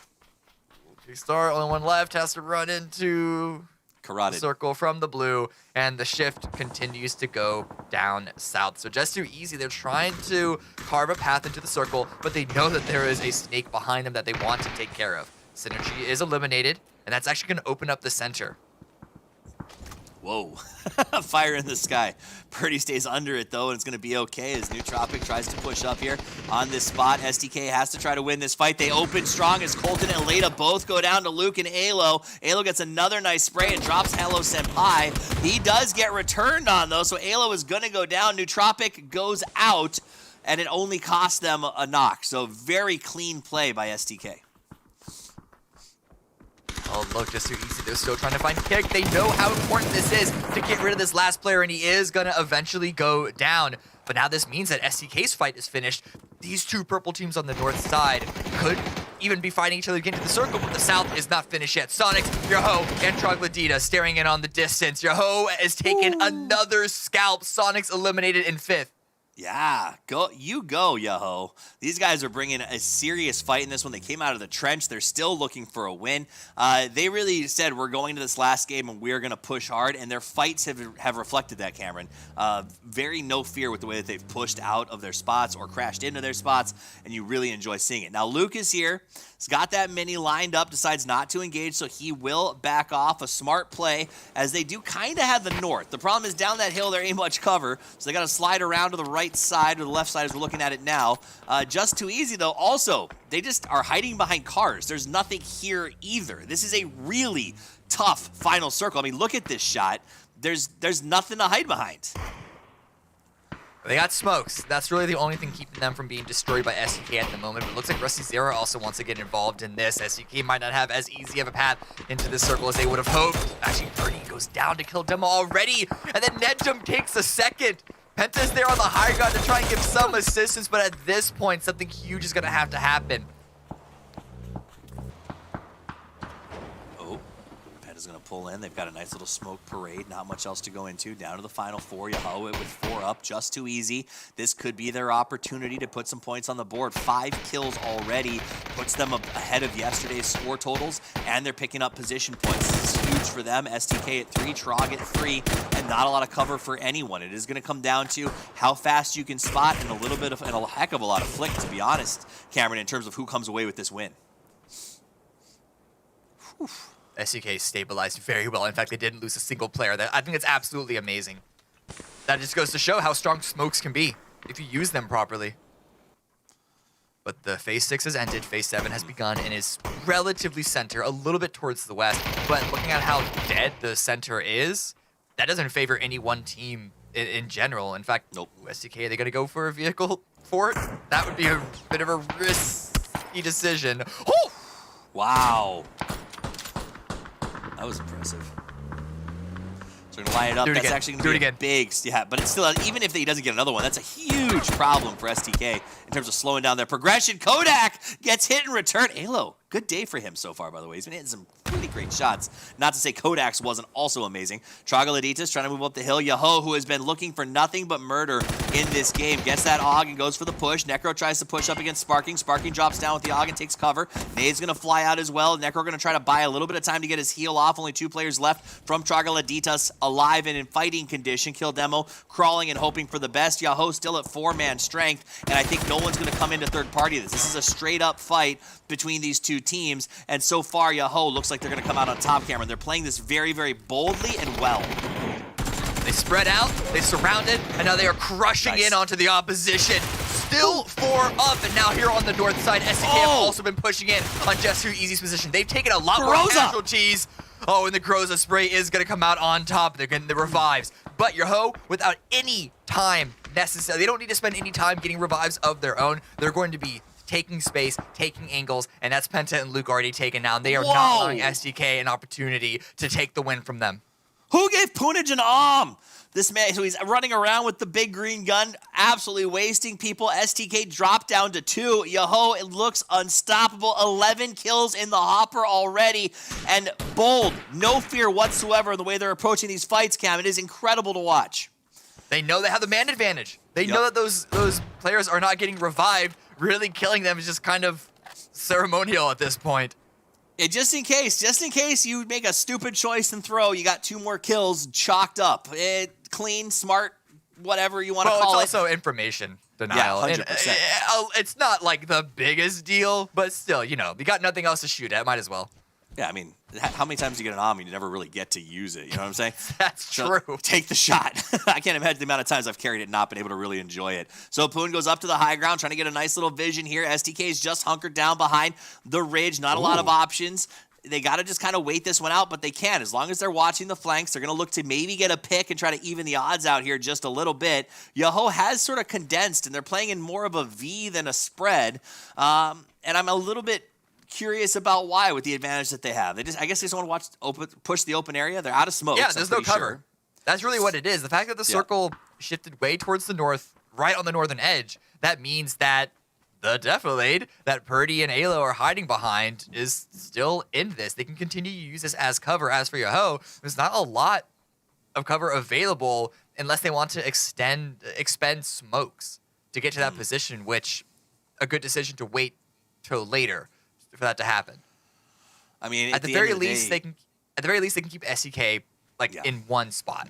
I think that's the play. Is they know exactly where they are. You're right. They know that they can wait and see what this circle does. STK is kind of in the same boat. I think STK is probably actually discussing, do we push this fight? Like, let's see if we can go ahead and get one, get involved, try to make a play. But the reality is that this is going to be a very tough order, especially because they know that Poonage is out there with that AWM. And so peaks become significantly more difficult and dangerous because you don't have the leniency of taking a tap from a mini. Yeah, but the blues coming in, Poonage's options are growing smaller by the second, which is why he is falling back to the rest of his teammates. Taking a quick little sip of his energy drink to boost on up. I feel that. But even with the man advantage, it is a little... I imagine it's a little frustrating for Yoho to not be able to push that into a positional advantage like we've seen them in other endgames. I'm going to crack one. Let's crack a cold one and watch the end of this because it is going to be a fun ending, I think, as we get ready to get into this thing. Alo goes up and peeks over the top of that hill, but still can't get any luck out of it. Poonage continuing to he wants to use the AWM so much. He could swap over and get some sprays instead, but he's going to live that life, and I absolutely dig it. I also respect that STK hasn't even considered, or we haven't seen them tiptoe in blue. They look like they're going to fight this one out. They got a smoke up. That is the last throwable that Purdy has on him as he prepares to push forward. Watch Shinboy. Look at the mini-map. Shinboy has made his way right on top of SDK, and he even gets the drop into Alo. That's it. I don't know if Kurt has it in him to take this 1v4. He has a Groza, but look at all these flashes thrown on his position. Now the flood of Yoho comes his way. Groza wins games, but this is a very tall order. It's over the top. Yoho with the push. Purdy tries, hopes, prays, but ultimately lays down on the ground as Yoho takes the win with a massive 15-kill victory. An excellent game from them. And honestly, from the moment that they crashed that trench to the rest of the match when they played out of it, they stopped the dodge push. They were just putting notches on the butt of that gun constantly. And I loved seeing it. That was a great game by Yoho. It was. It was really good for them. And that's 2 games in a row that they take a win. Also 2 games in a row that STK were able to get a second place. So I think we're going to start to see a pretty decently sized mix-up on the leaderboard. Nothing has been stable. I think the only team that's really been secure towards the top has been Synergy. And I don't know. I think they're going to be down maybe in 3rd at this point. So I mean, obviously we're only 2 days in to a 6-day event, but I still got to say it. This event is far from over.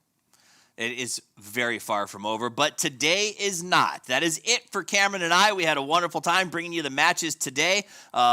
Even with the issues, I think it was a ton of fun. We saw some beautiful circles and some amazing fights. And now let's hear some amazing analysis as we head back to our last desk of the day. Having a little bit of deja vu from the game before this one. 2 players for shoot to kill versus Yoho versus 1 player from shoot to kill versus Yoho. Just seems kind of familiar from what we saw last time, but I don't know. Maybe I can get past this deja vu by remembering it through highlights. Let's just jump straight to it. Oh, look at you. You're on top of it, Matt. He's really in it, isn't he? I mean, hey, look. He's talking about shoot to kill, making it up. I gotta say, right off the bat, like that Purdy Curdy guy is pretty good at this game if he can make it past circle 2. That was pretty nuts. The 1v4 against Just Too Easy. But look, it took him a long time to get here. I was actually looking at shoot to kill really early on because they actually made it to circle 5 and they had all 4 up. They had great position, and I was looking to see what they would be able to do with it, and they actually did pretty well. Yeah, they did pretty well indeed, but for me it really came down to, once again, Yahoo. I mean, they had pretty much zone control from the beginning, right? Like they cleared out their edges. That fight on Dodge, who admittedly was a little weakened after their previous fight, I mean, was still just so well executed. The flank as well that came out from Peruzan was just wonderful. Yeah, I don't know. That team just caught some momentum, Mike, and they really took it in these last couple of games. I mean, look, 15 kills in this game alone. Erangel belongs to Yahoo today. Clearly it does. Like, yeah, and I mean, they're making it to the late game before, and that time was actually a lot more scrappy than in the previous game. The previous game, they had that north side all to themselves. They got to kind of take their time with it. This time, they were fighting pretty early after having to make that late push across the river and take the actual river, and they actually caught out a 2-2 split, and then they were just scrapping all throughout from there on. But this was pretty nuts push from Kurt here. So to keep repeaking that with what? Whoa, how much HP did he have? 7 HP. 7 HP. I mean, he had the Groza as well, which, you know, does definitely help, and Kurt is nuts. But that, I actually really don't like that clip just for the reason of that's the second time today, in the same day, that we saw Just Too Easy get 1v4'd. First it was Valiant, then it was Kurt. Like, that's rough. It's really rough. Hey, though, Just Too Easy did make some points, and they were influencing the game, which is for sure. a little I'm not bit hating. more active than we were seeing them in some of the earlier stages. Yahoo, though, 25 points off the round, Shoot to Kill 15, Sonic's 10, and then Just Too Easy with 10 as well.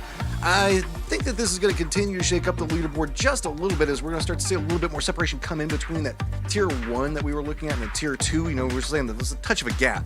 So let's just move to the overall and see how that starts to stack up.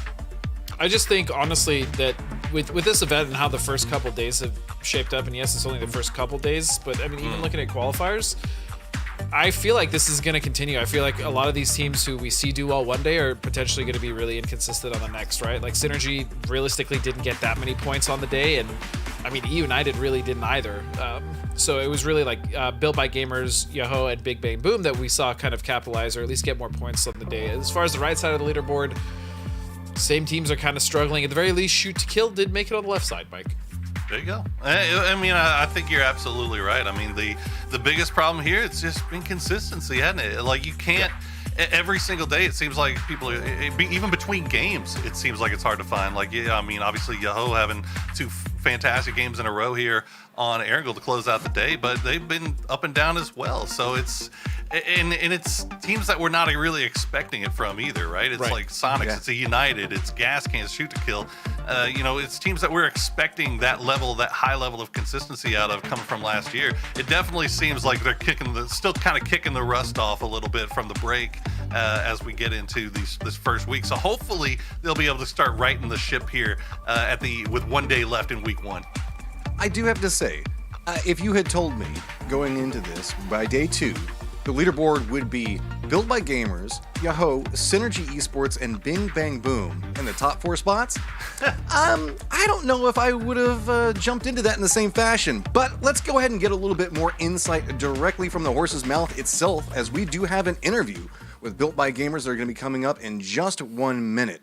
So, as we're starting to get all of that situated before we move in, I gotta say, guys, this was a calmer day in circles, to say the least, but we're starting to see some of these teams have a little bit more influence than I thought that we were expecting them to have for them. Yeah. I mean, go ahead. Sorry, no, please, Captain Morgan, you first. Well, clearly what I have to say is extremely profound. But I mean, I think you were right. Like, the circles were a little bit calmed down, but the fact that the lobby, since we're seeing so much inconsistency, you can't rely on the strong points of the map, right? You can't rely on Sonics to control their zone the way they used to, or United, or even STK. Really, it's kind of, I don't know, open the gates on this thing a little bit, and where you're looking at the right side of the leaderboard, and even in that last game, you're seeing Just Too Easy, who's kind of looked outclassed, to be honest, in the past 2 days. They still come in here in the end, and they still prove that they can be here. So I don't know if it's just the amount of parity that's coming down into the overall lobby, or if it's just our monsters aren't monsters anymore, or if it's just the rust getting kicked off. We'll have to see.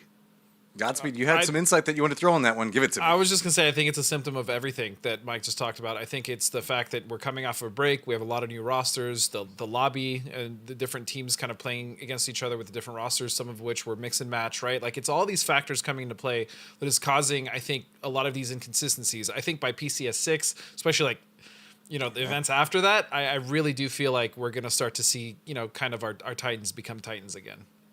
Well, we have somebody that's trying to become Titans, so let's move to our interview right now as we're going to get some insight. What's going on with BBG? And we've got none other than Vegas with us. Vegas, man, I love getting you in interviews. It's just a throwback. I've missed you, man. You guys are rocking right now. I love to see it cooking. What's going on? Were you coming into this expecting this, or is this just a more unexpected synergy? I think our team has been putting in a lot of work, probably more than people would think.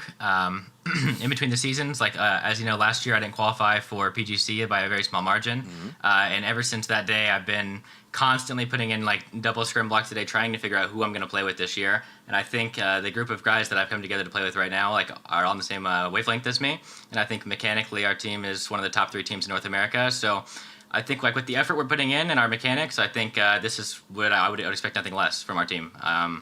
I think I'm really impressed with how everything is meshing together, especially with Hikerman stepping in as a sub for us this tournament. With our 4th player, Gats, was age restricted for this tournament, so Hikerman is stepping up for us, and he's really fitting the role really well. He's doing really well.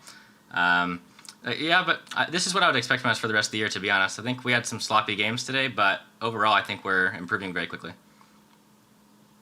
Yeah, being someone who's actually played with you for a little bit, I definitely appreciate your IGLing skills and just like the knowledge you bring to the game. But I just want to know, Vegas, at this point, you've played with so many rosters. I mean, like, what is different about this one, and what are the key things that you really like about this team specifically? One thing, I appreciate the IGL comment, by the way. One thing that's slightly different with this team is I've completely handed over the reins to Honey Badger this year. Honey Badger, I'll just say it, the first person I've played with in my career where I just genuinely value his opinion more than mine and trust it blindly. Like, it's to the point where I really respect the effort he puts in. Anything he says goes, and like I can provide my input. On this team, I'm playing more of like a backline role and trying to keep tabs on kill feed, like our certain threats in the situation, while he figures out like the front line. And then we kind of we're the 2 most vocal people on the team, so I'm kind of like handling some of the stuff that he can't handle while he's frontlining and IGLing, and I think it's a really good mixture. I think it helps having multiple vocal people on the team, and then Balefrost is like Balefrost with his experience. Like, our team just like everybody, it clicks. Like everybody understands the roles. Like, we put a lot of effort into the making sure we all understand what each other are doing in every certain situation, and I just really enjoy our team this year. It's good to hear. So I gotta keep it real. We're keeping it. It's keeping it real Saturday, Vegas. Oh man. Okay. And you go way pretty far back here. I gotta ask. So you're talking about you in particular and your history with teams. You look at Balefrost, who got kind of let go. You look at Honey Badger, who got let go. Do you guys find yourself kind of going into these with this new roster with kind of a chip on your shoulder, like wanting to really kind of step up and really show everybody else in the lobby that you guys were shouldn't have gotten dropped, maybe? Our team is pretty funny. So, as you know, I played with Balefrost a couple years ago. Me and Balefrost played together, and we found a lot of success when I played. It's really funny how our team works right now. Hikerman was on Dodge. I replaced Hikerman on Dodge and had success with Dodge last year. And then Badger, I was initially with Dignitas, was released from Dignitas. Badger replaced me on Dignitas. And now Badger and I were both released from the same team. Hikerman and I both came from the same team. Our coach and Hikerman both came from Gascans last year. So, like, we all have been, like, released, but we all have played on the same teams and have the same experience. And, like, so I would say we have a chip on our shoulder. We heavily dislike a lot of the top teams. We think we were wrongly dropped, and I think it's just how it works, though. Like, I think it's not all about talent. It's about how it actually fuses together and who wants to work together. So I think we've come to a good medium in that regard with our relationship with each other. But yeah, we're all frustrated that we've been dropped from our teams, but like we're making the best of it. I think I think our current team, our hope is to make it stronger than any of the teams we got dropped from. So we're gonna make that happen this year. You gotta say it's happening, man. You're putting up that statement. You're showing up. Now we just got to see the consistency come through from you guys. I know that seeing more shakeups in North America and the play styles and specifically the successes of different teams is always exciting to see. Also exciting to see Vegas with a Bolt. I've noticed the fact that that's been happening off and on here. Makes me a little happy. Got some throwbacks to quite a while ago. But we're about to have to close this thing out. So you have anything that, like any comments, anything that you want to say to any of your fans or family? Sure. So if we're going on the same topic of keeping it real Saturday, I'm really going to need to see you guys, I know it's the first event of the year, but I mean, Godspeed and Poro, let's clean it up a little bit, you guys got this whole Hollywood star look at the end of last year. Let's shape it up. Poro, you're at your grandma's house right now. Like, let's clean it up, let's get everything set up. Let's clean up the beard, Godspeed. Man. You looked like a Hollywood star last year. Let's get back there. All right? That's fair. All right, appreciate you. Looking to see you guys improve GG's, for I'm next glad week. y'all made it. Yeah. Wow. Oh. If you know, you know. All right. Thank you so much, Vegas. Appreciate it. Have a good one. And that's it. You love that? You love that? I'm gonna say to Grandma's both house. of you, clean it up. Apparently, I don't need to. So Like I could use a little touch up here, but I am trying to grow it out a little bit, So I respect it though. The man had something to say. He said it. All right. I mean, I am a little jealous. You had some of that going for the MPL, and it was just drove me nuts, man. I had to step away from it. It was, I don't know. Well, I like soup too much, and that just does not work for me as we're going. But guys, we're at the tail end of everything. It's been a very interesting day. So we're gonna go ahead and start off. Give you guys each a section, kind of like what we just did with Vegas. So Poro, what you got for closing topics? Closing topics. Wow.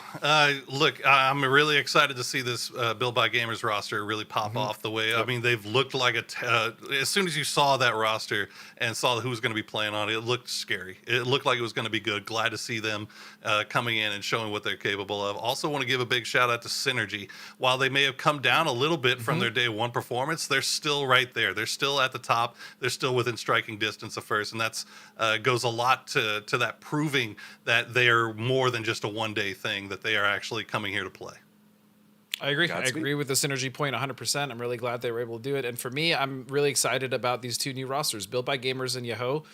Well, I mean, Yoho, I say new, but new-ish in the sense of Yoho with just one replacement. But overall, I really want to see what these two teams can bring tomorrow as well as next weekend and in the future of this year.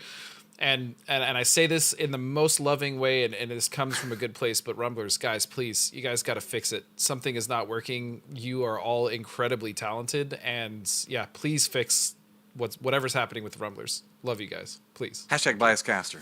It do be like that sometimes. I mean, there's a throwback going, but you know what I'm excited about? What are you excited about? The fact that we told you in 22. Excited about? In 2022, the fact that it was going to be jam-packed with PUBG esports action.